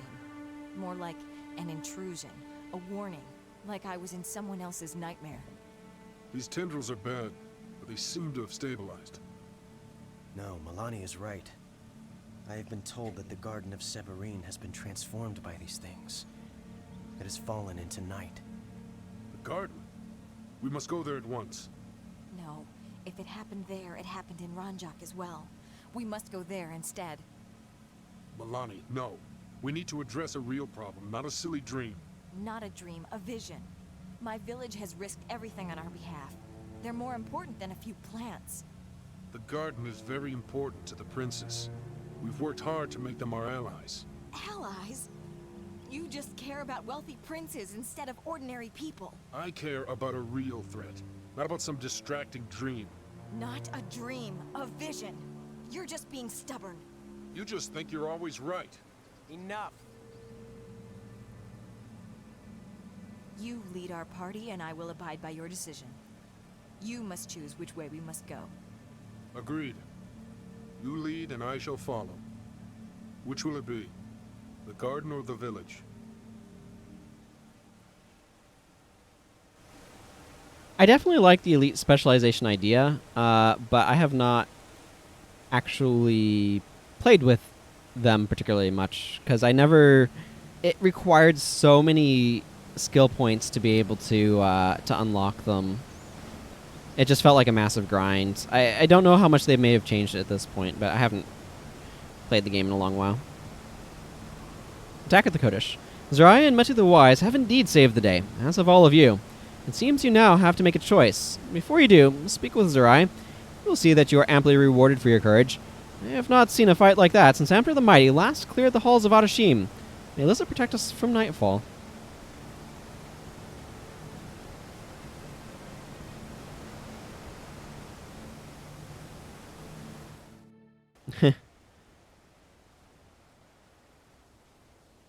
Didn't like Heart of Thorns much, eh? It's alright. It happens. Changing one's own language usage is a non-trivial endeavor. I like the idea of the multi-level maps.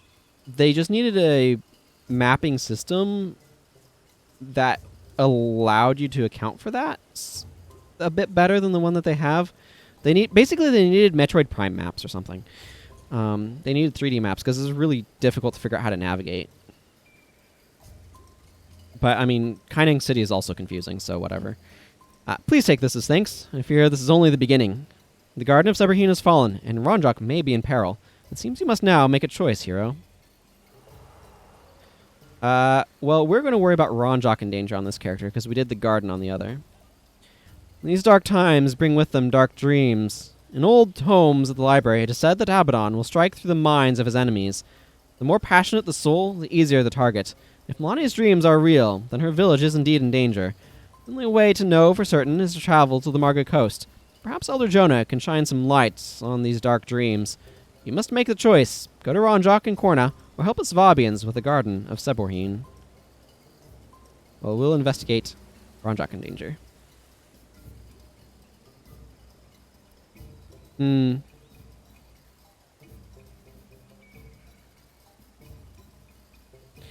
Yeah, I think that there's a number of things that they did with Heart of... Like, so technically I have beaten Heart of Thorns, but I couldn't tell you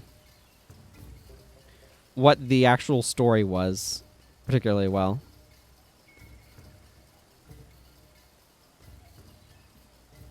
Yeah.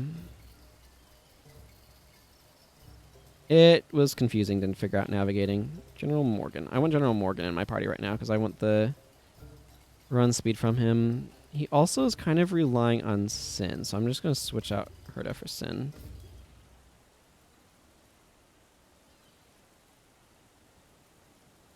Yeah, I think they did some cool stuff with the Sylvarian Mordermoth. I agree.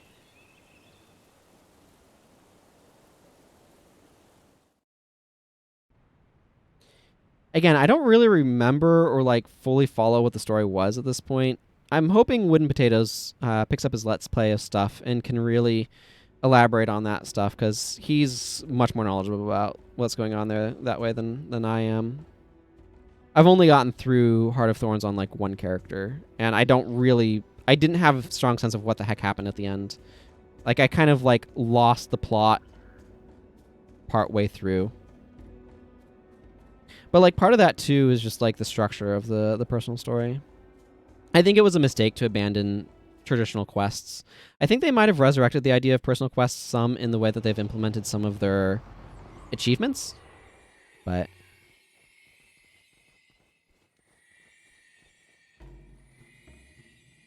yeah, it was just really hard to figure out where anything was.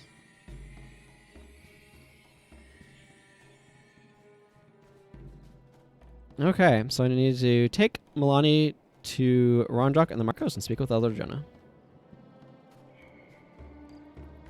Hard remind, Rondrak in danger. Before we has the village not suffered enough, Milani? What nightmares are these that would bring this land into Abaddon's realm of torment? I wish I could say you are on your own, that you are crazy, but there are others who have suffered from these same terrors, and with them come dark, unnatural things that can affect the waking world. Dreamer Hala was sent away for fear of what she would awaken. You must do the same, Milani. You must leave, for the sake of us all. Before we leave, let us take a look around. My dreams are too real to just dismiss them so easily.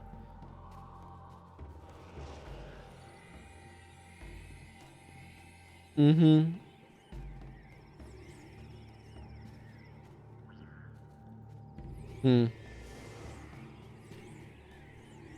Yeah, I know a lot of people didn't like Traherne, but again, like the personal 10 out of 10 would not play hot again.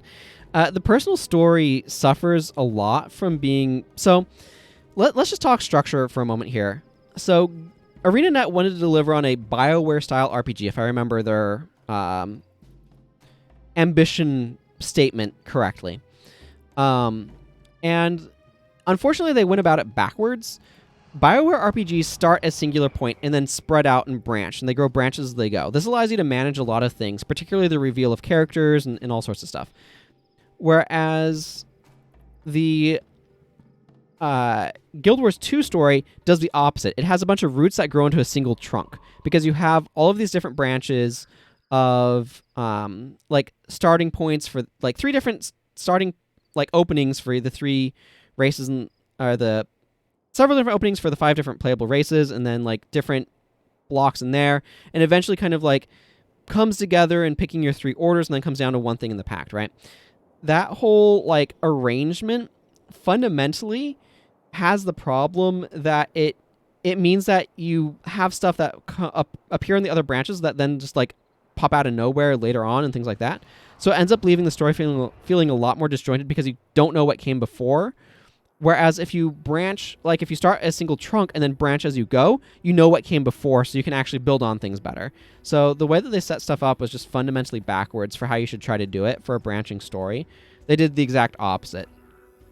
And I think that was like, I understand why things happen that way, but I don't think that was like, they needed to simplify what they were doing with the story in order to avoid that particular problem.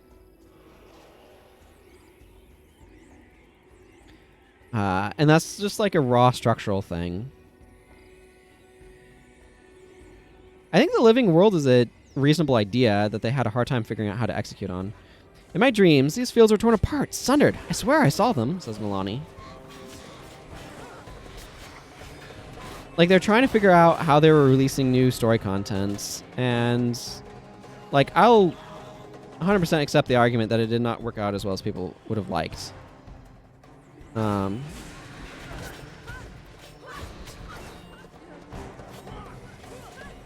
But part of it is I just think that they were like, I don't think a big persistent open world MMO is really the right place to try to tell an individual story. I think it's a spot where you need to set up a world that for people to tell their own stories in. It's something that we've talked about before. Of course, green is a new dye color I hadn't had before. My goodness, this is ridiculous. If anybody's wondering, this chunk of Drake flesh is extremely useful for a later quest in Guild Wars Beyond.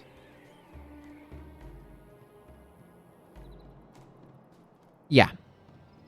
That's the thing, right? They wanted to execute on a meaningful personal story, and they talked about the hospital versus orphanage thing or whatever, and it doesn't matter because they didn't make it matter, and it's hard to make it matter because they have persistent open world MMO. Like, fundamentally, Guild Wars 2 is just too many games. They're trying to make an esport worthy PvP, or at least that was their goal. I don't think that I don't know the PvP, so I can't comment on it. They try to make World v World as this big thing. World v World balance has got to be extremely difficult. I don't know enough about it to comment on it either. And then they wanted to do a BioWare level RPG, which is extremely non-trivial. And then they were making this big persistent open world thing where they're experimenting with new ways of doing stuff. They were just they were just trying to do way too much, make too many games.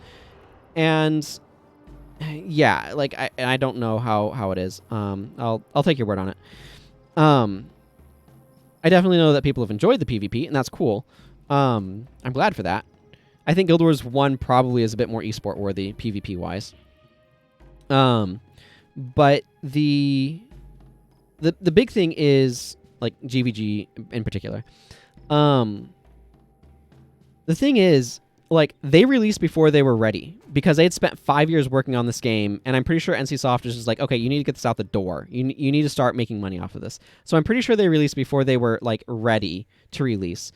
And they just were never able to really get the personal story at the spot where it needed to be. And like, as I've thought about this, and I think I was talking with Fear about this in another Veer, in a previous discussion, well, ideas, like, it's not trivial to make good ideas. You do have to spend time to make good ideas, but executing on them is the really hard part. So, like, some of the problems with World v World is you don't have good punishment for Zergs. And, like, I think ArenaNet had a lot of good ideas, but again, it is that execution thing. And, like, the personal story, just fundamentally, they couldn't put the resources into it that they wanted to. I don't think they should have done a personal story. And, like, in retrospect, again, talking with Fear, a big persistent open world MMO is a place where what you need to really make that, like, or something that you can do there is you can make it so that way the player tells their own story with the things that they do. And so you kind of set that up. Well, some of the things that contribute to Zerging as well is the fact that there's not a good counter strategy as far as I'm aware. I don't know how any of the siege equipment works, but the fact that AoE spells all have target caps means that you can't really, like, crush Zergs with a smaller force. So, like, if say Meteor Shower, if Meteor Shower did not have a cap, right? And if, like, the Elementalist, if one of their gimmicks was, like, if they had a trait, if the Elementalist had a trait that meant that Meteor Shower and, like, the elemental glyphs, the elemental glyphs that deal AoE damage over time, if they didn't have target caps, you would absolutely crush Zergs with, like, a handful of Elementalists, because you could just stack AoE damage. And they would have to disperse. And things like that. But I'm not even sure that would solve it. But you need things to be able to get around, like, to be able to attack Zergs properly. You need counter strategies for it.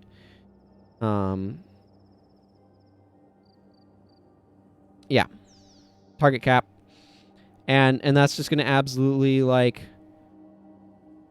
that. But that's the thing, is in order to be able to make Zerging a bad strategy, you have to make things that are strong counters to it. And one of the big counters is make it so that way balling up in a huge group of players is a bad idea. That's what uncapped AoEs do. But, I mean, that's fundamentally broken in other game modes, particularly in PvE. Like, there's a reason why they capped them. But, like, this goes back to persistent world is extremely difficult to design around because you just have unknown quantities of players, and an unknown quantity of players is really difficult to balance with.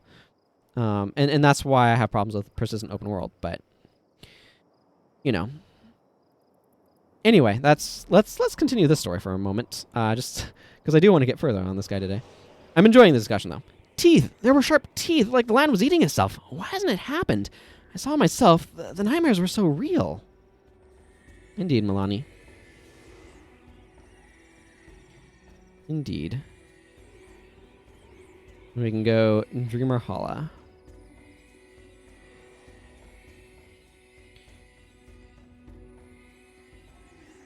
Ah, torment! Demons, save me! I mean, these guys?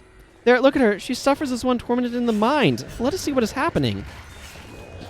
Well, these blades of corruption are showing up. I need to be careful with the blades of corruption. Lightning reflexes. Blades of corruption use shield bash, which can work as a very effective counter to what an assassin can do.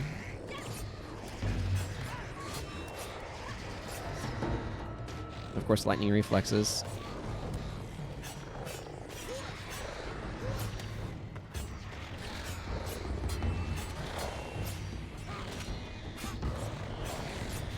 Yeah. But again, like, the problem is, what if you get a ball of, like, 30 players all on elementalists dropping meteor showers on things? I'm just using that as an example because I think it's a reasonably good, clear example of the sort of thing I'm talking about. But what if you have that happening?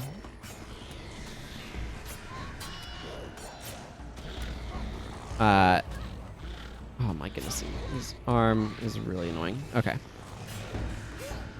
Now we can take care of these things. This is not going especially smoothly, but there we go. Clear that out. Yeah, I'm happy to talk about game design. It's something I'm super passionate about. So, and the Guild Wars 2 game design is something I've thought about a lot. When I realized I wasn't having fun with it, I really wanted to understand why. And what are the things that were affecting that.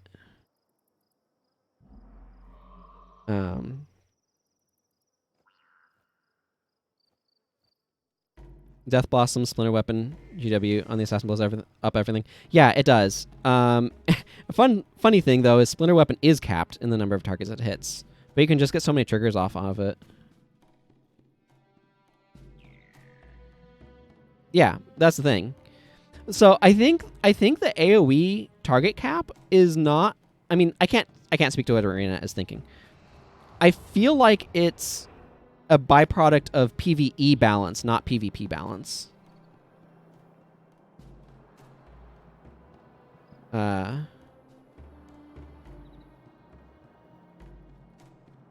So it's one of those things where, again, you have 30 players all dropping meteor showers, able to hit every enemy. You can't, like, spawn enough enemies. Like, you have to make a really smart AI.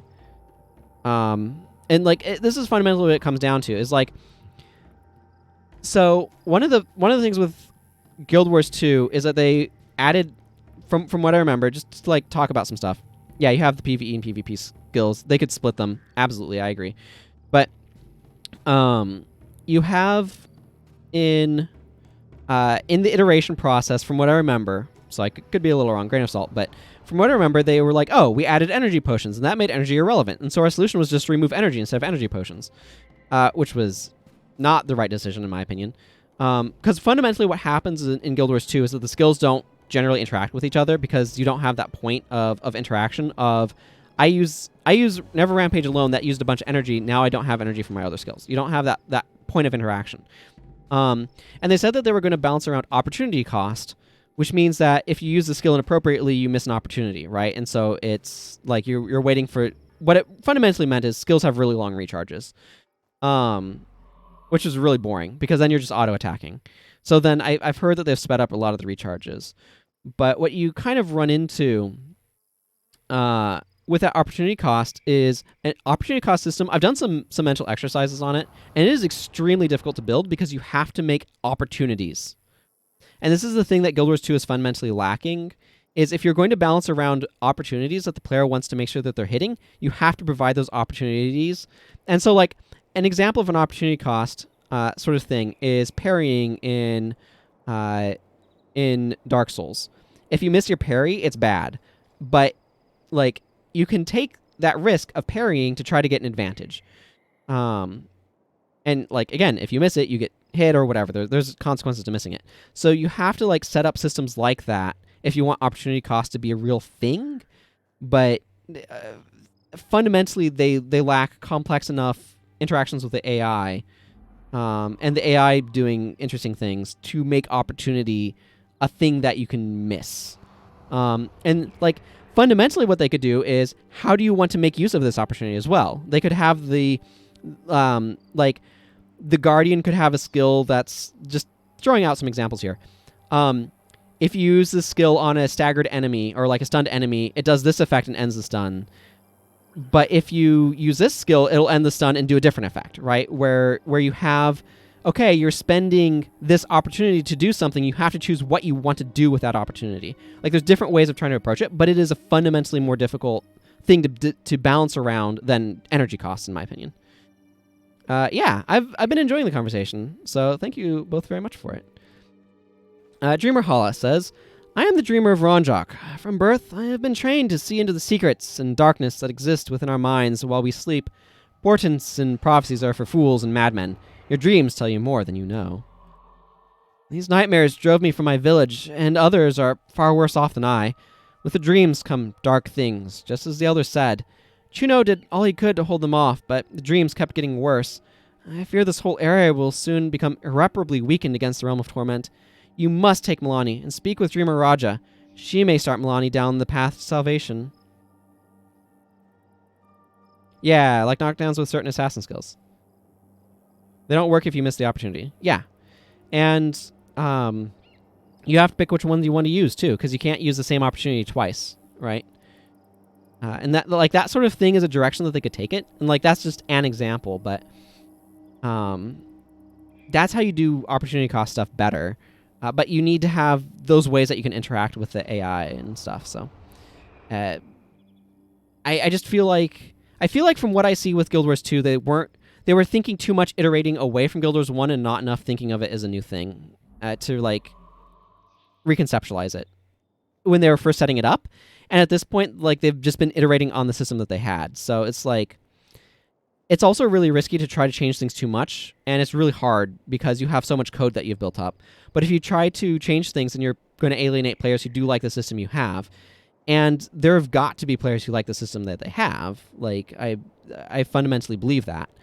I just don't happen to be one of them. And I think that there are things that they could do to change it that would make it a lot more interesting to me. And more interesting to a lot of other people who like me, but that doesn't necessarily mean that you wouldn't then be ripping away systems that people do like. So it's unfortunately a bit too late to make those sorts of major modifications, but they had to make something new because so much of the same world would have felt like a follow-up. So yeah, too much of the same world would not have felt like a follow-up. Yeah, like, and I don't blame them for trying to do something new or anything like that. I wish that they had stepped a little bit further ahead with each iteration, that they'd spent more time. I don't know. I just don't. I'm not privy enough to their design process to really be able to say. I think the big thing that I wish is that they had like cut back on. Right, auto attacking is not an interesting part of the skill bar. I agree. I just wish that they had stepped like 2 years into it, stepped back and asked, of the things that we wanted to do, what actually seems realistic to accomplish? What should we focus our effort and energy on? Where is it going to pay off most? And I don't necessarily have the correct answer to that solution, or there's not really a correct answer, but I feel like what they ended up doing was pulling focus in too many different directions, and that left the whole game a bit weak, unfortunately. Okay. I'm going to ask Dreamer Hala if she is all right. Yes, but you must return to Ronjok and see Elder Jonah. We are ready. Nundu Bay. Cutscene time.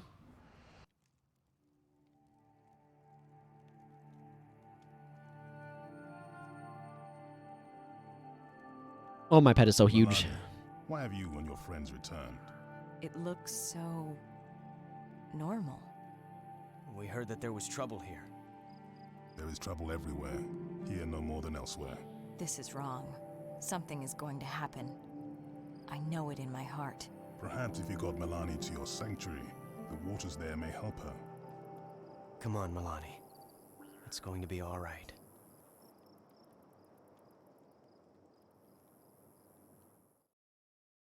It is so huge. It's great. Yeah, so just to kind of like, there's other things too. Like they had the whole crafting system that they wanted to make, but it ended up just being a giant grind.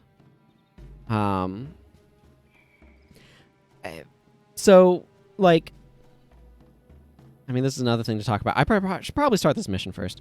You will need this. There's only one way to end Milani's torment. She must confront her nightmare head on and slay the harbingers residing in her soul. If she does not, they will, through her, become real. Cormir has spoken to me of the thinning barrier between this world and the realm of torment. The threat of a direct attack on this world by Abaddon draws near. Okay, let's do something with this elegant scythe. Like, sell it.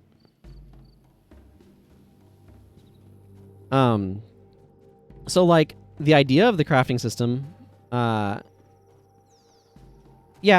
I think they did a reasonable job with pets. So there's two things that I kind of feel about Guild Wars 2. One, I feel like there's a lack of commitment to your character in terms of, like, I think the customization is too easy, too free. Like, I know you have to spend money for transmutation charges and things like that, but yeah, I like that. I think what they did with pets was good. I think what they did with mini pets is really nice. That's a separate thing entirely, but nonetheless, I feel that one quite a bit. I think like there's a lot of things that they did well. I like the some of the inventory conveniences is great. Pet swapping is cool. I need to figure out how I'm doing stuff with the skill bar. I think I'm gonna. Do I want to just drop Enraged Lunge?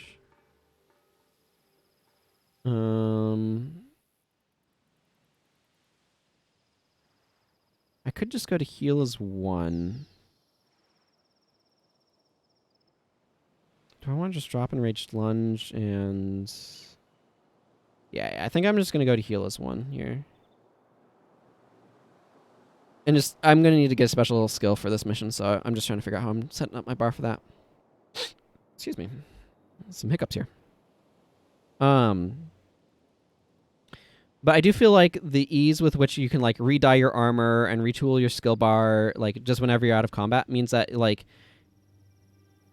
it's really easy to kind of experiment, but it's really easy to be too fickle. And, like, I felt like I didn't build as deep of connections with my characters in Guild Wars 2 because it was too easy, or, like, because of how easy it was to swap stuff around. The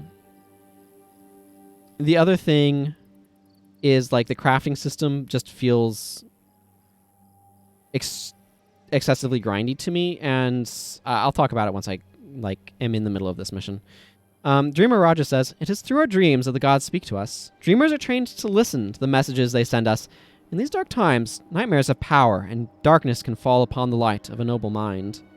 We are ready to end Milani's nightmares." This is a good spot for General Morgan, or should I swap him out for something else? I think he's fine.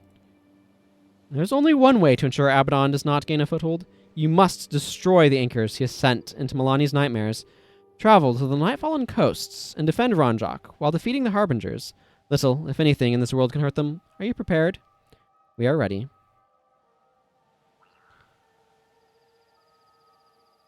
Yeah. There's just so many, like, 6 tiers of crafting materials is just excessive. Because, okay, so players complained about Guild Wars 1 that you couldn't jump. But one of the things that they complained about with the crafting system is that they wanted to be able to craft themselves. Right? Okay. Take care, Nova Mara. Thanks for dropping by. I appreciate it.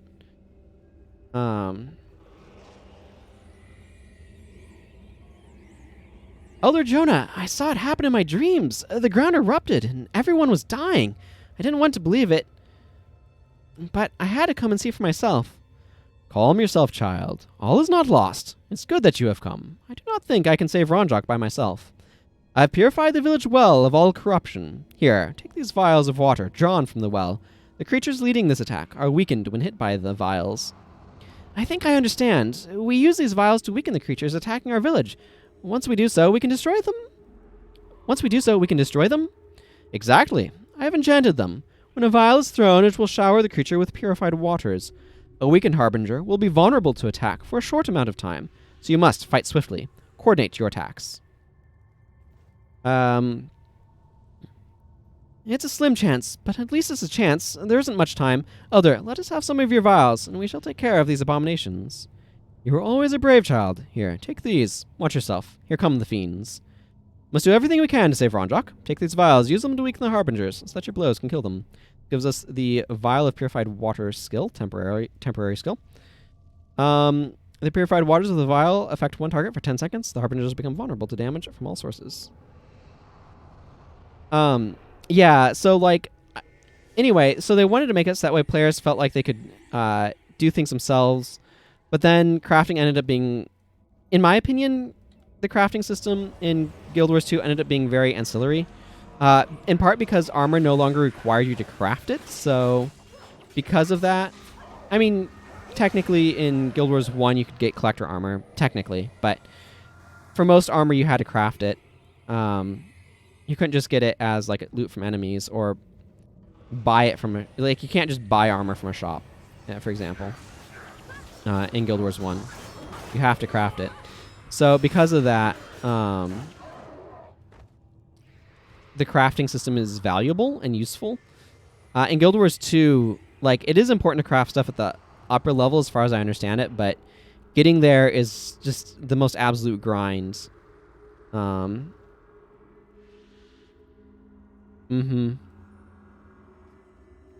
I don't know a whole lot about, like, the ins and outs of crafting, but it's just like, oh, use this formula, now do it again. Now do the same set of things again, only this time with the next tier of materials. And it was just so tedious to get up to the point where you could... And the other thing, too, is because you gained experience through crafting, you would easily, like, by crafting gear, you would outpace the gear that you were crafting. And I saw that as an issue as well with Guild Wars 2.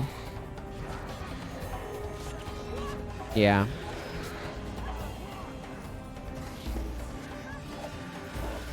Yeah, what stuff is soul bound versus count bound and stuff obviously impacts a lot of that sort of thing too.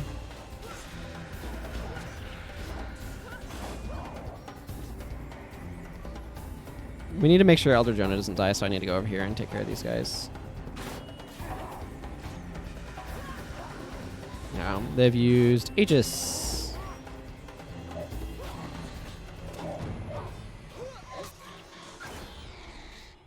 Having the skill level idea made sense. Like, I don't necessarily mind the tiers. I don't mind having a wide variety of materials. It just needed to be done in a way that was, like, I don't think the fundamental, like, stuff that they have is bad. It's just, it was extremely uninteresting to do, and I would have liked it if they had set up the system in a way that was more interesting. And it felt like I could make useful stuff. Like, if it felt like through crafting I could make useful stuff.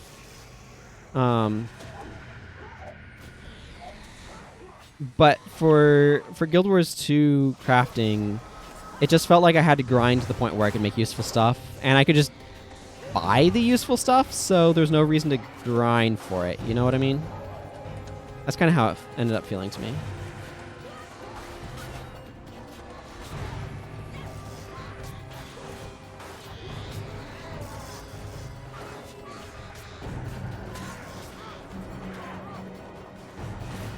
So I don't mind. It's like, oh, you made a copper sword and it's not as good as a, you know, whatever. Like, I liked the idea of the variety of levels of stuff. It just, I wish it had felt like it had meant more.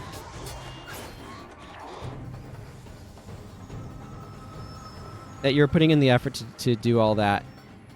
And, like, I don't know.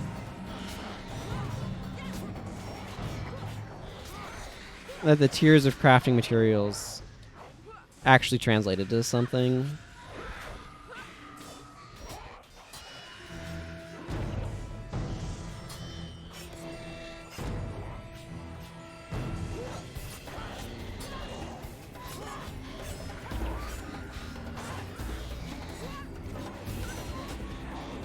There we go. I need to focus on these monks more. I'm doing a really poor job of prioritizing their healers.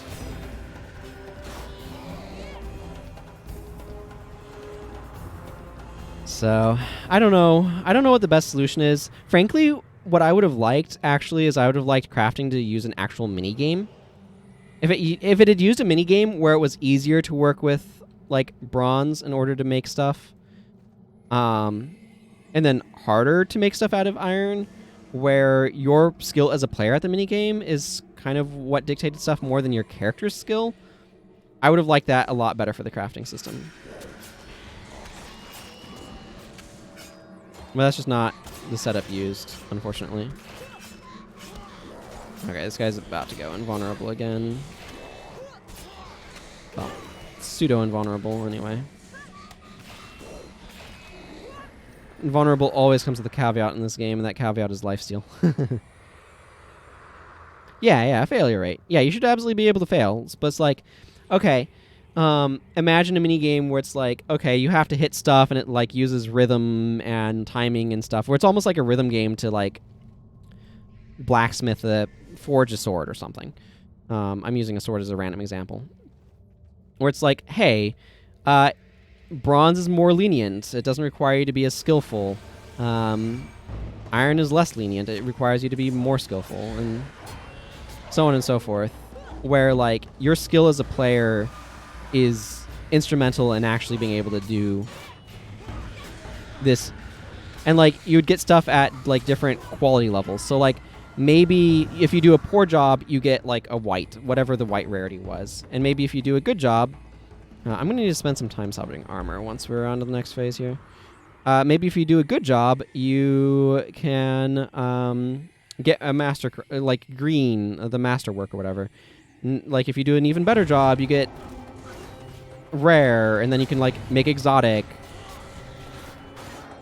within that like bronze tier, right?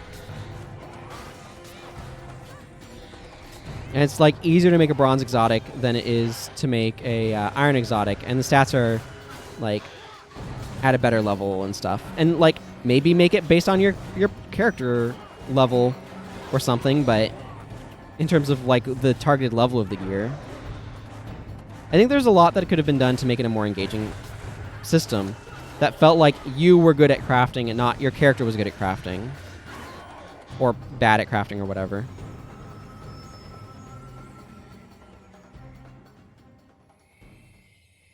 Yeah, I mean, that's not exactly what I mean. It's more like a rhythm game where you can get like, you can miss a hit or get a good hit or get a like great hit or get like a perfect hit or whatever. Something like that, where then you get graded on your performance in the song of like, you just straight up failed it, so you got something that doesn't work, that's worthless. I missed my hex. Because, like, I don't want it to be something where you're rolling dice. I want it to be something where you, the player, are actually having to be skilled at this thing. Because I think that's what would be interesting. And so that's what I mean by, like, a mini-game. So it's like a separate game mode. Like, crafting. If crafting was a separate game mode. This thing's regenerating HP to get it back to the point where I set it when the thing wore off. Because lifesteal wrecked it.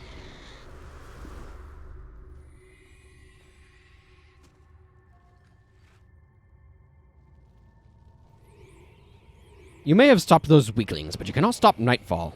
Do not listen to them. We will be victorious. Go to the rupture at the garrison. That is where the attack started, and that will be where we end this. Yes, weak mortals. Come to me. You will provide precious amusement, and your death will herald a beginning to Nightfall.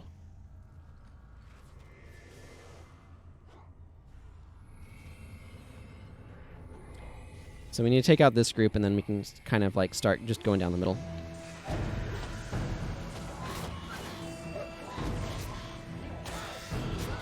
That's what I'd want for crafting, is I'd want like just an actual like just a separate game. But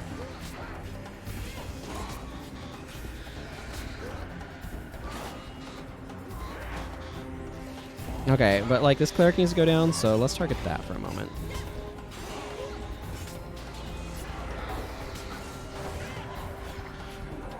There we go.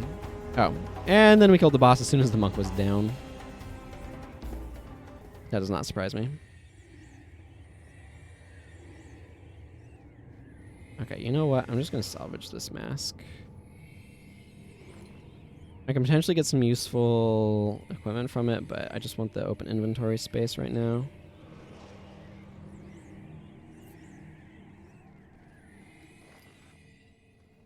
Ooh, 7 iron ingots. Excellent.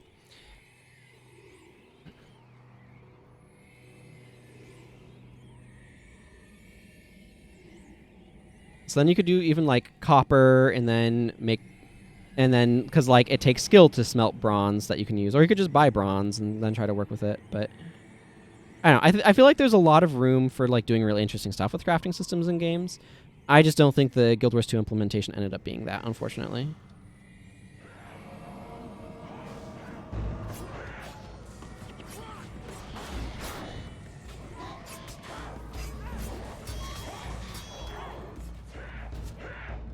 But that kind of like sums stuff up. Guild Wars 2 is a game that I feel like has a lot of great ideas and lackluster implementation. Not bad, just lackluster.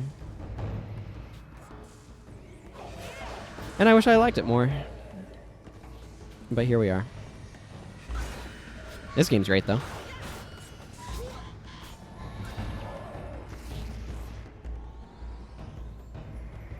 Ah. That's fine. I'm just rambling. Okay, need to get this group. So there's some additional harbingers. This cleric is definitely the high priority target here, though.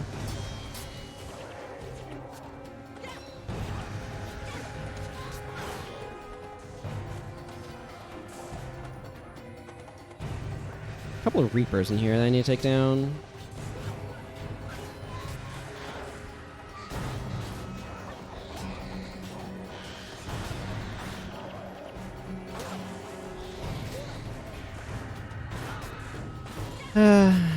How about you don't Abaddon's favor, please? Alright, this is gonna help. I think. Yeah, there it goes. Okay, so the final boss for this mission's in there, but I want to get going up this way because this is where the bonus is, and I want to get that Master's Reward. General Morgan, I appreciate your run speed buffs. They're very nice.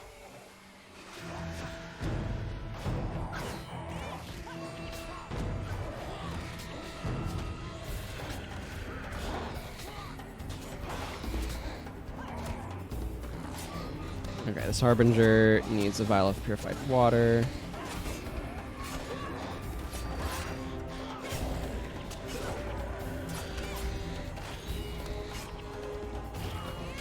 Okay, it's gonna need another vial of purified water, but I can at least grab some energy from it. Ow, that sounds painful. I was just talking about needing to do the bone, or about wanting to do masters, and the Harbinger needing a vial of purified water so I could damage it.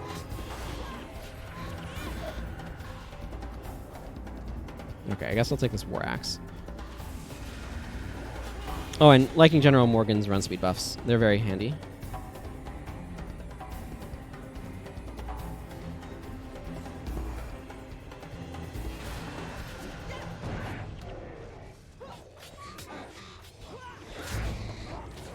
Okay, let's get this Harbinger vulnerabilized. Vulnerabilized is a word now. I've decided it is.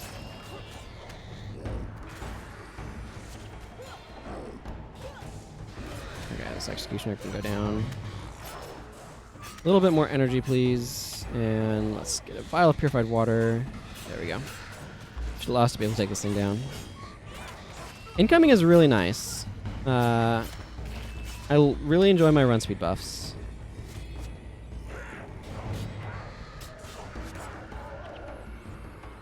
It's also really handy for just allowing you to be able to run around with vampiric weapons up and not losing health from them. Well, counteracting the health loss anyway.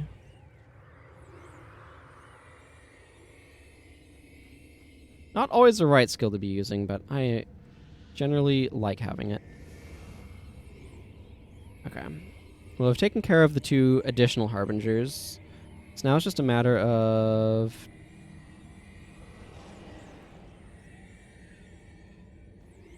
Hey, you. Yeah, if I can take out this group without fighting the Harbinger, it'll make the Harbinger fight a lot easier.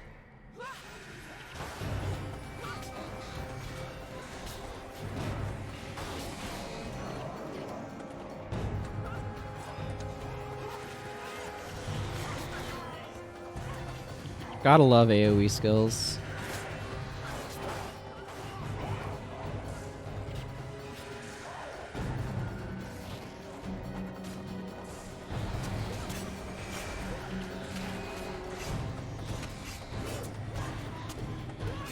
Activate that. Gives my pet more damage. Okay. Need to wait for the recharge. And now throw this at the Harbinger.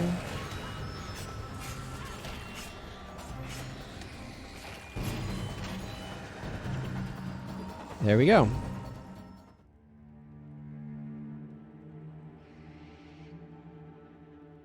You were right. I was right. Would that I have been wrong. How are you feeling? Better. It was like some dark weight was in my mind, crushing the hope out of me. It may be tied to the eruptions. My heart says it is. Sometimes you have to trust your heart. I understand. I think Koss understands that as well. Koss. He's just so irritating. Agreed. But sometimes you have to trust your heart. I suppose you're right. You think we should talk, him and I? Yes, and you will, when the time is right. For my sake, I hope that time is soon.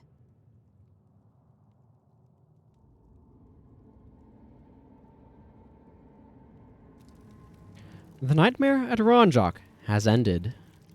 Meanwhile, the desolation. Mistress, is something wrong? The ruptures. They have stopped. It matters not. When you free our lord, the torment will wash over the world, transforming it. You are right. I can feel Abaddon's presence like a weight in my mind. It is nearly overwhelming. Abaddon depends upon you. Would you hesitate now? No. No. Abaddon's will be done. It is, mistress. And your reward is coming when you weaken the last barriers. Hail, Abaddon! What is the reward? Hail, Abaddon. She sounds so weary there. I find that interesting. What the reward is feels like it's kind of important to the story, but they kind of just gloss over it. Let's see. I guess it's time to go talk to Lonai. I think I'm going to keep Milani around for a little bit here. Yeah. Oh. Well, or I have to add Zed Shadowhoof to my party. That's right. Milani. Bye. I have no idea what Zed Shadowhoof is set up. Oh. Oh, okay. Yeah, that's cool. Yep, you do that, Zed Shadowhoof. You do that. Yeah, that's fine.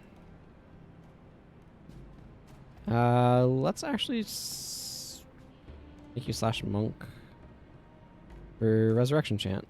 I have to be careful not to have two heroes with resurrection chant at the same time, because I only have one in my pool of skills, and I cannot find this.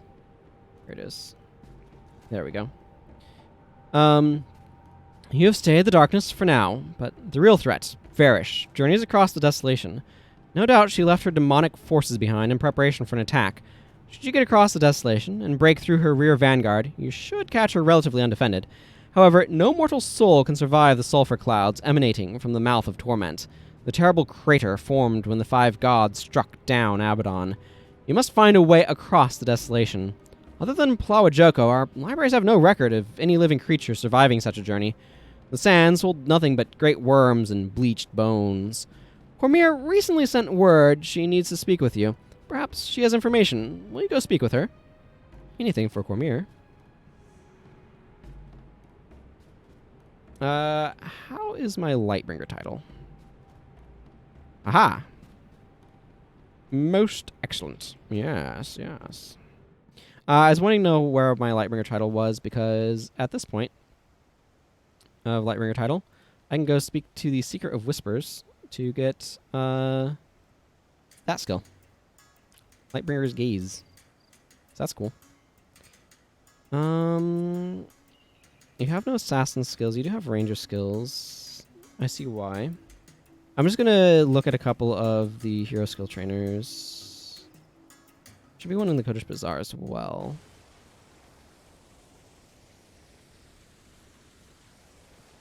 Having skill recharge percentages.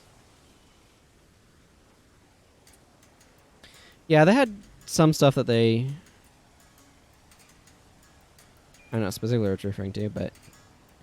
Quickening Zephyr. Maybe. Okay. Yeah, I don't need any of those either. I feel like I must have, like, just grabbed all of the... Yeah, and I don't have stuff up there. Okay, cool. That's understandable. Alright, let's just head to the command posts. Yeah, augments on weapons. Yeah, like the 40-40 sets in this game. I get you. Do I want to use Strike as 1? It does make the pet more aggressive, which is good. I kind of want...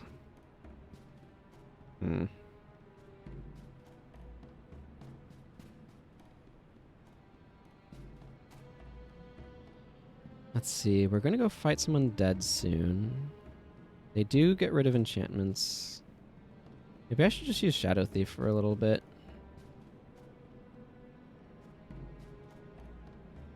It's a fun skill. I enjoy Shadow Theft.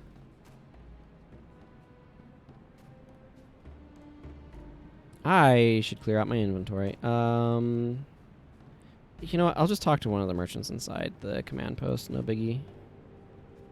Sell this war axe. Salvage down this mask for parts. Sounds like a plan.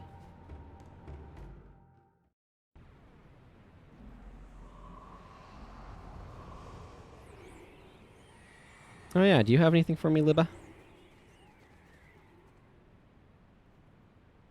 Okay. Not really.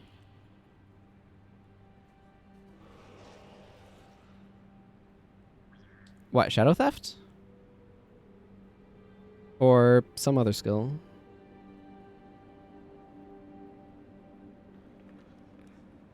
Mm-hmm. Yeah, Leaming is definitely great. Okay. Cormier. Yeah, Shadow Theft is a new one. That came out for earlier... Was it just earlier this year for the 15th anniversary? It must have been. The journey of life is best taken with good company, says Cormier. Crossing the Desolation. You got my message. Good. We need to find a way northwest through the Desolation, but I fear my time on this world is nearing an end. My nightmares have grown stronger even than Milani's. They tear at my soul. I know not how much longer I can hold together. You see, my eyes were back in Gandhara. Never mind. I need you to take Zed and speak with Mirza. See if there's any way to cross the deadly sulfur. I'll see what other information Narashi and the others can dig up. Okay. Well, if I'm going to talk to Mirza, I'm going to leave from Venta Cemetery because it's a much more efficient route. Dejapo. I would like you to take this axe, please. Thank you. I do want to turn this into iron ingots. It's more useful that way.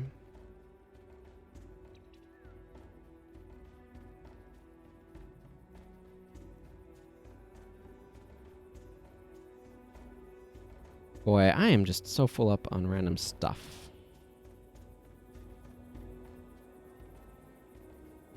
Yeah.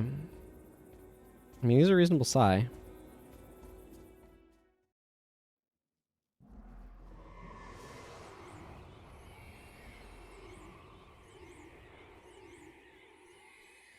Okay, Wandering Priests. Do you have anything for me? Yes. Kill these... The wild beasts of Korna.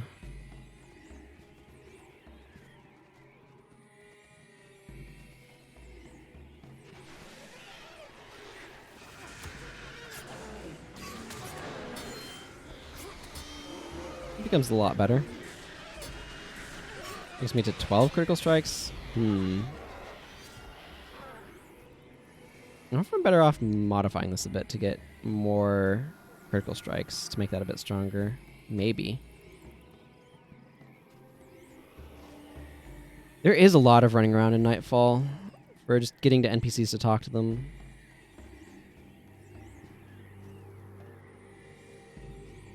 Something I'm noticing for sure.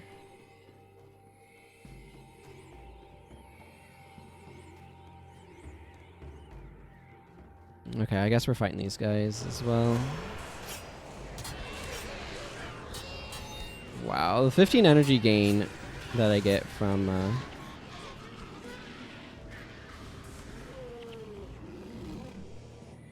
this when I have the attribute bonus from Shadow Theft. Shadow Theft is really nice.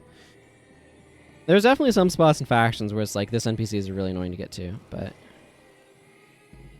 I do feel like by and large that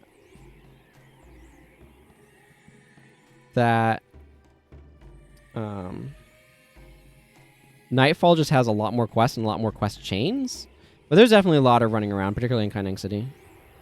Yeah, Undercity is a real pain in the rear end. I agree with you on that one. Crossing the Desolation. The Desolation. It is death to step within its sulphur haze, for man and runner alike. Nothing living can pass through. Our people know better. But there was an ancient undead king. Perhaps you have heard of him, Palawa Joko. He enslaved our people to serve the undead ranks in his dark bone palace. It is rumored he even tamed the great worms beneath the sulphurous wastes to do his bidding. Meet me in the Desolation, and I'll show you. Okay.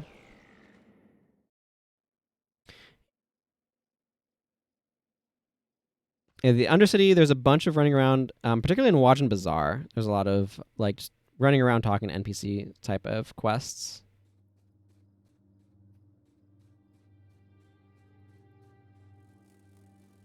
Big ol' arch. Ah, this arch fell from these pillars, I betcha. Those textures are not meant to be scaled up this large. But that's okay. Yeah.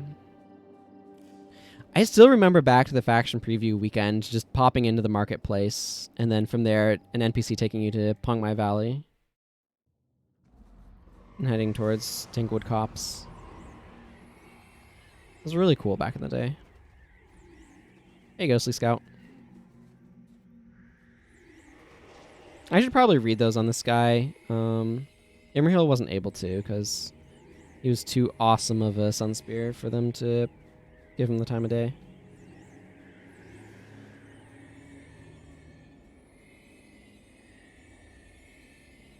Hey, Mirza.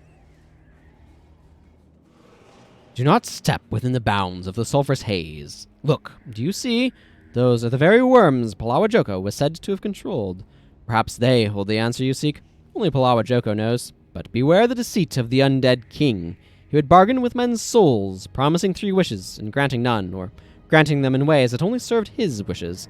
Find Palawa Joko if you must find a way across the Desolation, but beware deals made with such a 2-legged devil. Hey, Mana Guy, I'm probably wrapping up once I get Gate of Desolation mission open as a mission to do.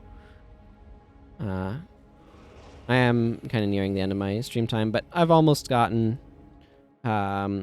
basically when I finish this quest sort of thing. So fairly soon, I think.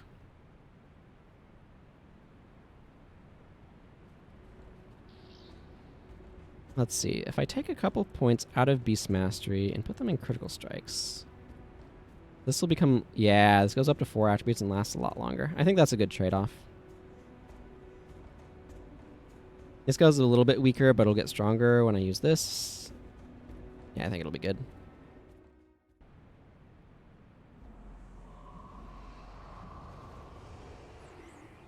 Okay, Cormier. Palawa Joko, the Scourge of Vabbi, was defeated in the Battle of Jahai by Triasa. I mean, we'd know this by now if we were paying attention, but players may not be, so it's not bad for her to repeat it. But that was not the end of his story. It seems he could not be killed. After the battle, it said members of Triasa's elite guard formed the Order of Whispers. These great hunters used powerful magic to bind him within a great tomb. They eventually built a monument commemorating the victory, and my dreams have told me we must travel to this monument and see what awaits us. I would have added the word there to that, probably, but it's not a big deal. 7 trade contracts represents a gemstone.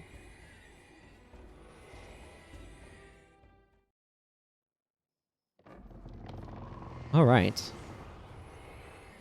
Shahai the Cunning and Cormier. This is the character that we rescued them on, so. That was a long while back, though. I fear my time on this world is nearing an end. The closer we get to the Realm of Torment, the more I feel my mind bound to its power. Should I help you back to the Sunspear Sanctuary? Asks Shahai the Cunning. No, Shahai, you have done enough. My nightmares have led me to this place many times. Ah, I can feel Abaddon in my soul, in my mind. Surely it should be the other way around, in your mind and your soul. Whatever. I will not let this darkness consume me here. Cormier? Cormier, you seem to have vanished. No, Cormier! What dark magic is this? I must return to the sanctuary at once and report this. Look around and see why she led us here. Well, we can read this monument to the defeat of Palawa Joko. This monument commemorates the defeat of... Oh, hi, Palawa Joko. He bows. Ah, free at last. Greetings, mortal. I am Palawa Joko, the scourge of Vabbi. I was betrayed at the Battle of Jahai and sealed away by the cowardly Order of Whispers. Betrayed by whom? I once commanded thousands upon thousands of undead warriors. Primeval kings were bound to my will. The great worms of the desert were at my disposal. Such was the kingdom of Palawa Joko. The weakening of reality freed me. Now I must see to rebuilding my empire. For this chance to rule once again, I thank you, and bid you farewell. Goodbye!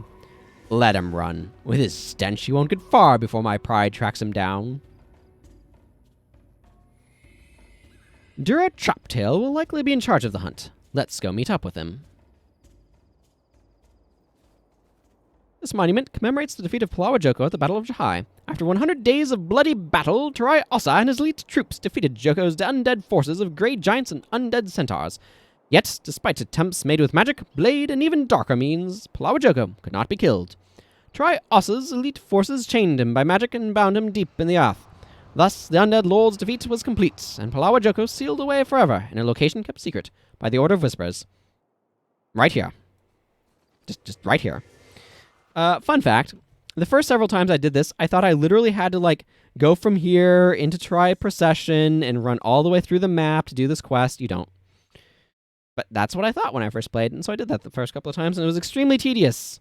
But no, it turns out you can just fast travel over here and walk a few paces. Yup. Very convenient once you know that. Very convenient indeed.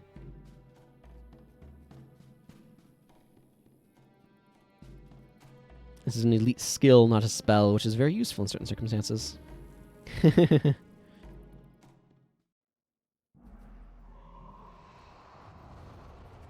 It's so nice to have incoming fallback on at least one of these characters.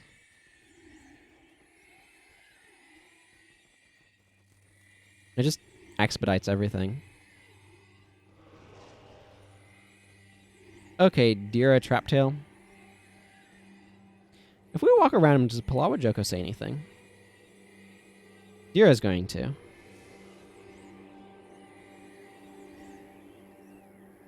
I think. Hey, Palawa.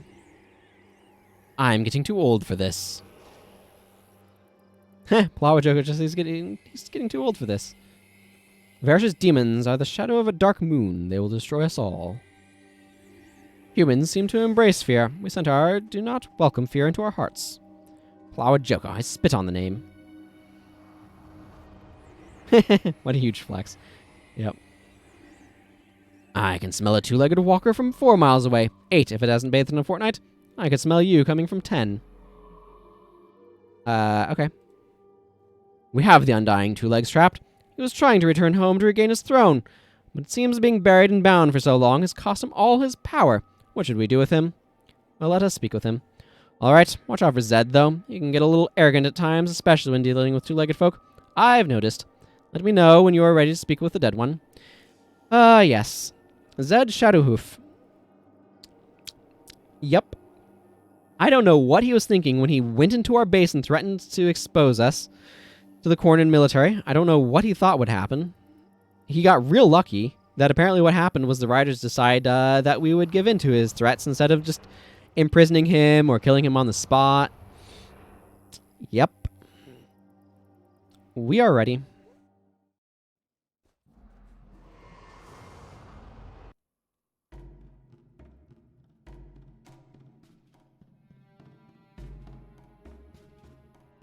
Did you think you could escape us, Gravewalker? We could follow your stench across the desert. You are a natural follower, Centaur. Your dead ancestors served as my cavalry. We did not come to trade insults, Palawa. We want to know how to cross the Desolation. Sorry to disappoint. Only the dead and the demonic can walk the Sulphur Flats unscathed. Let me rip his limbs off. He'll still be able to tell us afterwards. You wouldn't dare, mule. You're right. Fire is a better way to deal with a lying abomination like you. Someone fetch me a torch. Don't lie to us, Palawa.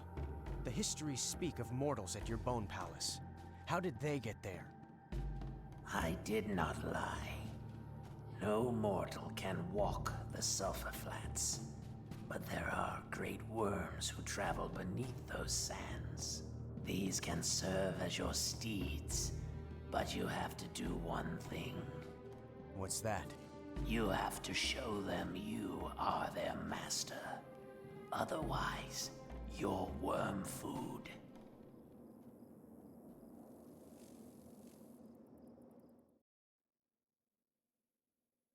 Dun dun dun. Okay, let's go ahead and turn in this quest.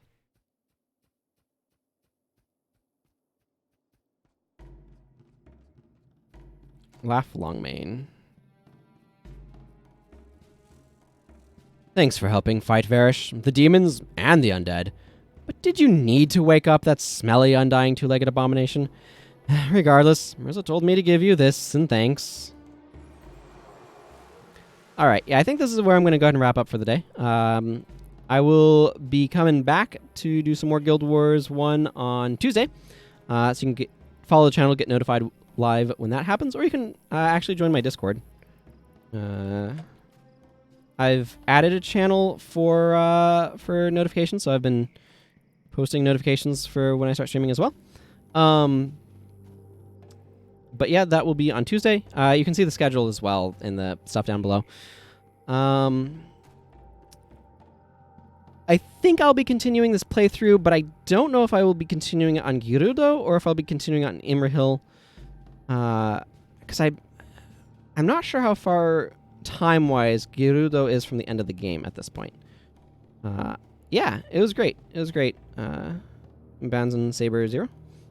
I think I'll probably continue Imrahil next time. I'll figure it out then. Probably Imrahil, though. Move him closer to the end of the game. Not too much longer in this slow playthrough. So you can also go to the Discord, and I want to have a bit of a discussion about how to wrap up some of the slow playthrough stuff as things start to tie up with it. So anyway, that will be for later times. So thank you again all for watching. And until next time, everyone, take care and goodbye.